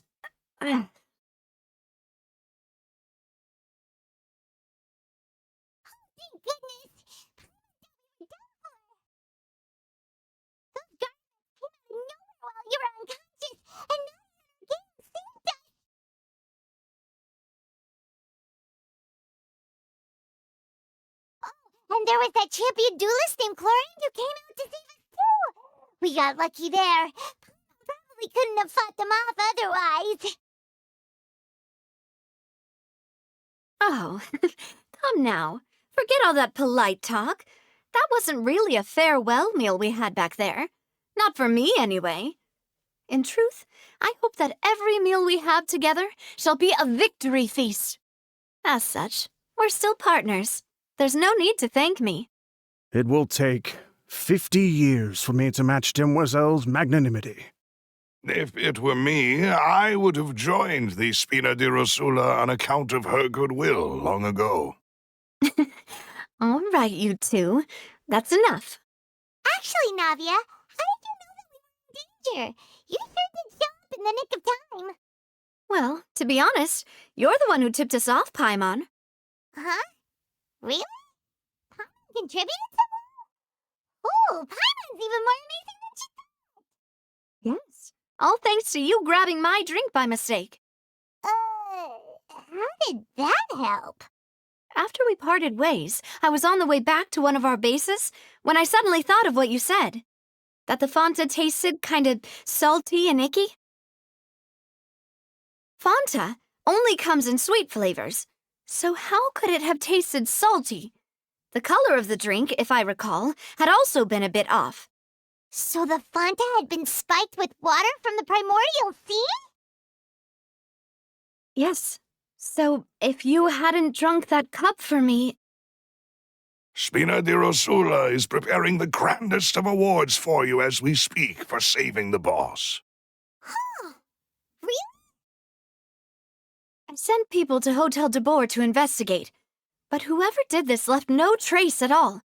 That's when I figured out that you might be in danger and hurried here as quickly as I could.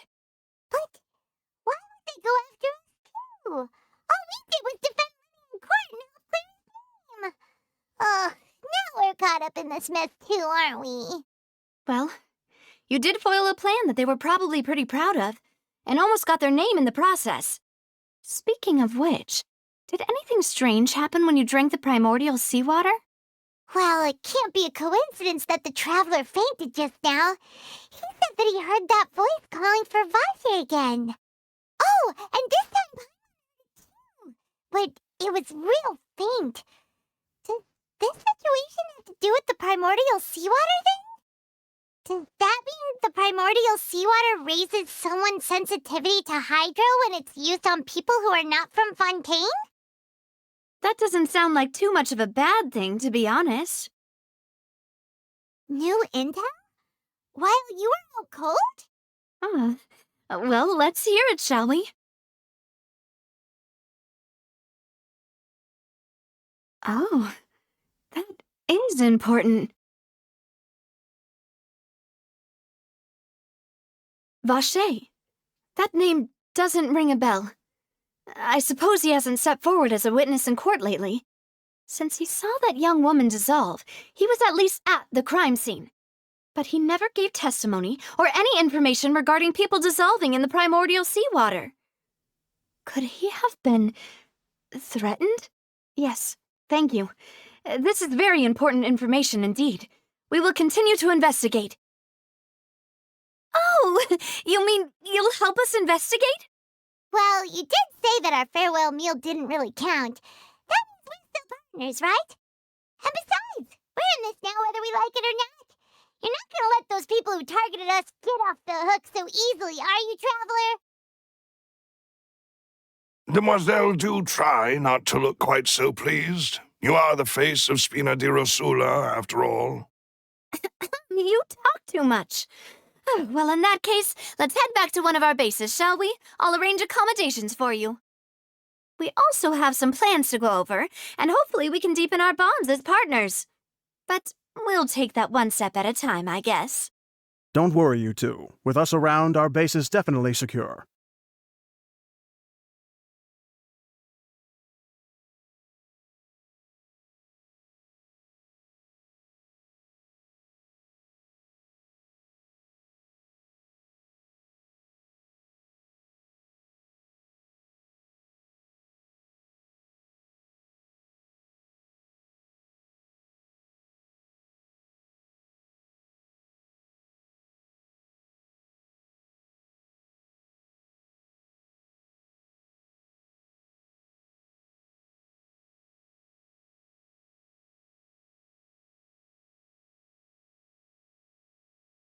It's right up ahead, but let's make sure we weren't followed first. I've been keeping watch, Demoiselle. I haven't spotted anyone suspicious thus far. Very good. But let's not let our guard down for now. I shall find rooms for our respected guests. Thank you, Malus. Now, let's continue, traveler.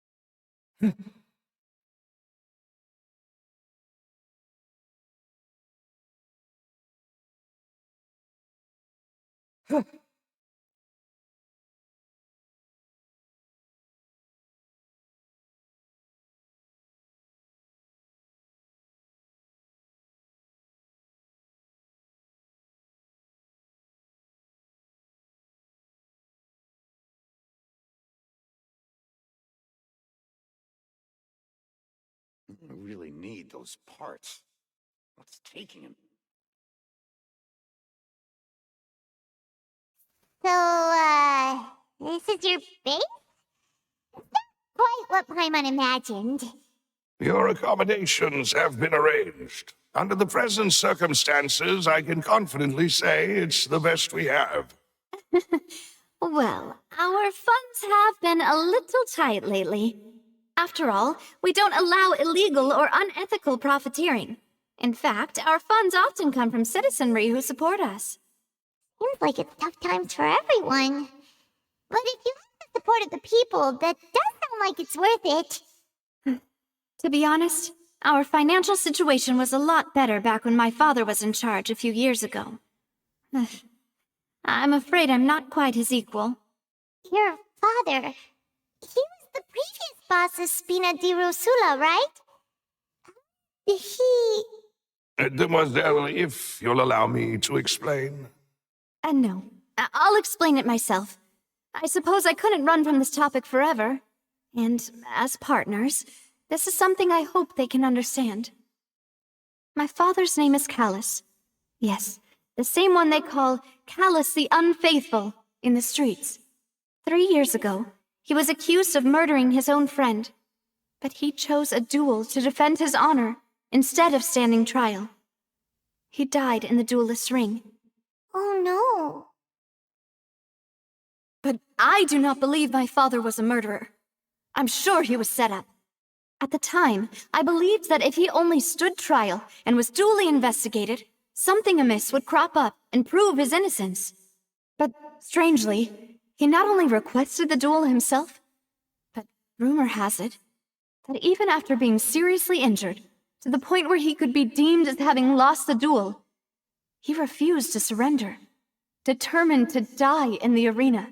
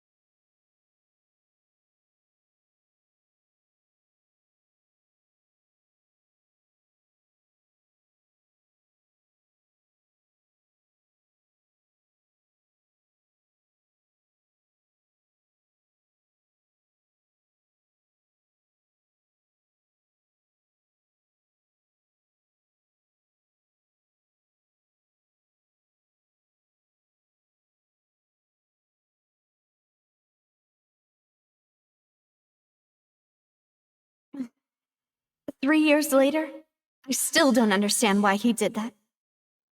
How could he protect his honor if he's dead? If anything, he gave up his chance to defend himself.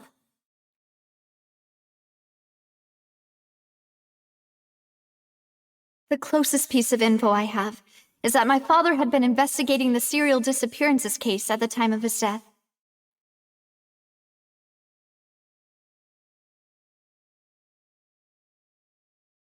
So that's why you're so determined to get to the bottom of that case. That's right. I also tried to investigate the murder my father was implicated in, but I haven't found a single new clue in my countless reviews of the investigation records. However, I believe that if the murder case is related to those behind the disappearances, they must know something. I must know what really happened. Was my father coerced? Framed? Even if he really did kill his friend, I must get to the truth. If only he'd been more open with me when he was still alive. He even hid the fact that my mother died due to complications when giving birth to me. And now, here I am investigating his death. You really are a handful, aren't you, Papa?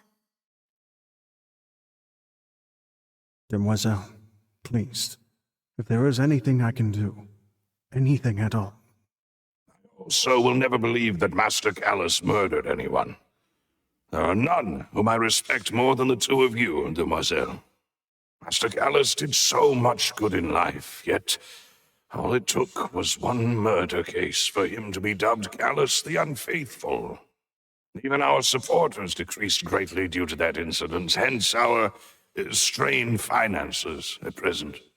Wait, if Callus was such a good man, wouldn't people at least be a little suspicious when he was accused? No. Perhaps people just revel in that kind of drama. It's not something exclusive to people from Fontaine, really. Everyone's like that. People love watching the evil turn over a new leaf, but they also enjoy watching good people fall into an abyss from one slip-up just as much. Never mind. If Callus was really falsely accused, we have to find the truth. He didn't deserve to have that happen to him.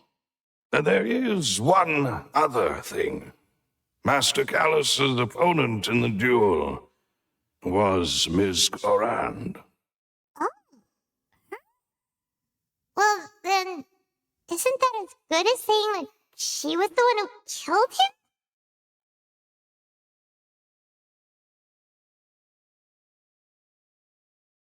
Yeah, that's not the sort of thing that you can just let go and move on from. Miss Clorand has always placed great emphasis on the honorable nature of the duel. If her opponent doesn't yield, she will not stop either. She knew Master Callus beforehand and greatly respected him, but seeing how he was resolute in the arena, there was only ever one choice she could have made. It's not that I don't understand her at all, but I just can't deal with this yet. Don't worry, Navia. I know how you feel. You don't have to force yourself to do that. Afterward, Miss Clorand told us that at the start of the duel, Master Callus requested that she ensure Demoiselle Navia's safety. Yes, that is our understanding as well. Oh, Papa. What madness drove you to ask the person who killed you to take care of me? All right, anyway, that's the information I wanted to share with you. Even if it did sound like I was just complaining towards the end. Thanks. You two should go and rest. This was quite a day after all. Please, relax and get some sleep. We will ensure you rest soundly. If you want to outrun the law, you need to know how it works. Just say what you mean. No problem's too big to solve.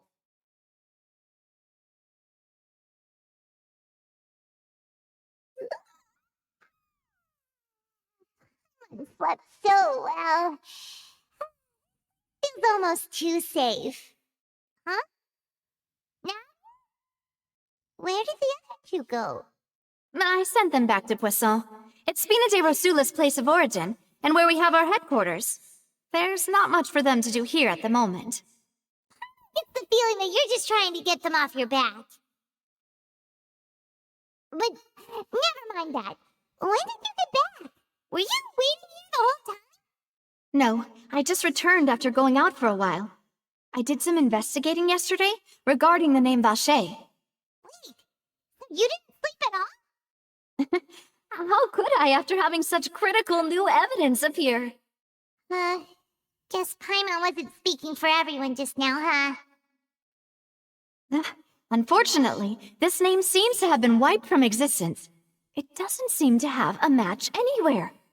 I suspect that those behind this have already taken steps to hinder an investigation from this angle.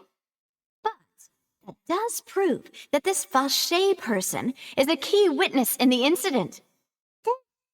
That too late though? No. There is one ray of hope.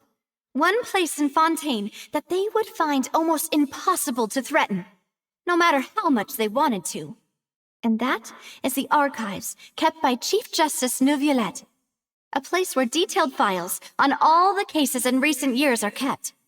If the Oceanette you met is one of the young women who went missing recently, we should be able to find some related information there. So Neuvillette maintains an archive of case files?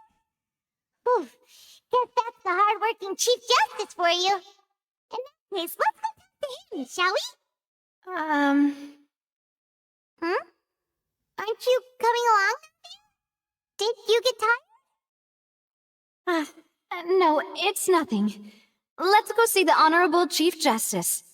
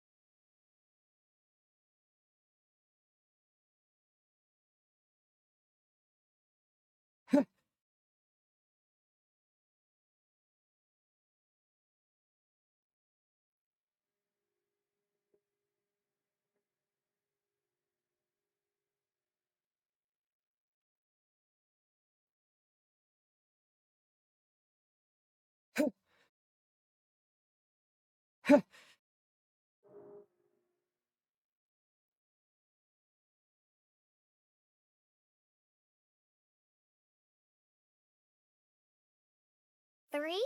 No, wait. Looks like... The place we're going is called the Palais Marmonia. The office of the Chief Justice is on the 4th floor. Map and schedule for details.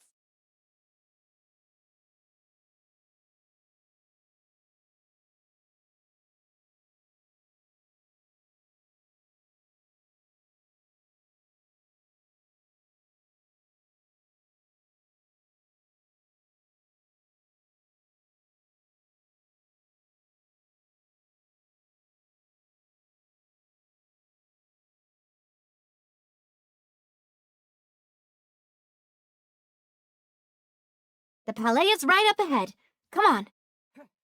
Which is more valuable?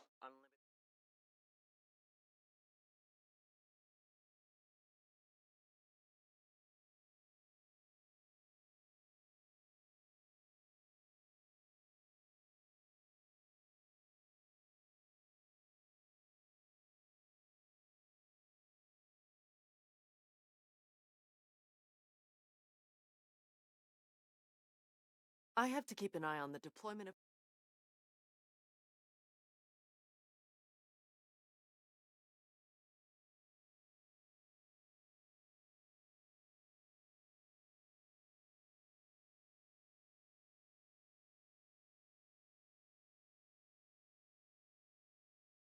Halt! Please state your business here. The Chief Justice is presently occupied with official matters.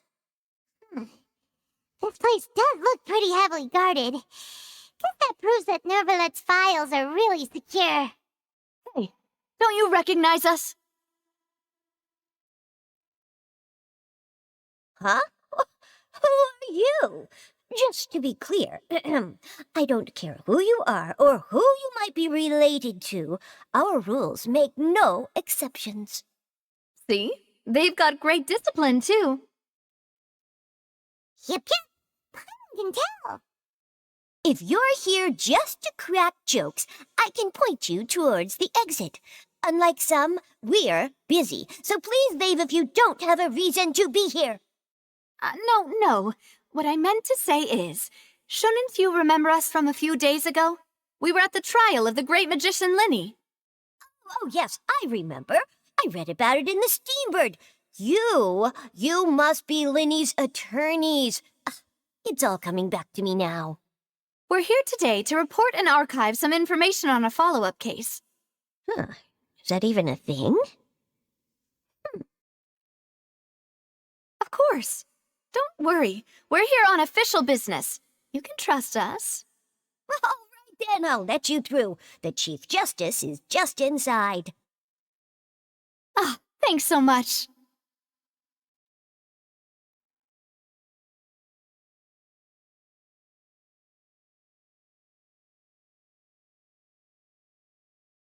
Please come in.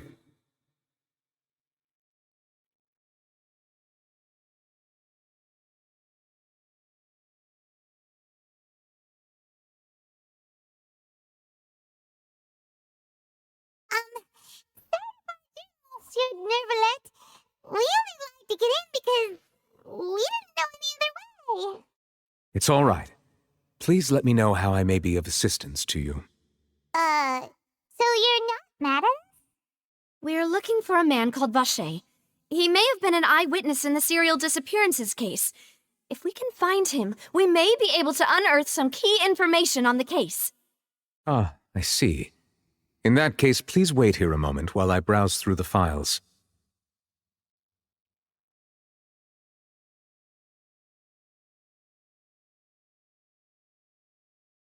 Who knew that Nervalet would be so easy to talk to?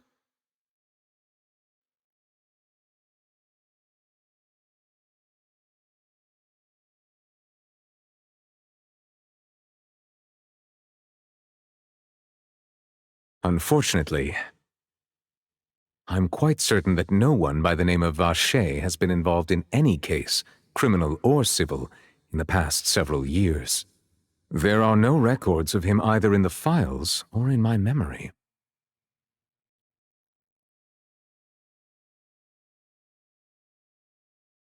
Traveler, what if it was really just a dream? Is that so? All right then. Thank you so much, Monsieur Neuvillette. We'll take our leave now.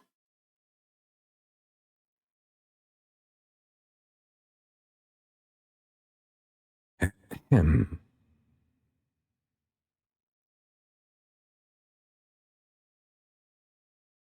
Miss Navia, I can understand how you feel. Your father, Callus, was a truly exceptional man. We deeply regret his passing.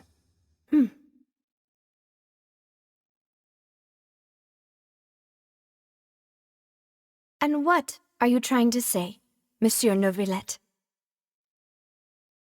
Are you trying to console me? Extend your sympathy? Or just express some tendril of regret? No. You are not trying to do any of that. I can hear it in your voice. There's no emotion behind your words. You only said those things because you felt like you should.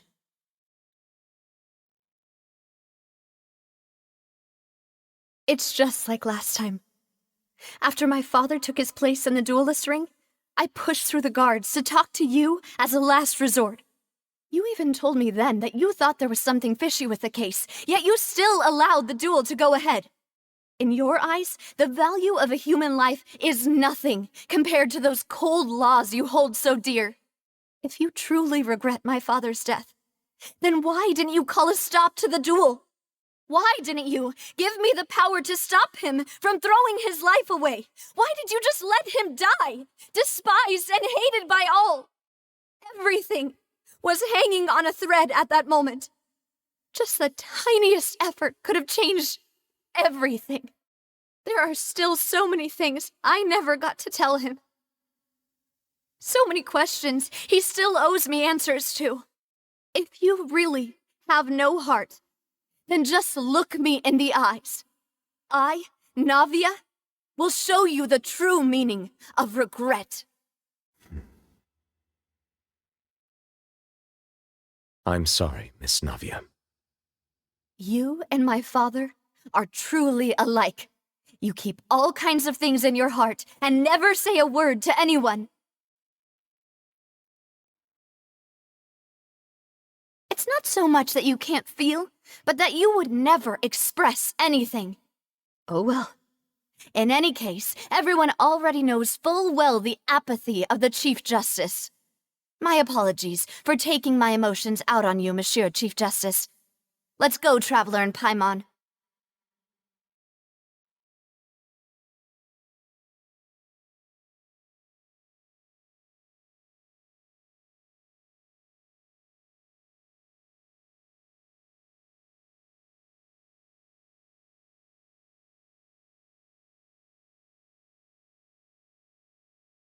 Navia, are you okay? I'm fine. Rain. It's raining. You're right. Wasn't it still sunny when we went into the building? And there shouldn't be any active trials today. How strange. Now that I think of it, on the day my father was convicted of murder, it was also raining. What is it? Did you think of something? Yeah, he was outside. It was uncovered and the rain could fall there. Why? Do you think the rain could have affected the crime scene? That thought has occurred to us before. We've even expanded the search area to try to account for that, but didn't find anything of value. Oh? Wait. You don't mean... So you're saying that the true murderer could have been turned into water and then got washed away with the rain? Yeah. And if that's what had happened, then no one would have believed your dad, even if he explained what he thought to the authorities. I really think I found a true genius for a partner. You're completely right. How did I not connect the dots earlier? All right, let's go to Poisson. With this new lead in mind, we'll get to the bottom of my father's case for sure. Yeah, we're gonna make progress for sure this time. Do you want to go with me now? Or do you want to head over by yourself later?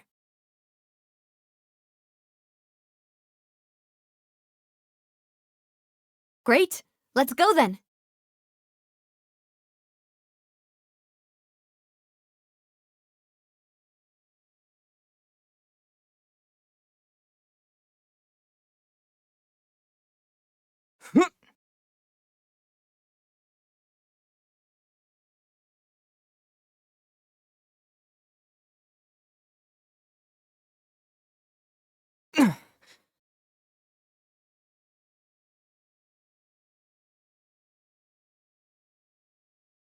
Whoa! What a huge ship! Why would a ship be anchored at a place like this? There's no need to be so surprised. While it may look like a ship, it's actually Spina di Rosula's headquarters. My father was the one who asked for it to be built like this. Perhaps our taste in exterior design is the only thing we occasionally had in common. A gigantic and glamorous ship embodies discovery, opportunity, ambition, and conquest. It symbolizes Spina di Rosula's bright and limitless future. And Paimon, you were bluffing when you said Spina di Rosula had a glorious past. Paimon was confused why a group with such a history would live in the sewers. But now that Paimon has seen this ship for herself, she's been convinced. Well, Poisson is where Spina di Rosula began, after all. It's our main base, our home.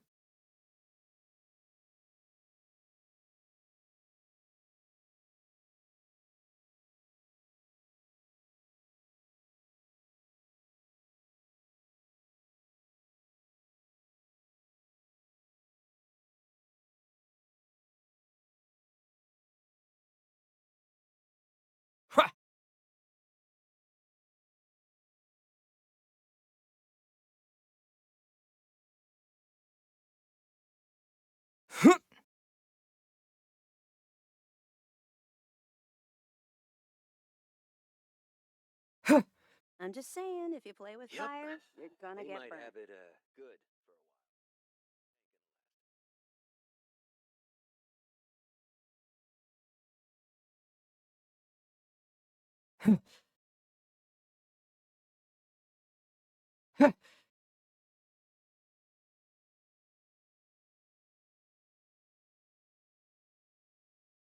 Melus, we're back! Apologies for the wait, demoiselle, and our most important partners. You said before that you still had some business at the court.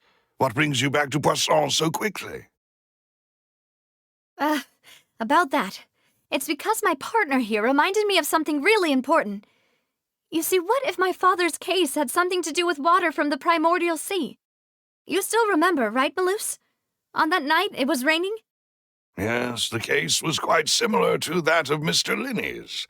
Both were what you'd call impossible murders. Could you tell us a bit more about what happened before? Yeah, of course. Many years ago, something called synth began to gain popularity in Poisson. At a glance, it was a kind of drink that could excite your mood and produce many pleasant hallucinations. Wait!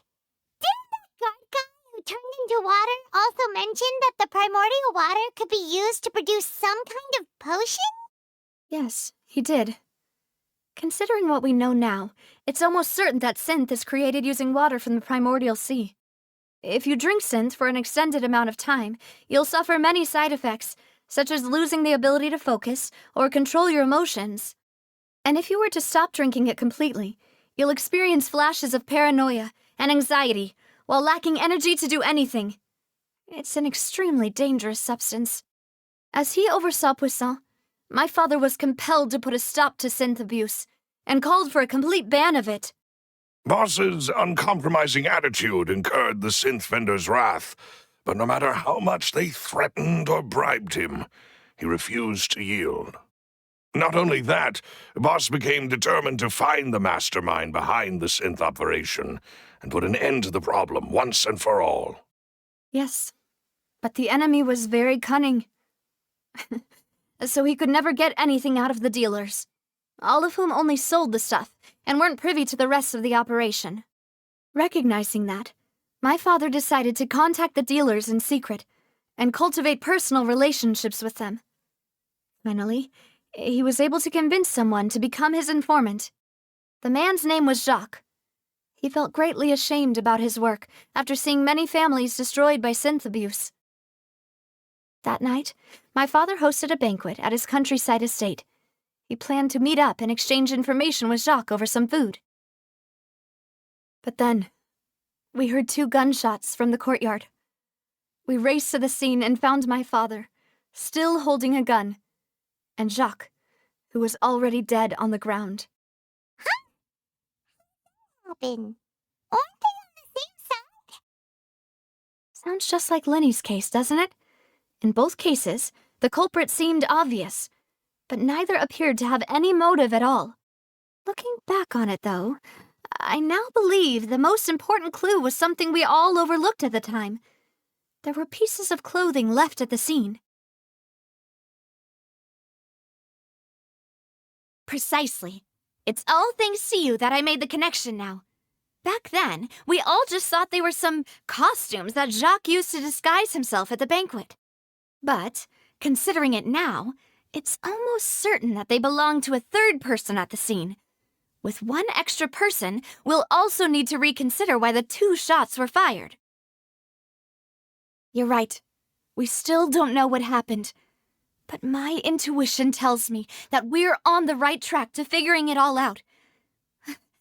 I'm finally headed towards the truth. Jacques was an empathetic man who was infinitely remorseful for his past actions. It's unlikely that he turned on Boss with 0 warning. I think this third person is probably the key to the full truth.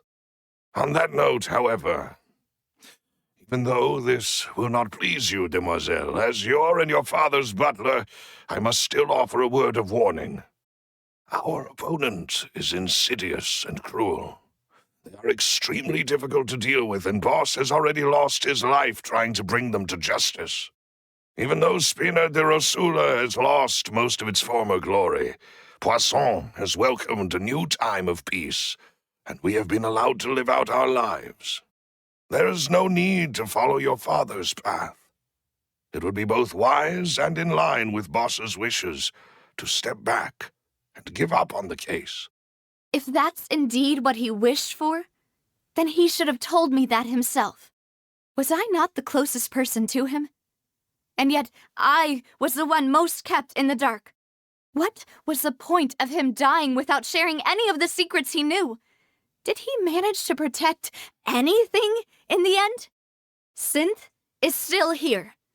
Callous the Unfaithful is still his epithet. And Spina di Rosula is barely getting by. Nothing has changed. Did he think I'd just accept his meaningless death and live out my life just as meaninglessly? I've never accepted that, ever. Not since that day, and certainly not now. I want to find out the real answer for everyone's sake. For the missing girls, for the victims, and for myself. Sylvia. This is indeed the best moment to act. Your partner appears to be quite reliable, and more importantly, demoiselle, I think you're also ready to take this on. So you do know something else, Malouse? Yes, I do. In fact, even before that banquet, Boss already knew of the connection between Synth and the serial disappearances case. But what drove all the tensions to the boiling point was the revelation that you, demoiselle, had been selected as the next target to disappear. What? Boss also didn't tell you that he had been diagnosed with a rare illness. The doctors told him that he had no more than 5 years left to live, and the serial disappearances case caused him great anxiety. 5 years was nowhere near enough time to resolve this long-standing conflict, but once he passed away, all the danger would pass on to you. Knowing all of this, he decided to use one final intimidation tactic before his death. He claimed to have already gotten his hands on some key incriminating evidence for the other side, and even told some members of Spina di Rosula about the details. But as long as you remained safe, he would not share the evidence with the public. If something were to happen to you, then he and all those he told would immediately expose all they knew about Synth and the disappeared victims. Right, so nobody would be able to get off scot-free. As we've seen, Boss's tactic has worked. Even though Boss has been gone for a long time, the other side has not tried to take Demoiselle's life. No, I don't believe it. He never appeared to look sick to me. No father wants their daughter to see them weak and haggard, especially someone as proud as Boss. To him, dying in a duel and suffering lasting dishonor as the unfaithful was still far preferable than losing face in front of his daughter. So he chose to die in silence, so that he could protect me. I'm afraid you're not understanding this correctly, Demoiselle. What Boss wanted to hand to you was not a parasol, but a sword. If Boss's spirit could hear you telling me that you want to find the answer for the sake of everyone involved, I'm sure he'd be extremely proud. That fool. Couldn't he have just given it to me straight? No. He might have set up everything precisely because he never thought I'd be able to understand him. Is that the amount of confidence he had in me? And what if I was never able to make it to where I am now? Yeah. I suppose that's true. With the way he'd set things up, if I had wanted, I could have just lived out my life without a care in the world. But thankfully, he rarely talked to me about complex matters, and thus understood little of me as a person. In this case, he really didn't need to give me an easy way out. Malus, what was the key evidence that he shared with you? It's the location where Synth is produced. Essentially, it's the enemy's headquarters. When he was threatening the enemy, Boss didn't share the specifics of the incriminating evidence he found. But if you want to use it against the enemy, you'll still have to take several things into consideration. Why? If we know where the place is, can't we just go storming in? You mustn't forget that we're fighting against a mysterious and dangerous organization that's been in operation for decades. There's no telling what might be lying in wait at their headquarters. We also have no idea what kind of evidence we may be able to find inside, nor what people we may be able to capture. But a single visit to their headquarters would be tantamount to a formal declaration of war. The worst case would be that we leave empty-handed, but also open ourselves up to full retaliation. Then, in that case, why not work with the Fontaine authorities? Well, you saw one of them dissolve during Mr. Linney's case. We have no idea just how thoroughly they may have been infiltrated. Huh. That's true. Seems my father really had no choice. But things are different now. It should be a lot easier to prove the other side's guilt, now that we've connected Synth with the disappearances case.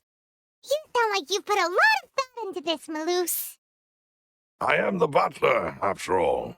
I live but to serve the boss and Demoiselle's will. I've always been willing to take on any kind of risk for your sake. But considering my relative lack of ability, I've spent my time keeping secrets, performing basic investigations, and waiting for the right time to come. Thank you for all of that, Malus. Have you discovered anything new in the past few years? Let me think. One conclusion I came to is that the enemy must be quite familiar with Spina di Rosula, or at least have an informant planted here. When I announced orders to the organization's members on Demoiselle's behalf, I used to deliberately keep a few people in the dark and observe the reactions of the synth vendors. If the vendors didn't change their plans, then the individuals informed of our orders must be innocent. If the vendors packed up and fled, however, then someone must have given them the news. After several rounds of testing and investigative tracing, I've narrowed the suspect list down to 3 people. The first is Florent, Spina de Rosula's senior advisor.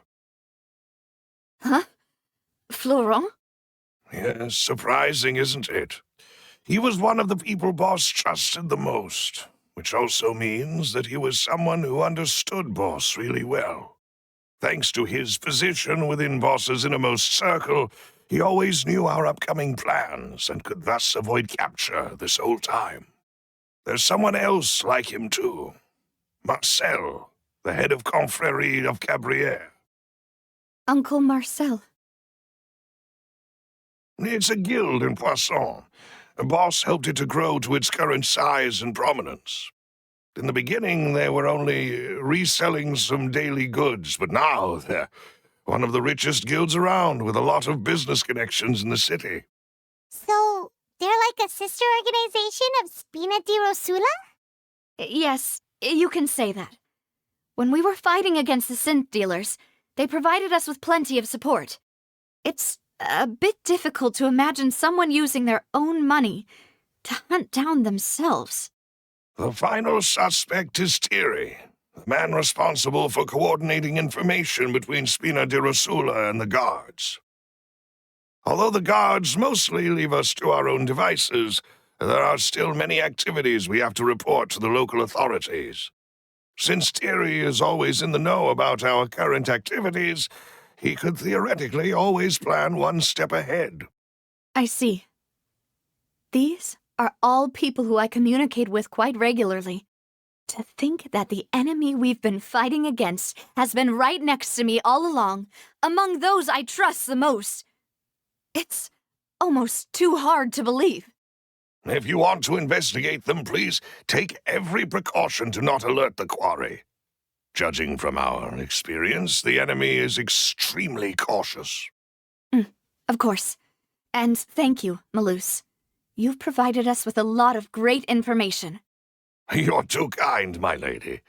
I'm just doing my duty. And before I forget, proving Boss's innocence would also mean clearing him of blame in Jacques' death. After that incident, Jacques' wife and daughter were taken into the Spina's care. They still live in Poisson today. If it might help, you could also pay them a visit. I can make the necessary arrangements. Malus, you really are the best. A new case awaits, my dear partner.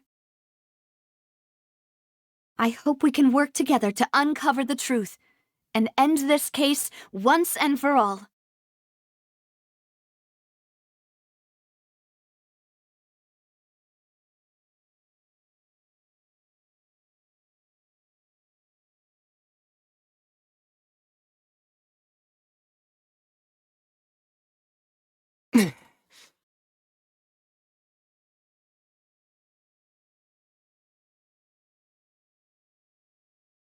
It is settled, then. Please excuse me, and enjoy your conversation at your leisure. Thank you for arranging everything for us, Malus. Excuse me, miss. Do you need anything from us? Hey,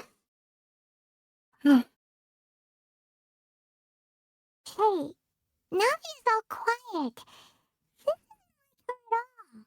I'm sorry that I only came to visit after all this time. After what happened, I didn't know how I was supposed to face the two of you. Ah, if it's about that, there's no need to apologize. After my husband died, Spina di Rosula sent us a lot of mora and support. I understood your guilt and apology to be genuine.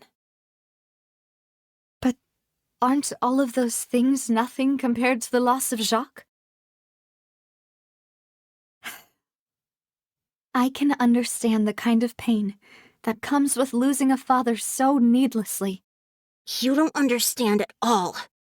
I didn't know how to face you, because I didn't know what I could possibly bring as a consolation gift.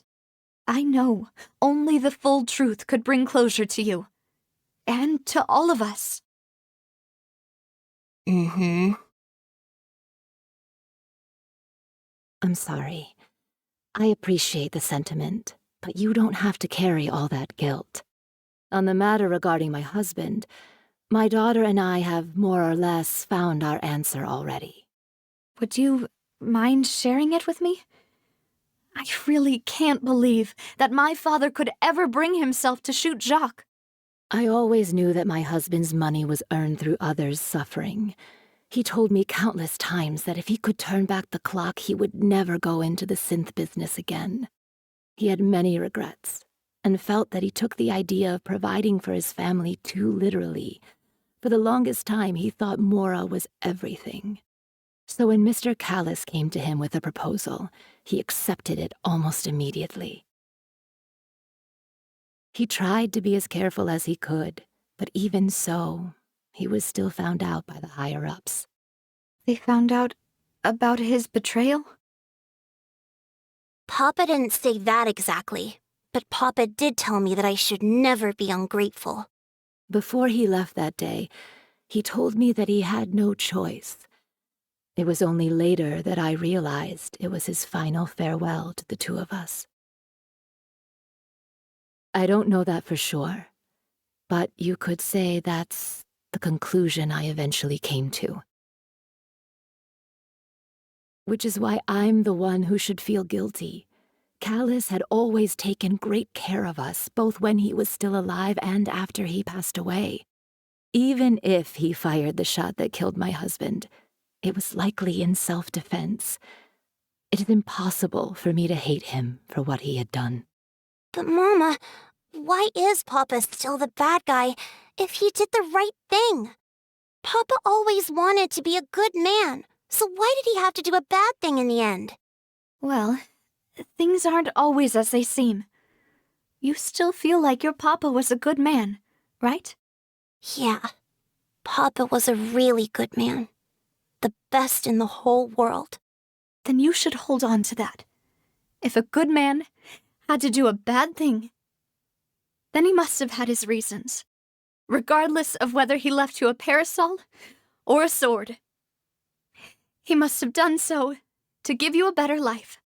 Oh. Thank you for everything you've told me. I will definitely find the truth. The current state of things is not something I'm willing to just sit back and accept. Thank you. I'm very grateful to hear this from you. Even though your personality is quite different from your father's, your determination when you speak is really similar. You really think so? That's the first time anyone said that to me.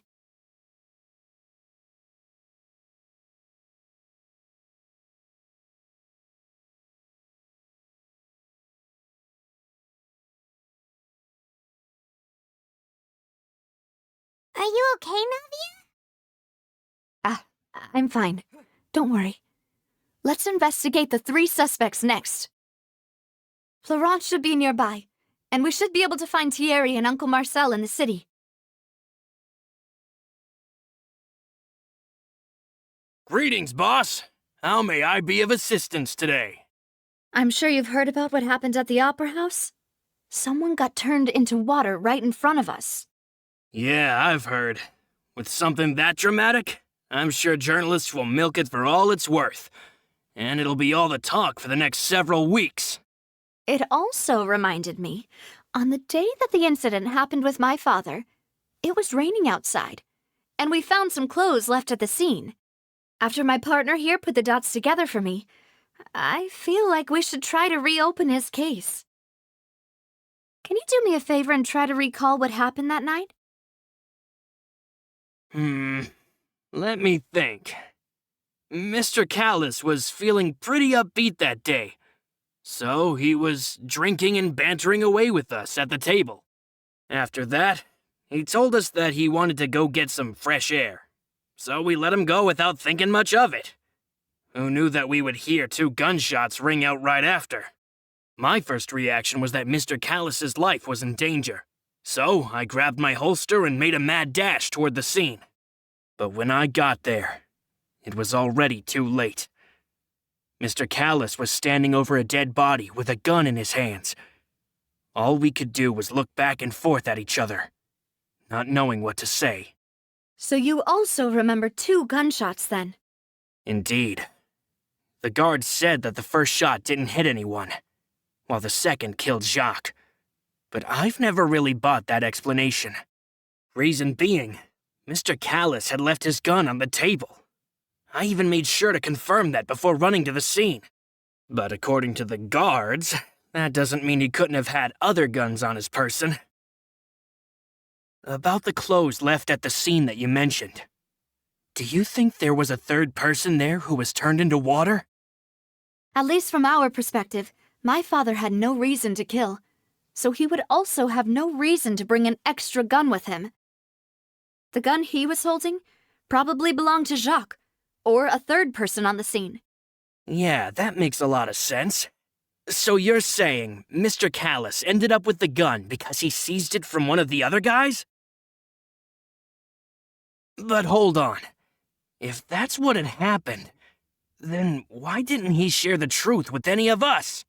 He didn't even want to face the Oratrice machine, and chose instead to prove his honor in a duel. Did he lose all faith in the courts after seeing someone dissolve right in front of his eyes? About that, Malouse told me a thing or two, so I think I can understand why he committed to the duel. I'll tell you everything once the whole truth has been revealed. I understand. Then I'll leave Mr. Callis's honor in your hands, boss. And if I may just say one more thing. The whole Callis the Unfaithful epithet has been a thorn in my side since the day it was invented. Many people have laughed at me for still calling him Mr. Callis, even after so many years have passed. But it was Mr. Callis's trust that allowed me to rise through the ranks of Spina di Rosula and live the life I lead today. No matter what others might say, he'll always be the man I respect the most. And he'll always be my boss. Don't worry. I will definitely find the truth. You and all our other comrades at the Spina deserve to know the truth as well.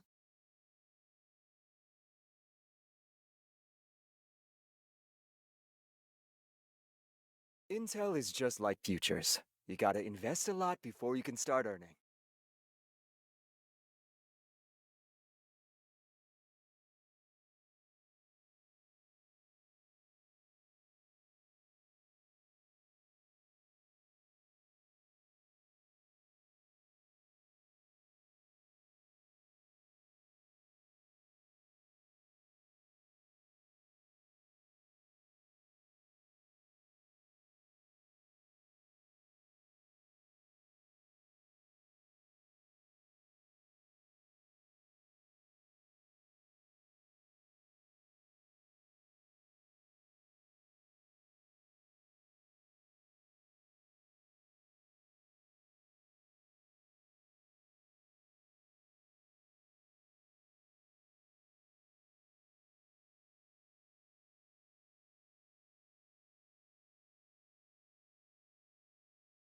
Hey, Thierry, it's me.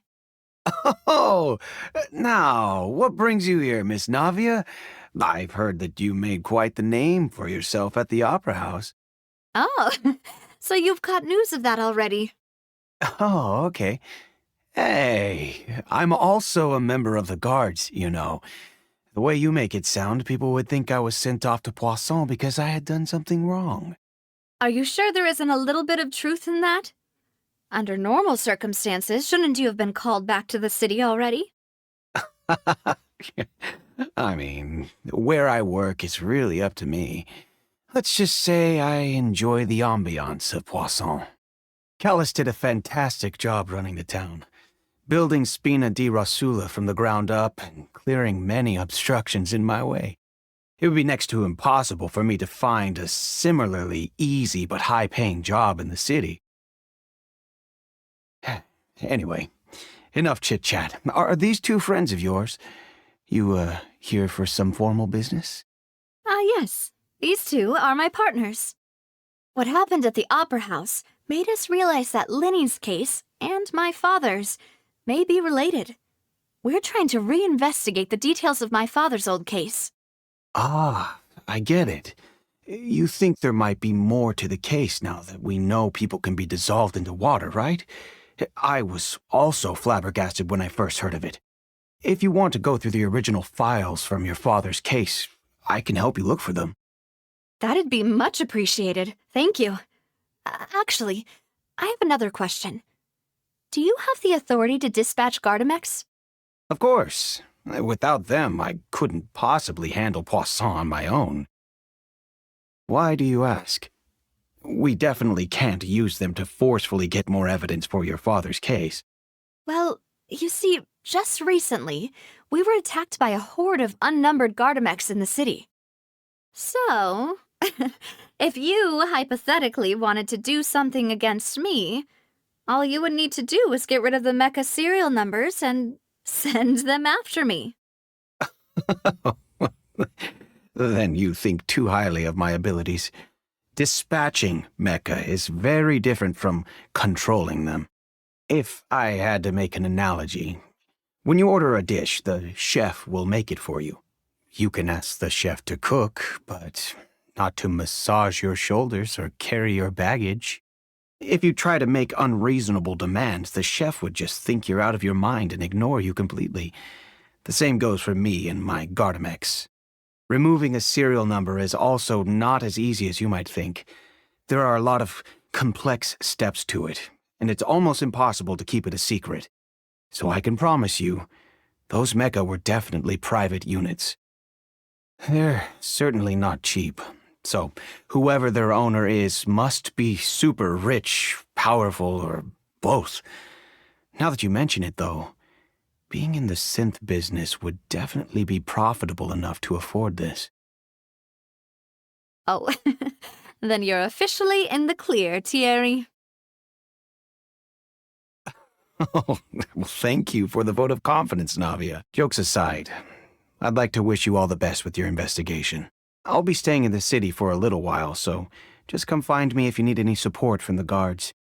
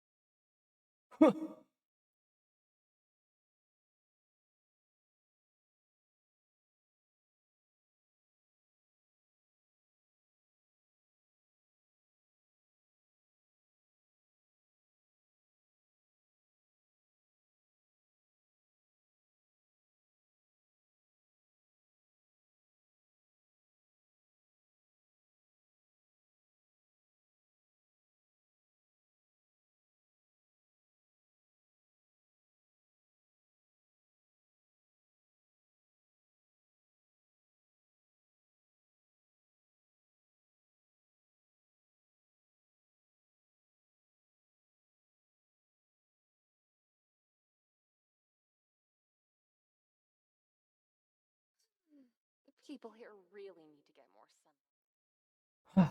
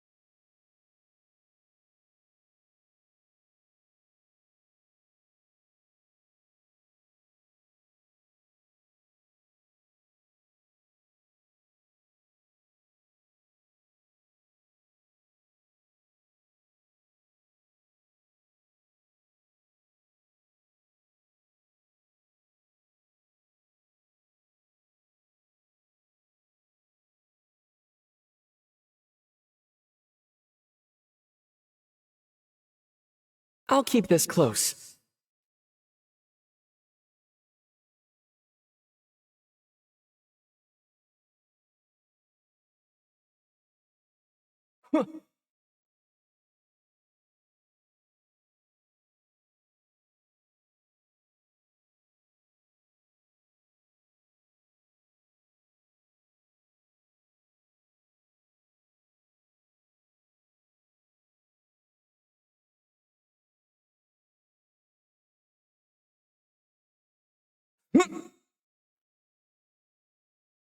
Then let's build a smaller boat.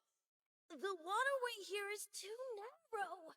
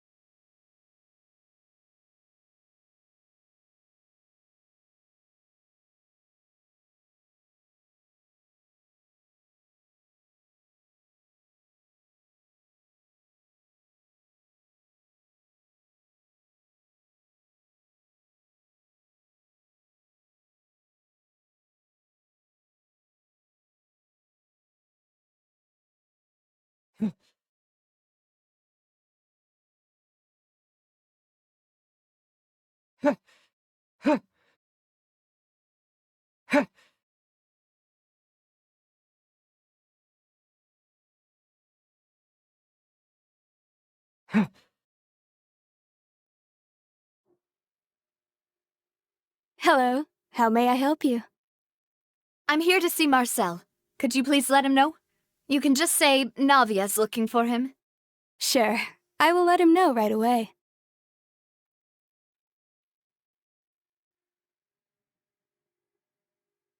Ah, Navia, hello. Sorry to keep you waiting. I'm not as young as I used to be, so my legs are giving out a bit. Oh, it's all right, Uncle Marcel. There's no need to stress. I just wanted to talk to you briefly about what happened in the Opera House. I'm sure you saw everything too, right?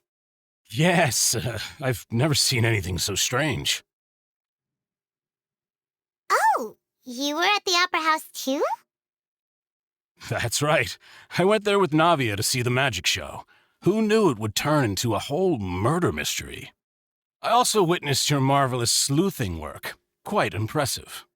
To beat the Hydro Archon at her own game on her own turf, I can already imagine everyone in Fontaine discussing your exploits over a few glasses of wine. Oh, one doesn't want to become the talk of drunkards. Apologies. It's just how Fontaine is as a nation. Everyone loves drama and theatrics. Uncle Marcel, you've also noticed that other thing, right? The fact that humans can dissolve in water? Yes, I was reminded of your father's case right away. Is that what you're investigating now? Exactly. I still don't have much solid proof, but I can sense that the other side has already begun to act. Oh, and what makes you say that? We were attacked on Araneus by some unnumbered Gardamex. And there was also an attempt to get me to drink water from the primordial sea. If not for the vigilance of my partner, I probably wouldn't even be here talking to you right now. Oh, you're giving us too much credit. Wasn't it you who protected us? Alas, it seems things are heating up again. The peace that Callus sought so dearly will soon become a thing of the past. But rest assured, Navia, Poisson will always remain a safe haven for you. If you're scared, you can always return there.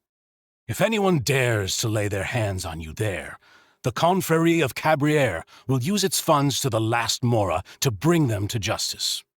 Thank you, Uncle Marcel. But I don't intend to go into hiding. I'm going to strike while the iron's hot. Do you have any new thoughts on my father's case? About that. Sorry, my age is catching up with me, so it'll take me a while to recall my memory. The confrérie was responsible for that banquet, so I was out and about the whole time making sure things were running smoothly. I didn't even have the time to drink with the guests. Then I heard the sound of a gunshot, and the rest was history. Oh, it's okay. No need to push yourself. We'll ask around some more, see if there are any valuable clues elsewhere. Sounds good. Just let me know if you ever need Mora. All my wealth comes from Callus's patronage and support. I'll spend however much it takes to clear his name.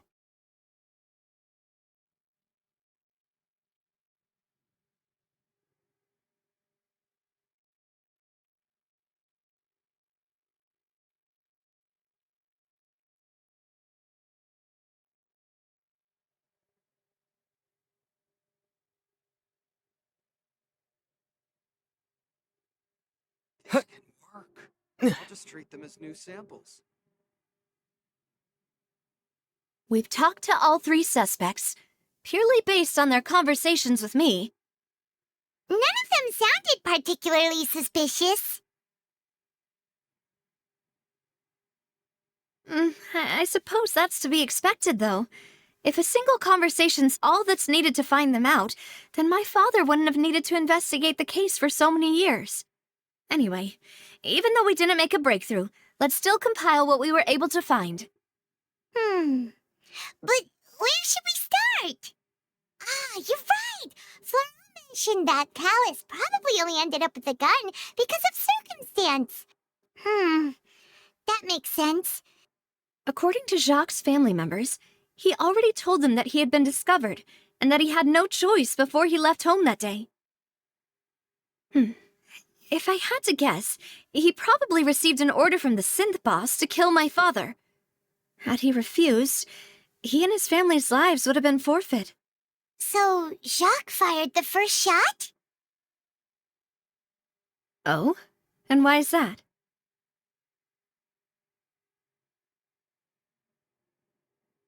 Ooh, that's a good point.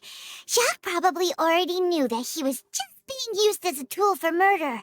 And once he had completed his mission, he'd be of no more use to his boss. So, what would make more sense from his perspective would be to turn his back on the order and seek protection from my father. Makes sense. But without evidence, that's still just a theory. Besides Jacques, the attack from the Gardamex has been bothering me quite a bit as well. It's obvious that our enemy has become more antsy after the secret of the primordial seawater was revealed. Do you think he knew, even then, that we'd follow this lead to the end? Given everything that's happened since, it's quite possible. But who among the 3 suspects would have the ability to control privately owned Gardamex? Thierry, you say? It is possible that he's figured out a way to convert the Gardamex for personal use. But I didn't feel like he was lying when he was talking to us about the mecha. I also don't think he'd be able to keep that kind of tampering under wraps. Yeah, had he actually tampered with the mecha, we'd be able to prove it with a simple check of the guard's inventory. If the mecha were taken from the guards, it should be pretty easy to find out when and how that happened. Uncle Marcel? My father did really trust him. And they worked together on a large number of projects. Maybe that's how he got to know Jacques. And with funds from the confrérie, he could also afford a large number of Gardamex. It's still really hard for me to imagine, though. After all, Uncle Marcel has been around since I was just a child. Also, wouldn't this mean he has been spending a whole lot of mora and energy to fight his own synth business? Florent? It is true that he was closest to my father, and thus had the best chance of learning about his dealings with Jacques. But as Spina di Rosula's advisor, his work mostly deals with personnel and security, so he shouldn't have much means when it comes to finances. So you're saying he's too broke to afford a mecha army? Exactly. He can't. And even if he could, I don't think he would be able to dispatch a whole group so quickly. Who could it be?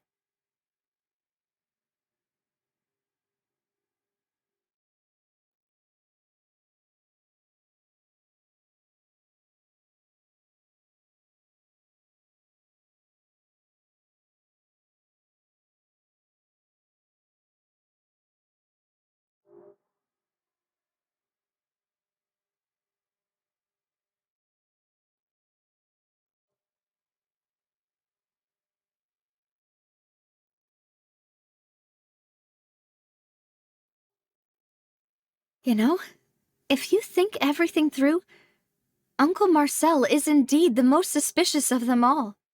Could we be missing other suspects? Malus didn't know about the people turning into water thing when he narrowed it down to these three, did he? Malus has always been very reliable, and his judgment of others' trustworthiness has been fair and well considered. When he laid out his case for the three, the rationale he gave me made a lot of sense as well. The suspect is knowledgeable about the Spina's internal affairs, has the means to dispatch Mecha to assassinate us, and possesses significant intellect and foresight. Even if I don't want to believe it, I'm starting to see how things could all tie back to Uncle Marcel. Well, we still have another trump card on top of all the theorizing and speculating. Yes, Malus did say that charging straight in there would be extremely risky, but we don't have any other options right now. We need far more solid proof before we can hope to go charging in on our enemy. Navia, here you are. Oh, I've been looking for you. Huh? Aren't you the guy from the guards? Did something happen? Yeah. News came from Irenaeus just after you left. We've got another trial on our hands. Wasn't that place built specifically for holding trials? What's so newsworthy about this one? I know. But they said the person they're putting on trial is a Fatui harbinger called Tartaglia. What? Is that someone you know? Yeah, we know him. Maybe even a little too well. Well, he's been accused of being the true culprit behind the serial disappearances case. It's absurd, don't you think? Wait, how?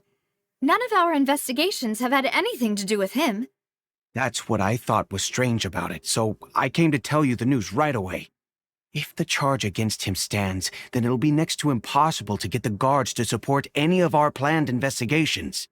Right, because they'll think they've already found the culprit. Yeah, and it'll be a lot harder then to clear Mr. Callus's name. I understand. Well, partner, what do you think we should do? We still haven't found any conclusive evidence. Huh? Split up? What do you mean? Just as expected of my partner. Since this is a trial about the serial disappearances case, the culprit's attention will be focused on Irenaeus, leaving his home base wide open. You're right. This is our best opportunity. All right then, let's do this. I'll stall them at the Opera House and charge Marcel as the true culprit. I won't have any chance of making that charge stick, though, unless we find more evidence. It'll be up to you to make it back in time and hand the decisive evidence to me. You, just like you helped us in Lenny's trial. Demoiselle, please allow us to accompany you. I'm ready. Ah, Malus, Silver, when did you two get here? We heard that you'll be leaving Poisson and figured that you might require our assistance. It's our hope that your confidence will be bolstered with the two of us by your side. Thank you so much. Then, let's make haste for Irenaeus. Paimon, Traveler, I'll see you at the Opera House. See you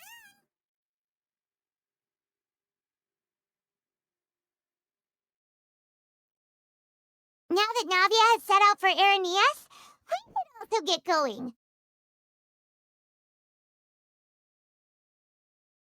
The location has already been marked on the map, so let's head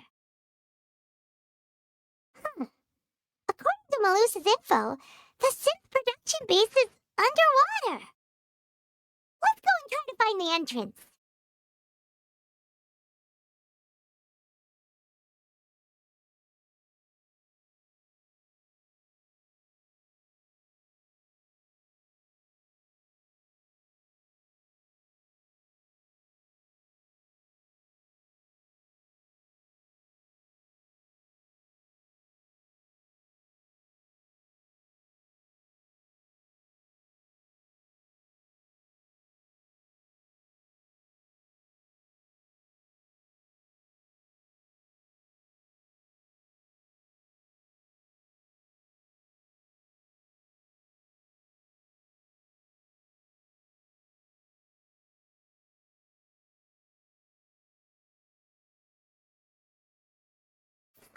Finally found it. So this is the entrance that leads to the synth production base. It sure doesn't seem out of the ordinary at all. You're right. An important place like this is bound to have a ton of protective measures and mechanisms. Navia's probably arguing up a storm right now to stall for us.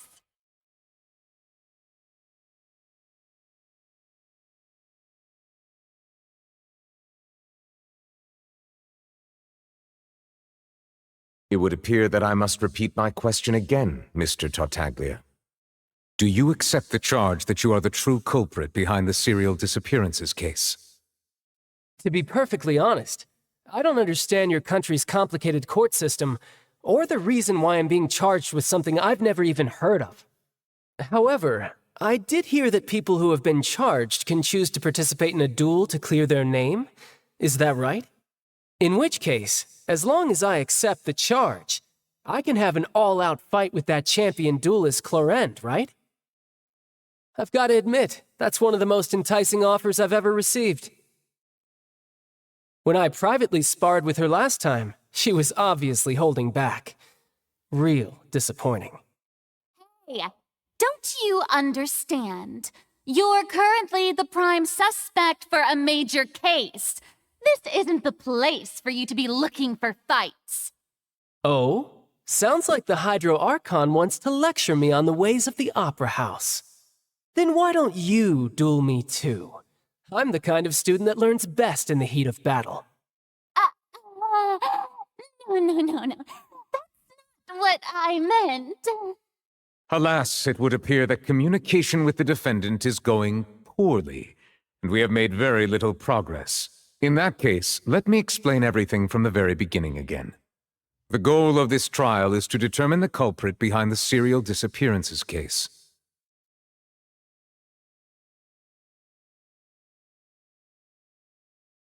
That case had nothing to do with him. You've got the wrong man. What's going on? Why is she interjecting again? I told you it couldn't be one of the Fatui harbingers. Miss Navia, this is the second time you've interrupted the court proceedings.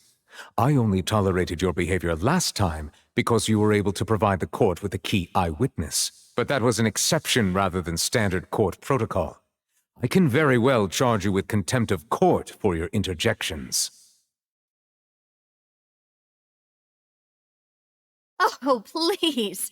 Did you ever think I had any respect for this place's pointless theatrics? We can put that discussion aside for now. I'm not here to argue with you. I'm here to charge the true culprit behind the serial disappearances case. And if my charges prove true, then Tartaglia here will be proven innocent by default, correct? Oh, a young lady has charged in and offered to clear my name. How fascinating. Well, I'd gotten half bored to death by all these rules and procedures anyway. So I'll take you up on that offer. So, Your Honor, is there nothing else for me to do now? You may take a seat for now in the audience, but that doesn't mean the suspicions against you have been lifted. Now then, Miss Navia, who is the person you would like to charge instead? That person is...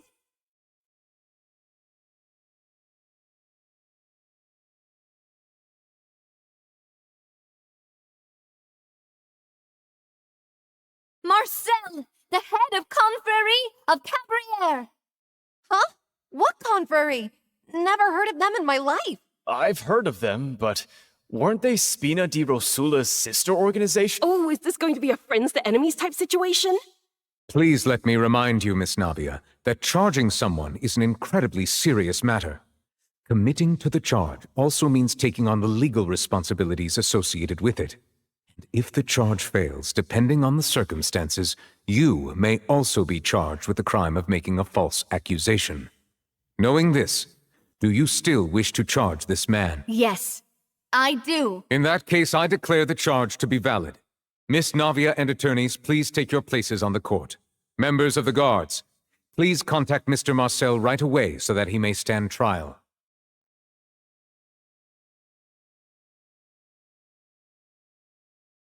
Mr. Marcel, you will not require an attorney. Is that correct? Apologies, sir. It all just happened so quickly. I still haven't figured out what's going on. I think an attorney won't be necessary. This is probably just a misunderstanding between me and Navia. Very well. In that case, since both sides have now arrived, Miss Navia, please present your charges. I would like to take everyone back to 3 years ago, to the case of Callus the Unfaithful. Only through elucidating what really happened in that case can we connect all the dots for the serial disappearances case. Navia, do you really think that I was the one who killed your father? Come on, why would I do that? Callus was my benefactor, and remember, both you and I only ran to the scene when we heard the sound of a gun. If that's enough to make me a suspect, wouldn't that make everyone at that banquet a suspect as well? I think there's no point in getting into the specifics right now. The audience doesn't even have the big picture yet. Even I'm struggling to remember some details of that case. Exactly correct, Your Honor. I must refresh everyone's memory about that case before I can explain my charge and reasoning. I see. In which case, I will recount the findings about that case as originally recorded by Maison Gardiennage.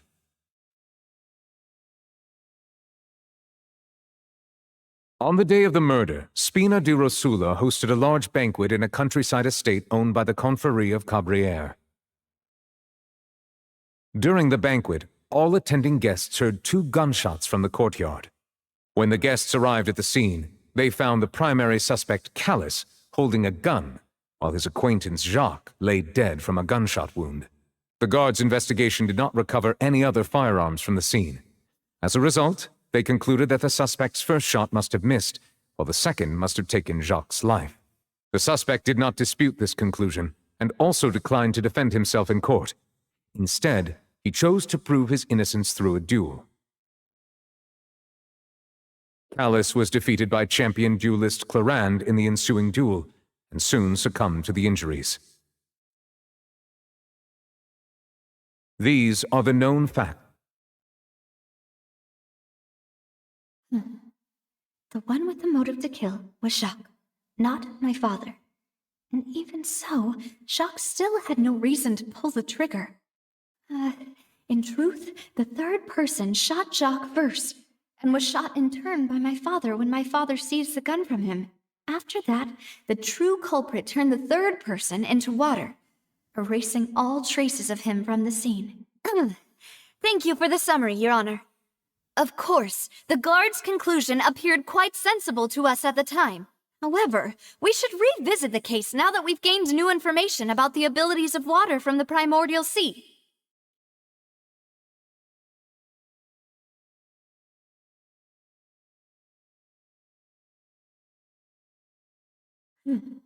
Something's not right.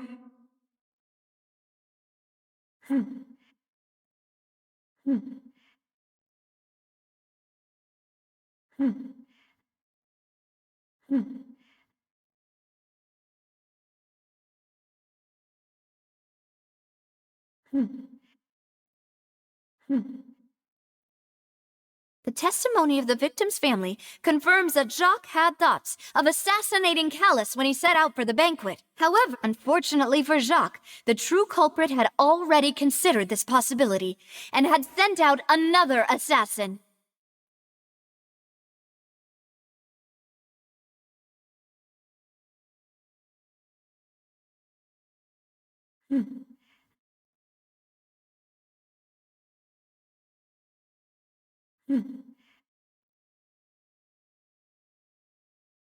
This assassin first shot Jacques, then turned to shoot Callus, only for Callus to wrestle the gun from him and kill him instead.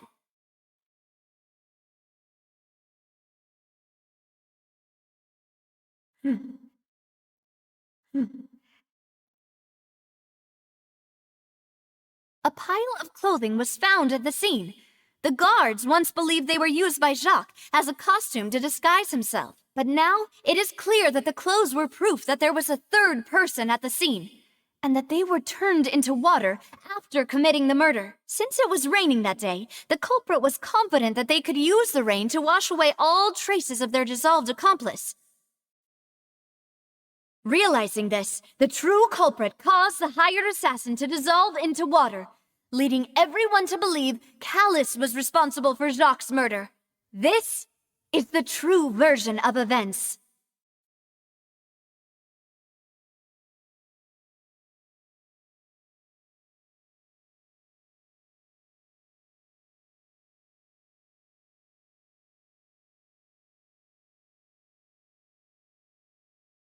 Ah, so that's what happened.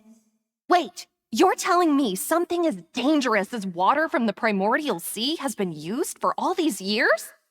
What a great theory. It also explains Callus's and Jacques' respective motives. I guess they didn't shoot each other after all. Mr. Marcel, you are the one being charged with the crime. You should provide a rebuttal if you wish to prove your innocence. Ah, but I think I agree with everything Navia just said. In fact, there was nothing in her speech that directly implicated me. Then, may I ask some questions? In my opinion, we primarily need to determine two things. One, do you have the evidence to back up your claims? I'm afraid not. At least not at this very moment. If you don't have any evidence, you should just go home. I may not have the evidence with me, but I know where I could go to collect it. If we look up the deserted clothes against a record of people who went missing around the same time, we should be able to find a match. Considering the serial disappearances case, the guards probably kept careful records of all missing persons from around that time, regardless of age or gender. That makes sense to me. Monsieur Neuvillette, I would consider this to be a reasonable investigative direction. Why do I feel like Farina's acting a little differently today? Maybe she's scared of embarrassing herself again? Alternatively, she's become more diligent after charging an innocent citizen in the last trial. My second question has to do with the ensuing duel. If the truth is indeed as you described, then why didn't Mr. Callus explain himself in court? If he had testified that a person had been dissolved, he could have at least mounted a defense. I thought about this too, and the answer is actually pretty simple. He felt there were things that were more important to him. The dissolving power of water from the primordial sea is an important secret for the true culprit of the serial disappearances case. My father could have exposed it for all to see, but he chose to take it to the grave. At that time, Spina di Rosula was in dire straits, and his reputation had already been shattered. He had no guarantee that going forward with the truth would allow the culprit to be brought to justice. What was certain, however, was that it would paint a gigantic target on my back. Boss once told me that Demoiselle had already been selected as the next target of the serial disappearances case. What? If the secret had gotten out, the culprit would have fought an all-out war with Espina right there and then. I wouldn't have been the only one in danger. All of us would have stood to lose our lives. Of course, the guards might eventually figure out the truth of the matter and determine that we were in the right. But what good would that do? How can a hollow verdict protect anyone? Had this opera house ever given my father any kind of confidence in its brand of justice, Spina di Rosula would have had no reason to exist. But by staying silent, we retain the ability to deter our opponents and continue the stalemate. I was able to become Spina di Rosula's president, which made me harder to target, as well as giving me more time to grow and learn. And once I have figured out the truth and stepped up to the challenge, I will do what this opera house cannot, and restore my father's truth and honor back to him. So, you mean to say, your father intended to die in the duelist's ring? That's right. Do you have any proof? Of course. All you need is to ask his opponent, Clarand. I don't need your apology, your guilt, or your support from the shadows. You don't have to do anything for my sake. But since he entrusted his will to you, Clarand, you should tell us the truth about his sacrifice. So, during the duel, did you believe that Callus was intending to die? Yes, I did. As a champion duelist, I've fought many battles and taken a countless number of dishonored lives. In my line of work, I've seen all kinds of people give their all for the faintest hope to continue living. Some were determined, others passionate, and some even manic and twisted. Just one look and I can tell if a duelist is hoping to live or if they're looking to die. I hereby swear on my name and honor as a champion duelist that Mr. Callus never intended to leave the ring alive. Since that's your testimony, I have no more questions. It appears there really are good grounds to reopen this case. I concur. However, Miss Navia, you still have not explained the link between your father's case and the serial disappearances case. Right? What she said was fascinating, but kind of beside the point. Wait, weren't they just talking about the serial disappearances case? Of course, Your Honor. The two cases are connected via a matter of timing. In my father's case, the culprit intended to kill both Jacques and Callus. As a result, they planned to act after hearing 2 gunshots. And at the end of Linny's trial, the culprit also only dissolved the victim in front of everyone because they realized they were at risk of being identified. The culprit could only time their actions so precisely if they were already at the scene. Coincidentally, Marcel attended both the banquet and the trial. So that's why you suspected me. Even after hearing your reasoning, I still can't help but find it a little preposterous. I'm used to it, though. You've always been an impulsive and sentimental child, Navia. It's one of your most endearing traits. No need to appeal to pathos. I won't try to refute your points one by one, but even if everything you just said was true, can you prove that I was the only person present at both events? On top of that, does a person have to be physically present to control the timing? Can't someone remotely monitor the place?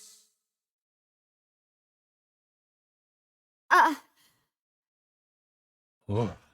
Don't know what she can say to that. I know that even with that, you might still think you can reduce the list of suspects with some further investigations until I'm the only one left on the list. Alas, who won't feel at least a little hurt by an accusation of murder from a girl you see as your own daughter? But if I were to dismiss this completely, you'd also think I'm not being considerate of your feelings. Ah well, let Uncle Marcel teach you another lesson. Do you know what the biggest flaw in your reasoning is? I suppose you're gonna tell me anyways. It's timing again. I'm a businessman by trade. From that standpoint, there's no reason for me to kidnap young women. It's a high-risk action with nothing to gain. In addition, I left my home in Snezhnaya when I was young to come to Poisson and work in some trade. My business only thrived when I received Callus's patronage. But the disappearances began before I ever stepped foot in Fontaine. I do apologize, demoiselle. This was my mistake. No, it's not your fault. I'm sure he had come prepared. Is there anything else you'd like to say? Would you like to check the date of my first business license against the first known case of the serial disappearances? You can also take a look at my border entry records, or ask my friends and family when I left Snezhnaya for the first time. Could those records and testimonies do something to appease the unspeakable anguish in your heart? Seems like she got the wrong guy. At this rate, Navia will be convicted for falsely accusing him. I think you've done a superb job of dissecting your father's feelings as he neared the end of his life. But aren't you going against all of his wishes and expectations right now? He wished for you to become more rational, collected, and conscientious, instead of dwelling only on your own feelings. Once you've learned to be more considerate of others' feelings, and to stop rushing headlong into things, you'd have met most of his expectations. This isn't just about me, and it never has been. The biggest difference between me and the rest of the victims is that I still have the ability to search for the truth, while that same agency has long been taken from them. The people whose families were destroyed by synth abuse, the people who lost their loved ones to the serial disappearances, and the people who suffered tragic ends due to their sense of justice. Many people's images are flashing before my eyes. I'm sure some are coming to those of you in the audience as well. And whose image do you see, Marcel? Is it a man named Vacher? Oh, so you do know that name. I'm merely surprised you'd suddenly say the name of someone I've never even heard of. I was waiting for you to say that.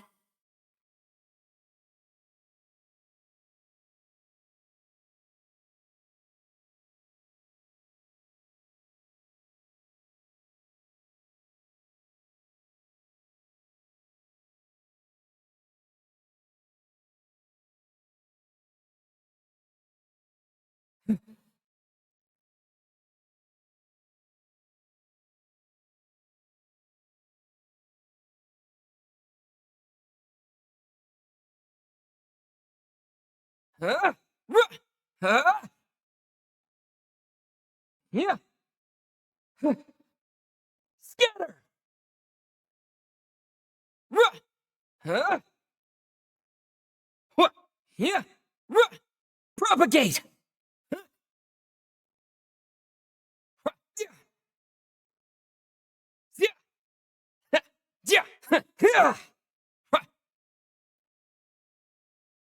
Huh? Huh? Terminate. What? Huh?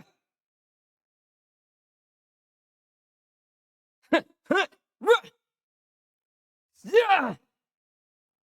Yeah. Huh? Propagate. Yeah. Huh? Yeah. Scatter. Yeah. Huh? Huh? Propagate.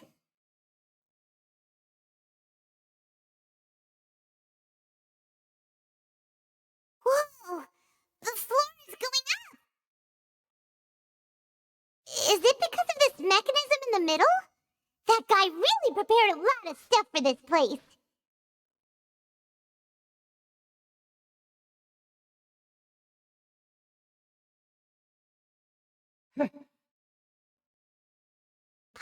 Thinks we need to go up, but doesn't see a way. Let's take a look around. Maybe we'll find a hidden mechanism that'll show us the way up.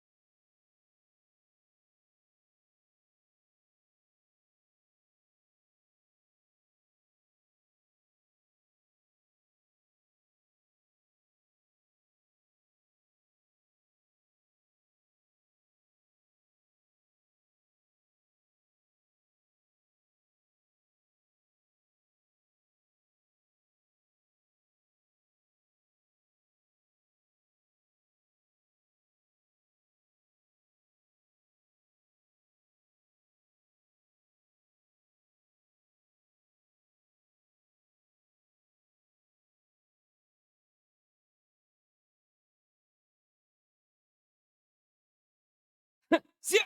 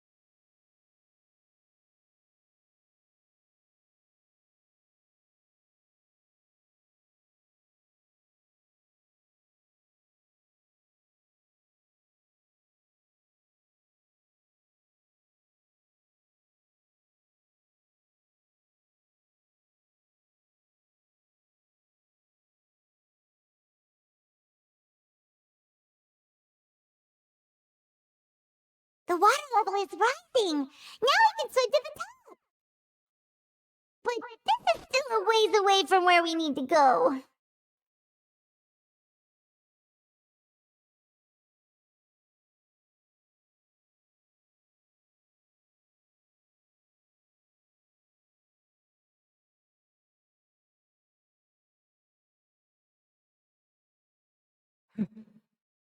Scatter! Yeah! Spring forth! Yeah! Propagate! Huh?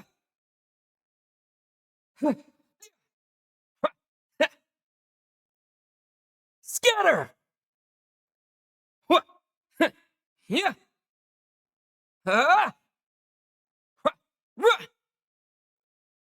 Take flight. Time for takeoff. Let's play. Huh? Yeah! Propagate!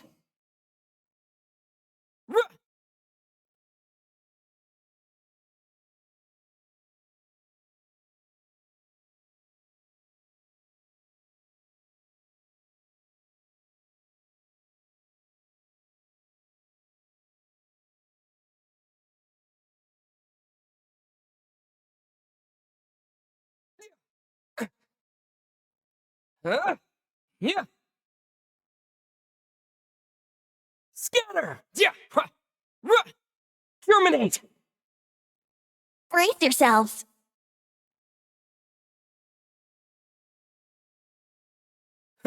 Yeah! Yeah! Think you can get away? Yeah! Propagate!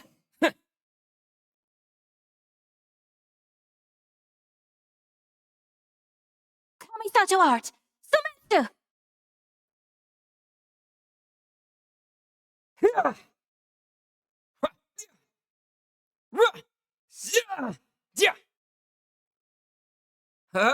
Propagate!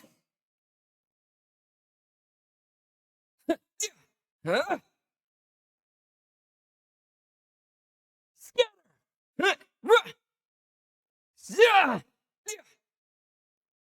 Huh? Spring forth! Yeah! Propagate! Huh? Huh?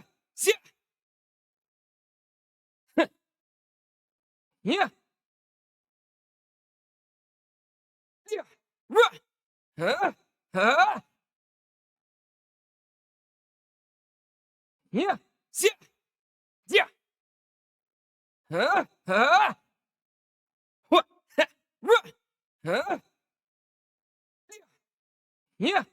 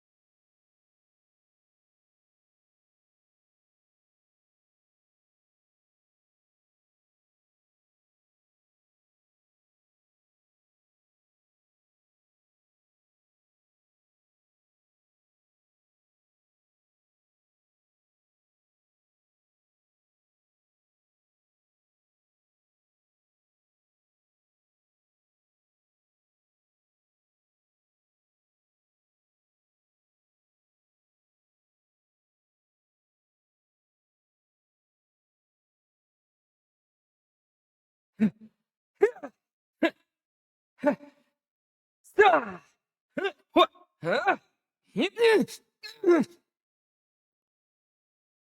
Scatter! Yeah! Huh? Time for takeoff. Here we go.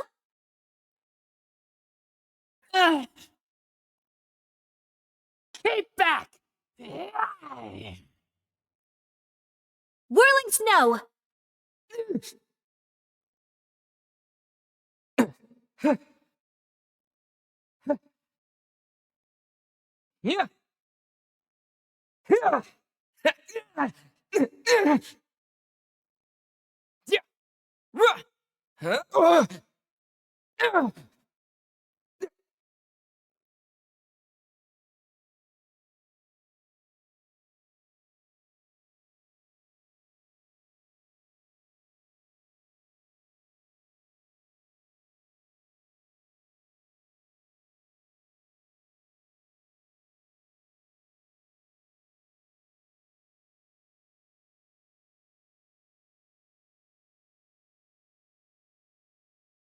Propagate!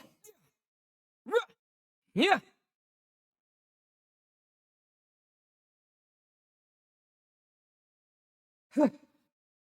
Scatter! Huh? Take flight!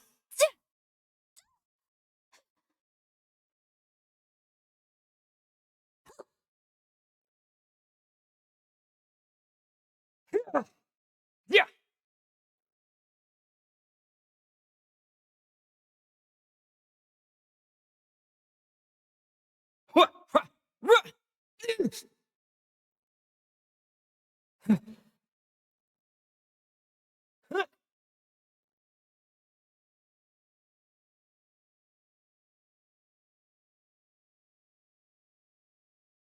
Scatter! Yeah. Spring forth!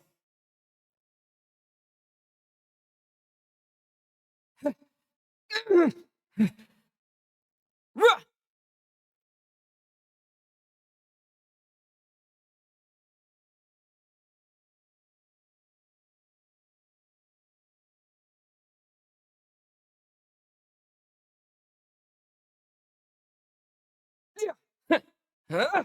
Yeah. Yeah. Propagate! Huh? Yeah. Huh?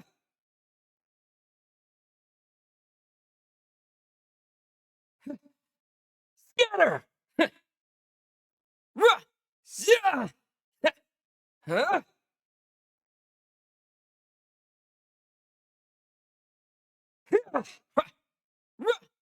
Yeah. Huh? Yeah. Yeah. Yeah. Scatter!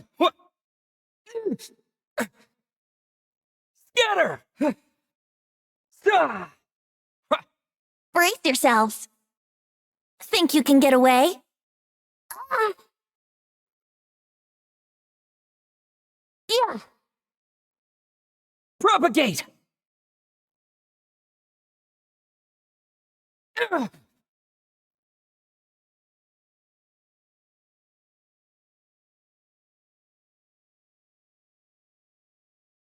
My apologies.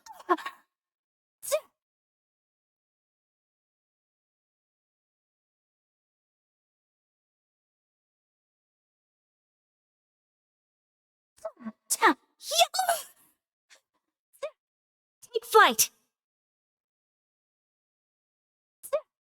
Embrace the ice.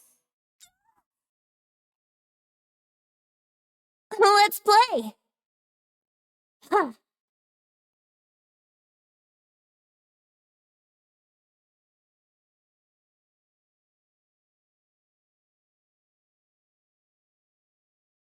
Yeah.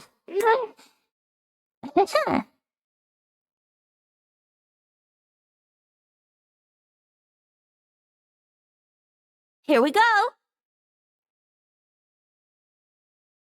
Time for takeoff. How rude.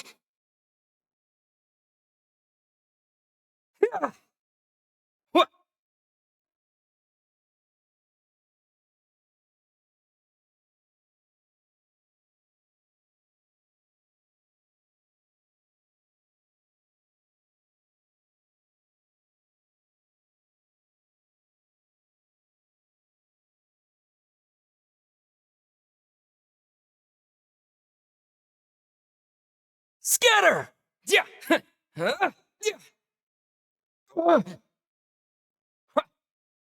Yeah. Yeah. Yeah. My apologies. Terminate! What? Yeah. Propagate. Yeah. Yeah. Brace yourselves. Yeah. Yeah. Think you can get away? Yeah. Yeah.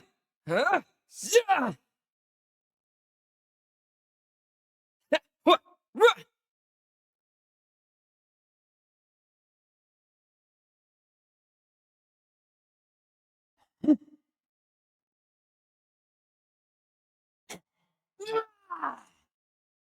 Yeah.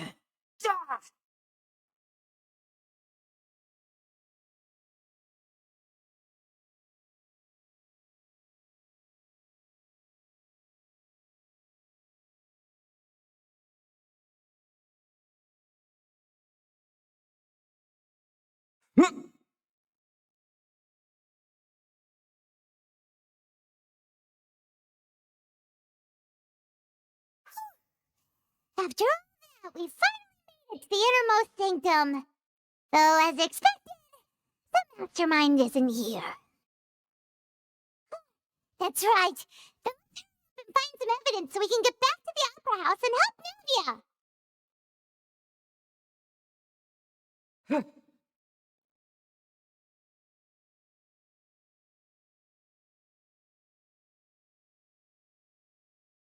Whoa! There's so much stuff here! And so many bottles of ingredients that probably just contain the waters of the primordial sea. Mixing in progress. Ready to drink? Stock sample? They've also got all the scents pretty clearly labeled. Ooh, there's even fruit flavors? Yep, it's super obvious.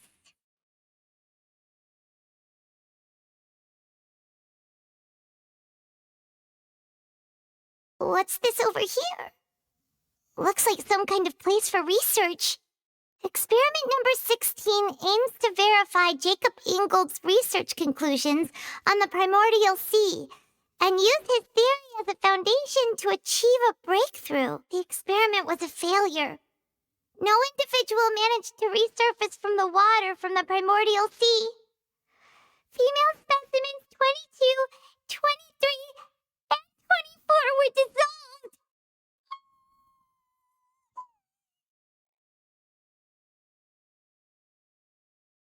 Sorry, Traveler. Paimon will try her best. It's just that Paimon's never read something so scary before. How can someone write something that terrible in such a matter-of-fact tone? You read the rest. Paimon's too scared to keep going. So that's why he did all of these experiments. But did he really think he'd be able to find a way just by dissolving people over and over? That's just insane! Huh? Isn't that the name you heard by the fountain?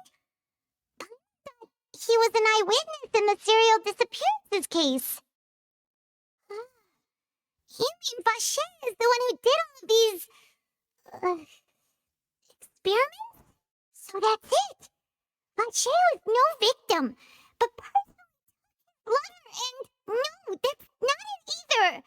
If that's the case, why would he want people to resurface from the water? In any case, Paimon will write it all down.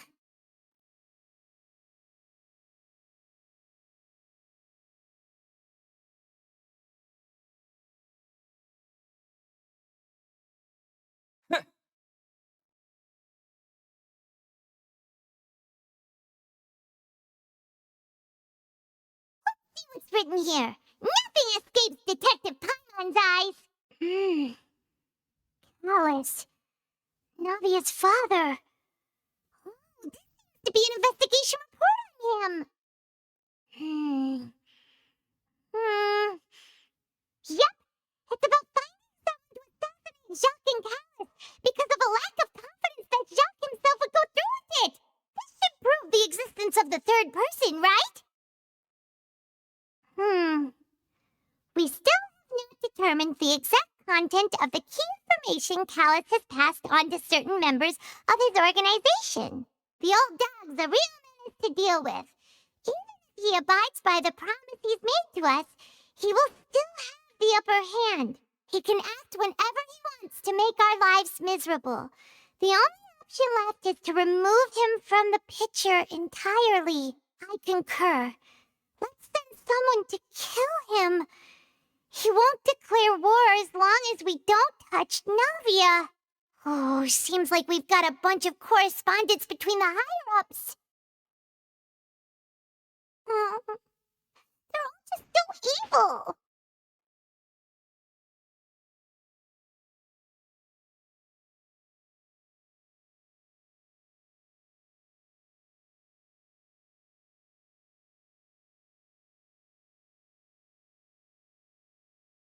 What's all this? A bunch of things.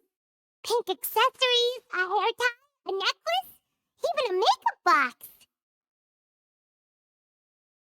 Oh, Paimon sees it too, but why are all these cute things labeled with different girls' names? Huh? You mean the girls from the serial disappearances? They were brought here? And then they were turned into water, and all the boxes of things, these names.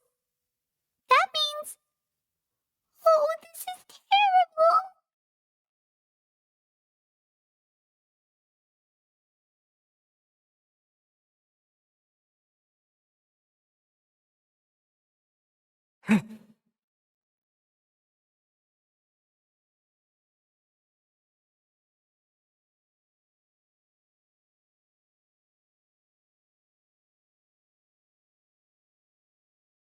Oh, look!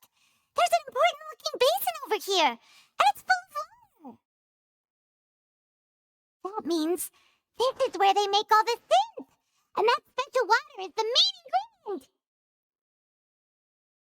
If you dilute it with normal water, you'll get synth, but the pure stuff can dissolve a human.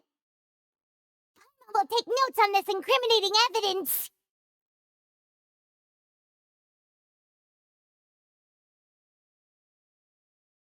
We've looked at almost everything here, and it seems like our theories were spot on. But, yeah, we haven't found anything that reveals his true identity. No wonder even wasn't able to find anything. Whoever it is probably destroyed everything to do with that name a long time ago. That way, even if we bring all this back to the opera, we won't be able to identify the true culprit. Sure thing. Paimon won't admit defeat to this guy either.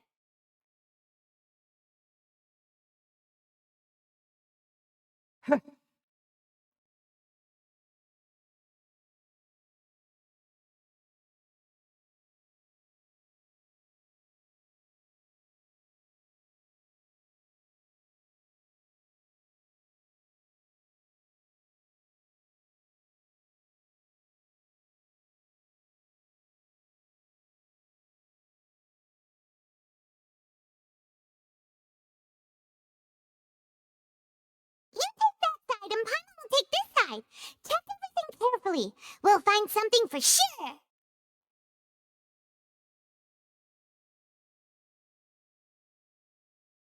Nothing at all. And Paimon can't either. Whoa, really? Let Paimon see. Vinier. Is that Bache's lover's name? Then you found her diary. Let's see. Aw, it's just a normal diary chronicling their love story. So many. A whole page's worth. But they're all crossed out. Was she unhappy with all of them?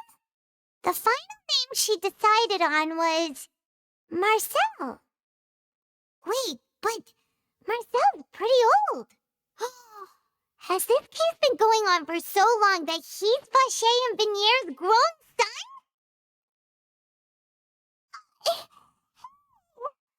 Paimon still hasn't figured it out yet.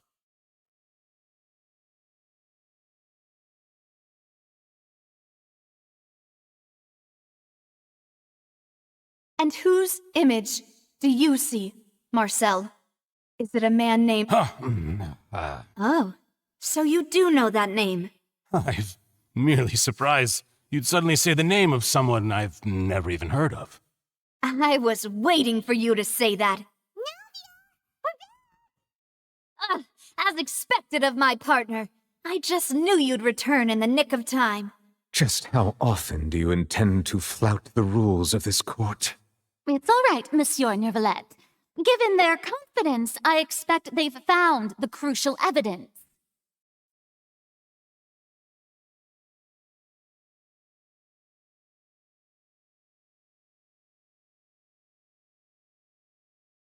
But the truth of it, Marcel, is that you've always been Vacher. Huh?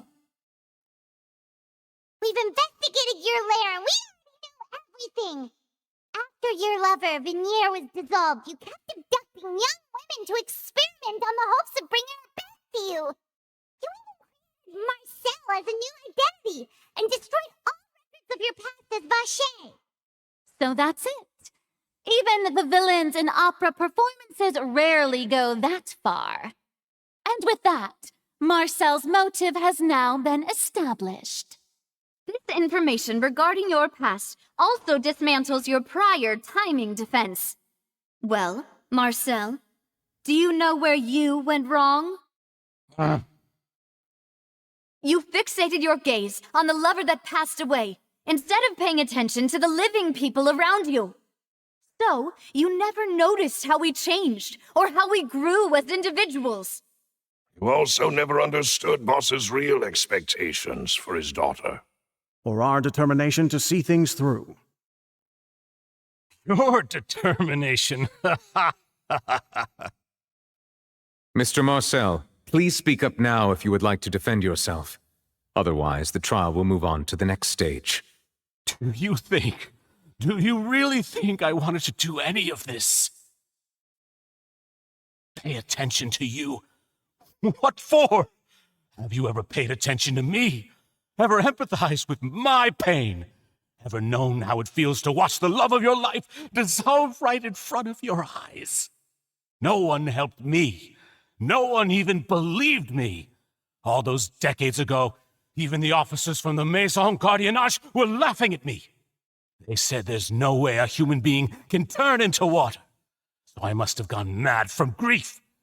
Vinier's death was brushed away by all of you as if it didn't matter at all. Well, now you know, don't you? Well, it's too late now. All those who were dissolved are gone forever. You only have yourselves to blame. You set up this ornate opera house in pursuit of your so-called justice, your beloved drama, while turning a blind eye to the suffering of the people. Venier is dead. We promised each other that we would always be together. Wherever she goes, I will follow.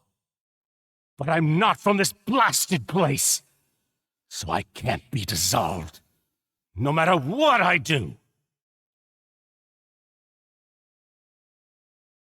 Is that one from the primordial sea that he's drinking? I can't dissolve! Can't dissolve! Can't dissolve!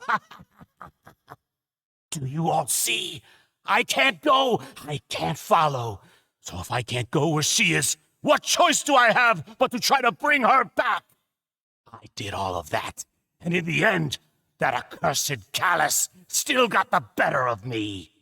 I spent my entire life living on pins and needles, only to get stabbed by his idiot daughter at the very end. The suspect is exhibiting signs of mental distress. Guards, please restrain him. Don't touch me!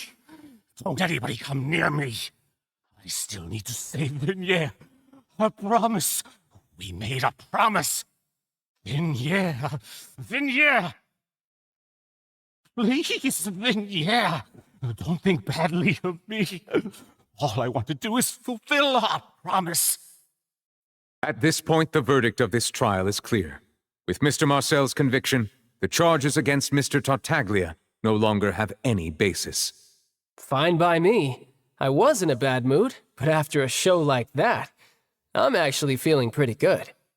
Traveler, please submit all the evidence you have collected to the guards so that I might review and summarize the truth behind the serial disappearances case. The man now known as Marcel was originally named Vacher and worked as an adventurer with his partner and lover Vignier. During an underwater expedition, Vignier accidentally came into contact with water from the primordial sea and was dissolved in front of Vacher as a result. Vacher learned of the primordial water's existence through the work of others and began to kidnap young women for research, with the goal of discovering a method to restore Vignier back to life. To cover his tracks, he invented the new alias of Marcel and began to operate a business in Poisson. During the course of his research, Vacher discovered that a diluted concoction of water from the primordial sea can induce feelings of euphoria, and began to manufacture and market synth. However, as he accumulated wealth to fund his continued research and expanded the scope, he came into conflict with Spina di Rosula. After exchanging blows with Spina di Rosula for many years, Vacher decided to assassinate their president Callus at a banquet. Although the assassination did not go as Vacher expected, he was able to turn Callus into the murder suspect by dissolving the assassin he sent to the scene.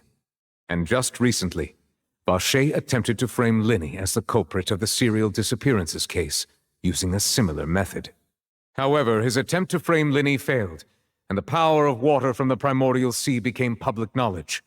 This case also exposed enough of Vacher's machinations that he was eventually successfully charged in court.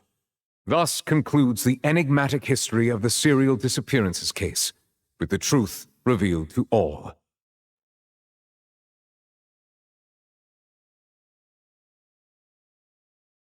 The oratrice will now deliver the final verdict regarding the charges against Mr. Vacher.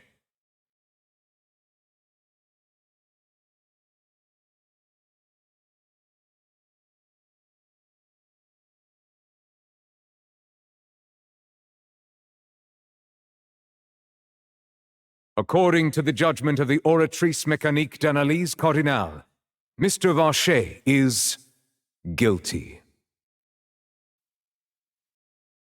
Guards! Take Vacher away. Good. It's what he deserves. With that, the serial disappearances case is over now. We really just witnessed history. Who would have thought the true culprit would be such a polite and well-spoken guy?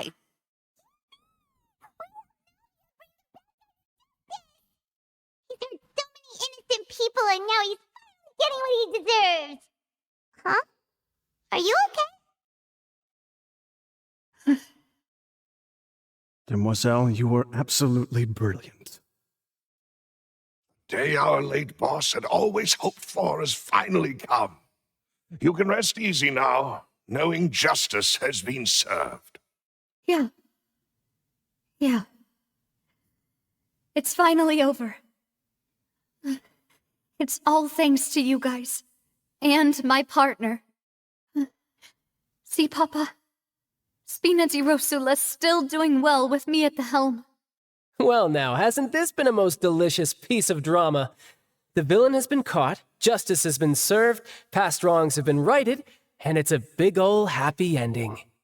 Since it's been such a great show, I'll just let the false accusations against me slide.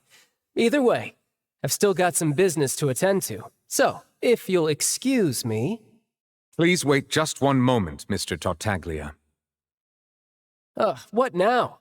None of this has anything to do with me. According to court protocol, since this trial was initiated due to a charge against you, a verdict must also be made regarding the initial charge before the trial can conclude. Oh, come on.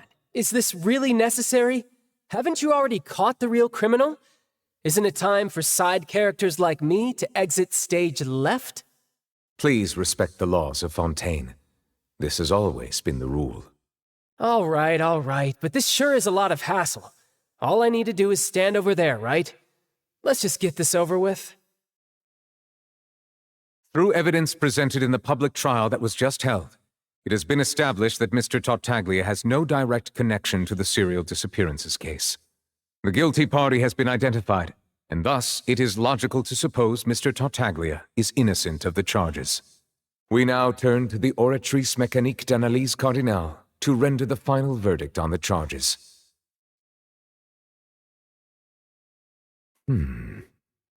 According to the judgment of the Oratrice Mécanique d'Analyse Cardinale, Mr. Tartaglia is guilty. What? Hey! That's not funny! Didn't you just say I'm supposed to be innocent? What's with this verdict? Is your justice machine malfunctioning? Huh? This has never happened before. The Oratrice actually returned a different verdict from the Chief Justice. I mean, have you ever heard of an innocent Fatui Harbinger? Do you think the Oratrice might have just convicted him on general principle? Weren't the charges about the serial disappearances case? No matter what else he's guilty of, it shouldn't affect the verdict in this case, right? The judgment of the Oratrice Mécanique d'Analyse Cardinale is, by law, the final verdict of the court. We must accept the guilty verdict. Guards, please take the suspect into custody per court protocol.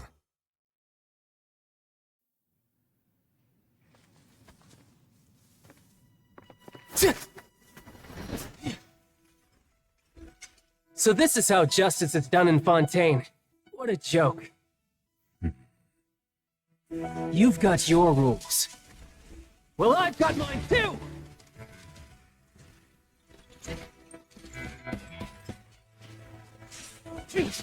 Yeah!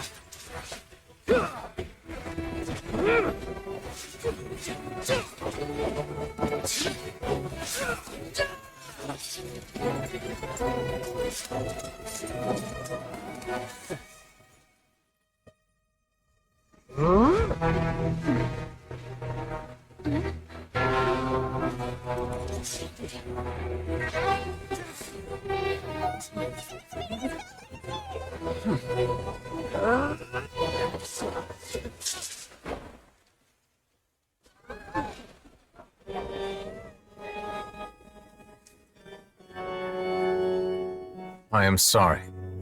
If you have been wronged, we will find the truth. But the rules of the court must be upheld.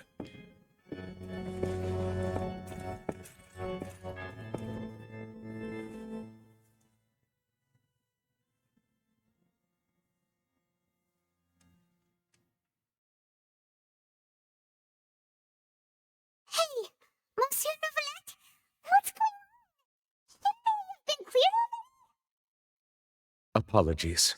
This is also the first time I've encountered such a situation. However, according to the rules established at the conception of Fontaine's court system, the Oratrice's judgment is the final verdict of the court. All I do is follow court procedure. As for why the Oratrice arrived at the conclusion it did, you should probably ask someone more knowledgeable than me. Why are you looking at me? I have nothing to do with it! I don't know what happened there either! What does Lady Farina mean by that?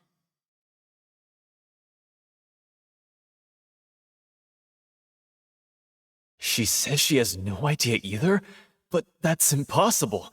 Didn't she create the Oratrice herself? So are the verdicts reliable or not? Can results like this really be called justice?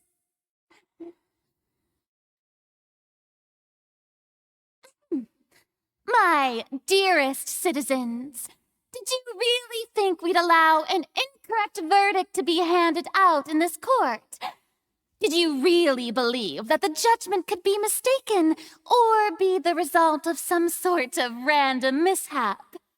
Don't tell me you thought even I had been blindsided by the Oratrice's result. But the way she looked just now, it was pretty obvious she had no idea what was going on. However, given the state of things, I shall give you an explanation. Everything that just took place, including my supposed shock and bafflement, was a part of an elaborate performance, with every action meant to stir up drama and excitement. And, of course, for every performance, there is a script. Everything has unfolded exactly as I expected from the very beginning. As the embodiment of the very concept of justice, the Oratrice shall never render an arbitrary judgment. If you thought Child had nothing to do with the serial disappearances case, it is only because you've been blinded by the superficial appearance of innocence.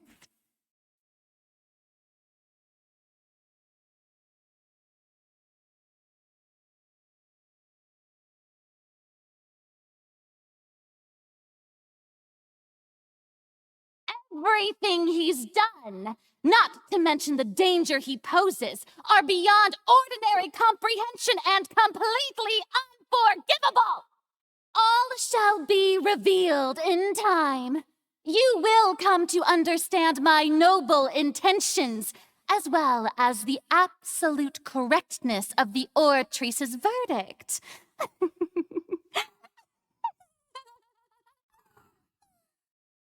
Now, having said that, although I hate to leave things hanging in suspense, it is now time for this performance to end. As the lead actress, I shall be the first to take my leave. Toodaloo! So she chose to make her escape after all, did she? So you're saying we shouldn't put much stock into what she just said? She probably just put on that performance to save face. As for the truth, it's unlikely that she actually has any idea. However, please be assured that I will continue to investigate this case in a personal capacity. Just as I promised, if the judgment has been incorrect, we will do our utmost to clear his name. Even though we feel pretty badly for him, we'll take your word for it for now. After all, he's done plenty of bad stuff, so he should have known he'd go to prison someday, right?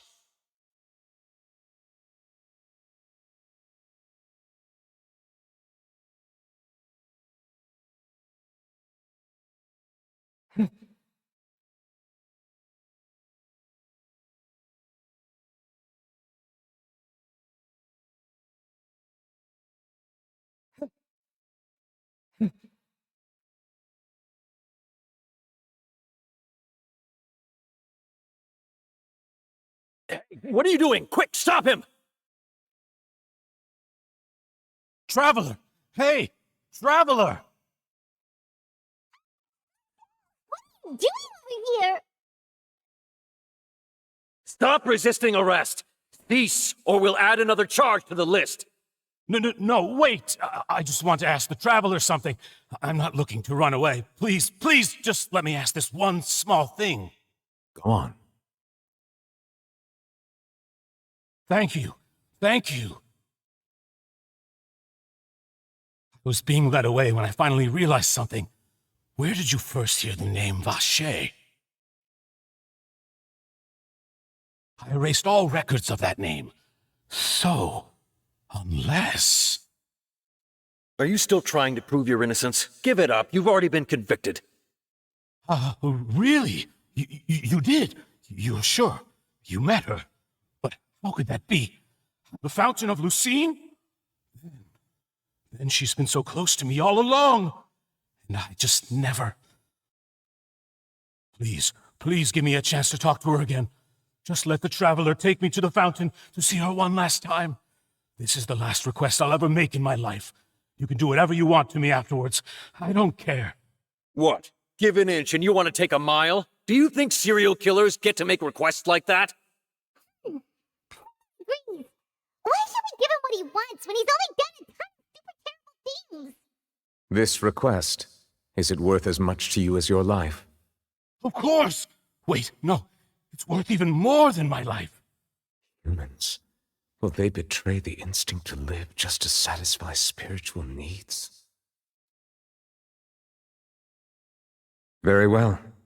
I will grant your request. Your Honor, I fear that... I will go with him. You do not need to worry about any escape. In that case, I shall leave him in your most capable hands, Chief Justice.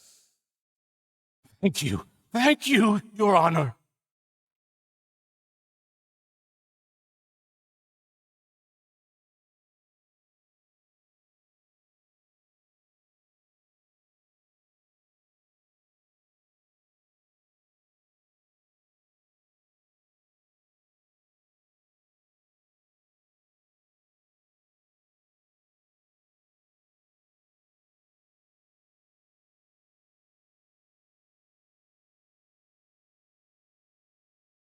Is this the place?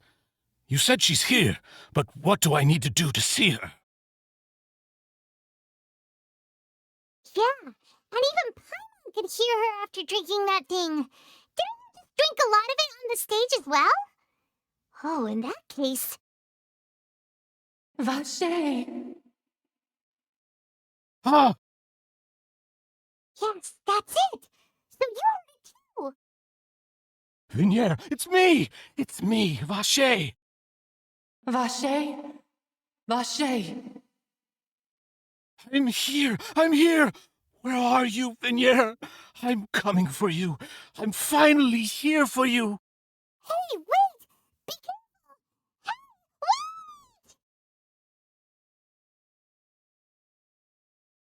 wait! Vignier, is that you? It's me, Vache! Vignier! Vache? Why did you come? Didn't I say? You don't need to look for me. You look a lot older than I remember. How long has it been?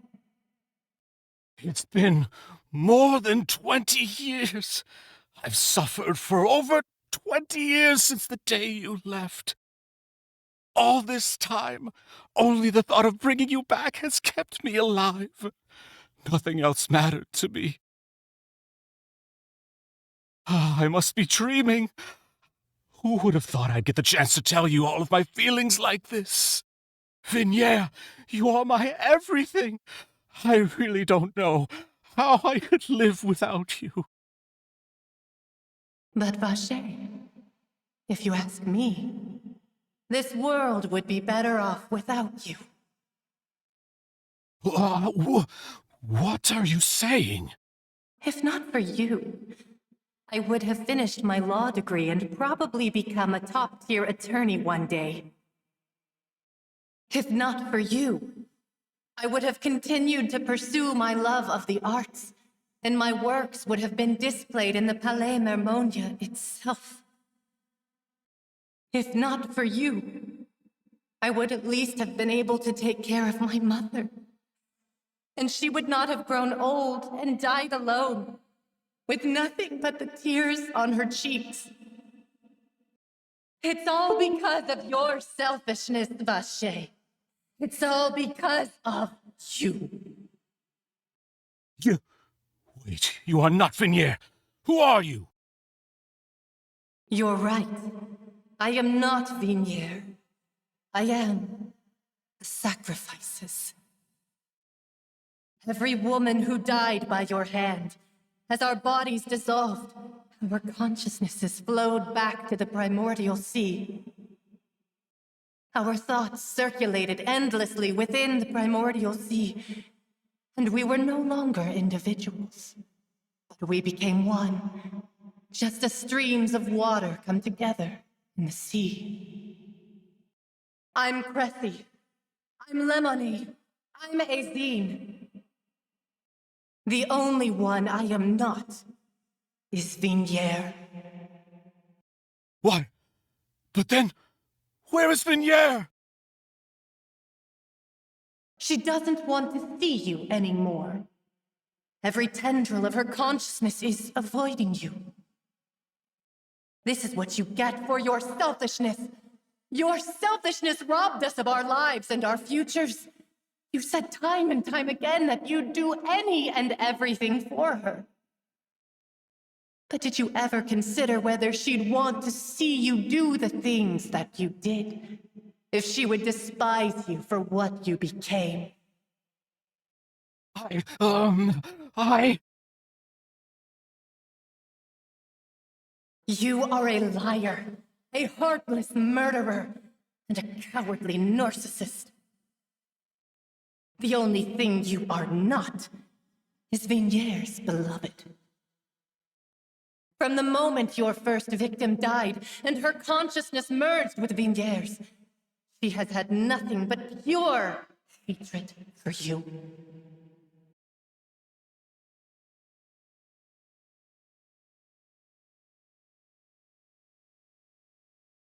No! Yeah! She can't hate me. Let me see her, please! Have mercy! You still don't understand. When I said don't look for me, that came from the real Vigniere. She really doesn't want to see you anymore. But on top of that, she also said that because it's her final drop of pity for you. She said that because she knew that if you did come here, we will show no mercy to you. Vache. Vache? Vache! Vache! Vache! Drown.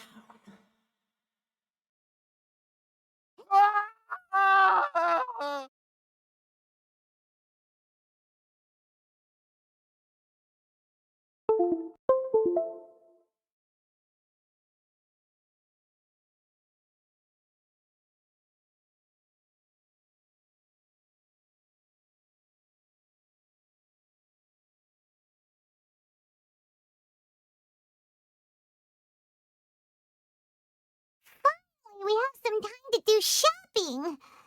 Gosh, it's really been a long time since we've been able to relax. Huh. Well met, partner. I knew something great was going to happen when I woke up in such a good mood today. Even this weather can't put a damper on the demoiselle's mood. It's a pleasure to see you both again. Oh, hey, Navia! It's been a few days. Paimon's already started to miss you. Oh, now that I believe. I'm easy to work with and always bring home the bacon. Who wouldn't treasure having a partner like me? Sounds like you're really enjoying life these days, Navia. What have you been busy with since the trial? It's just been one thing after the other. I've been making non-stop trips between Poisson and the court since then. Everyone from Spina di Rosula organized a memorial for my father. We never held a memorial when he first died, since everyone knew that even if we held one back then, no one was going to come. This time, though, everyone in Poisson, and even many people from the court, all attended. Those names definitely been cleared now. That's what we like to hear. It's been the dearest wish of Demoiselle all along. That blasted stubborn fool. I was right to put my faith in him. I'm so glad I didn't give up on the case all those years ago. Oh, by the way, I ran into Charlotte just after I left the memorial service. Well, maybe it'd be more accurate to say I knew she would be there, and there was no way she'd just let me go. Huh? So you know Charlotte too? The Charlotte? Journalist from the Steamboat? Yeah, way back when I first became the president of the Spina di Rosula, she was all over me, wouldn't take no for an answer. I believe the story was called The True Heart of Darkness, Secret Tales of the Yellow Rose. To be fair, though, it was a really flattering feature. So, we've been on pretty good terms ever since. She was trying to lean on our friendship to get me to do an exclusive piece on the serial disappearances case. Oh yeah, she told us about that. She's always been super interested in that case, so now it's finally come true too. Anyway, I told her to make sure that when she writes about you guys entering the opera house with the critical evidence, that you both sound really cool. Now that's another thing to look forward to. We trust Charlotte's skills with a pen for sure. Oh, and in other news, I also took Clarande out for a meal. Oh, are you two on better terms While you were investigating Vache's headquarters, Clorinde gave testimony on my father's behalf. It was thanks to her that we were able to turn the tide. I wanted to thank her. I mean, there's also no point in being awkward all the time, so we took the chance to reconcile with each other. Oh, that's great. Paimon also thought Clorinde wasn't actually a bad person. It's always good to have more friends. Anyway, now that the case has finally been solved, perhaps it will slowly begin to fade from the public consciousness. Oh, actually, there's still one last thing I need to do. What is it? I should pay a visit to my father's grave and tell him the truth of what happened, as well as how it all ended. And on top of that, just how much people still look up to him to this day. That includes me, too. Miss Navia. Indeed. We want to go too. We also think Callus is a really admirable person. Sure thing. I'd like you two to share the moment with me. After all, without you, there might not have been such a positive ending. And in that case, everyone, let's be off. Considering the recent weather, we'll be lucky if we can reach Poisson before dark. Yeah, you're right. It's been raining non-stop for a few days now.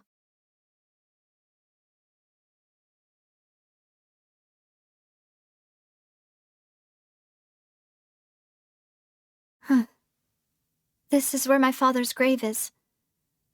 To be perfectly honest, even I haven't been back here for a long time. Huh? There's someone there already. Wait, that figure. It can't be. Hmm? Isn't it Neuvillette? Why would the Chief Justice be here? Huh? Navia?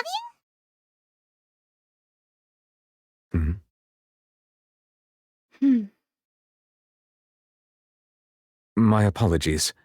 I should have asked before coming to pay my respects. Don't say that. Sorry about that.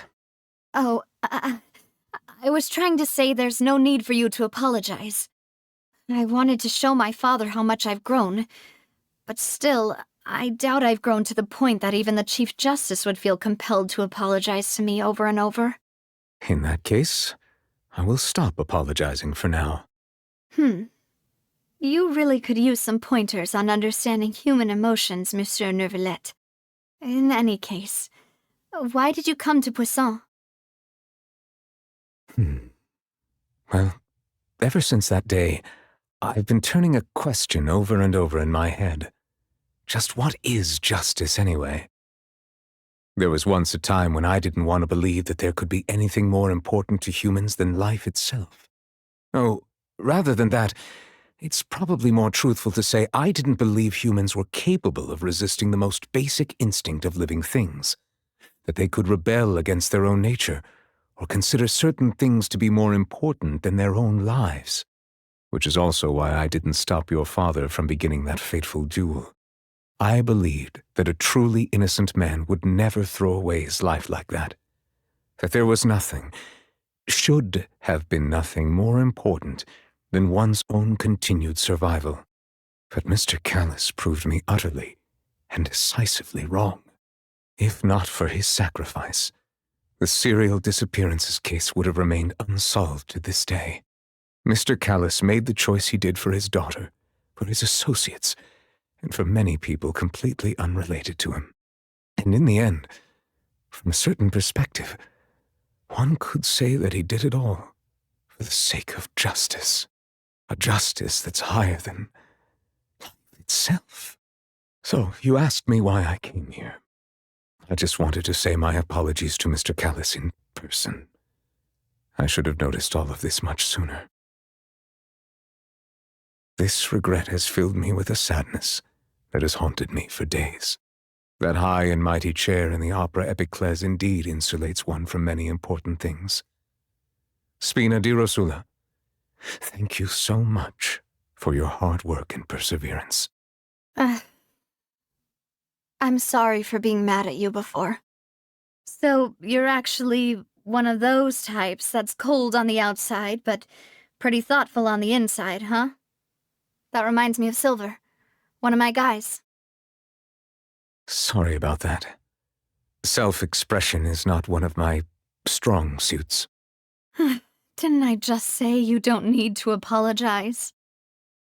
Ah, so Navia and Neuvillette seem to have made their peace as well.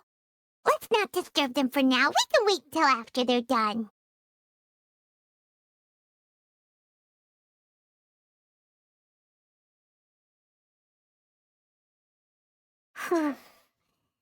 Paimon's never paid respects at someone's grave before.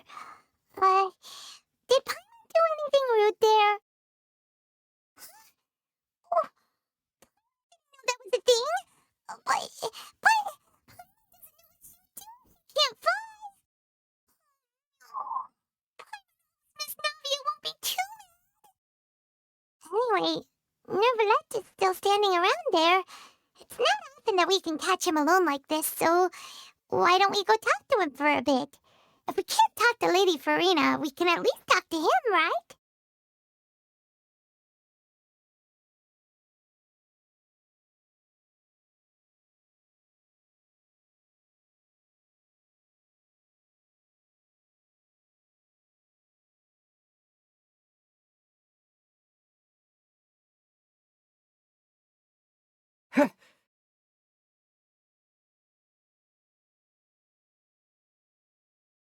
Oh, it's you two. Did Miss Navia invite you to come pay your respects to her father? Mm-hmm. We ran into Navia on the streets today, so we just followed her here. I see. Then is there something that I can help you with? Well, it's pretty hard to run into you like this, since you're usually super busy. So we figured we could try to ask you a few questions, if that's okay. Please feel free. Though outsiders, you helped us solve one of the greatest mysteries in Fontaine, and it would be my pleasure to return the favor. So, at court, the bad guys referred to that special water as water from the primordial sea, but what is it really? Truthfully, that name is already quite accurate. I can only surmise that Vacher and his ilk only learned of its nature and existence after extensive research. There used to be a special sea on the surface of this planet. The nature of its seawater was rather different from that of the sea we know today. Most of Tevat's life forms were first born in that special sea. You could say it nurtured much of the life on this planet. So it really was where everything began. It makes sense to call it primordial then. But today, the primordial sea no longer exists on the planet's surface. What Vacher discovered must have been some kind of special case, or a remnant from a truly ancient age. So that's how it is.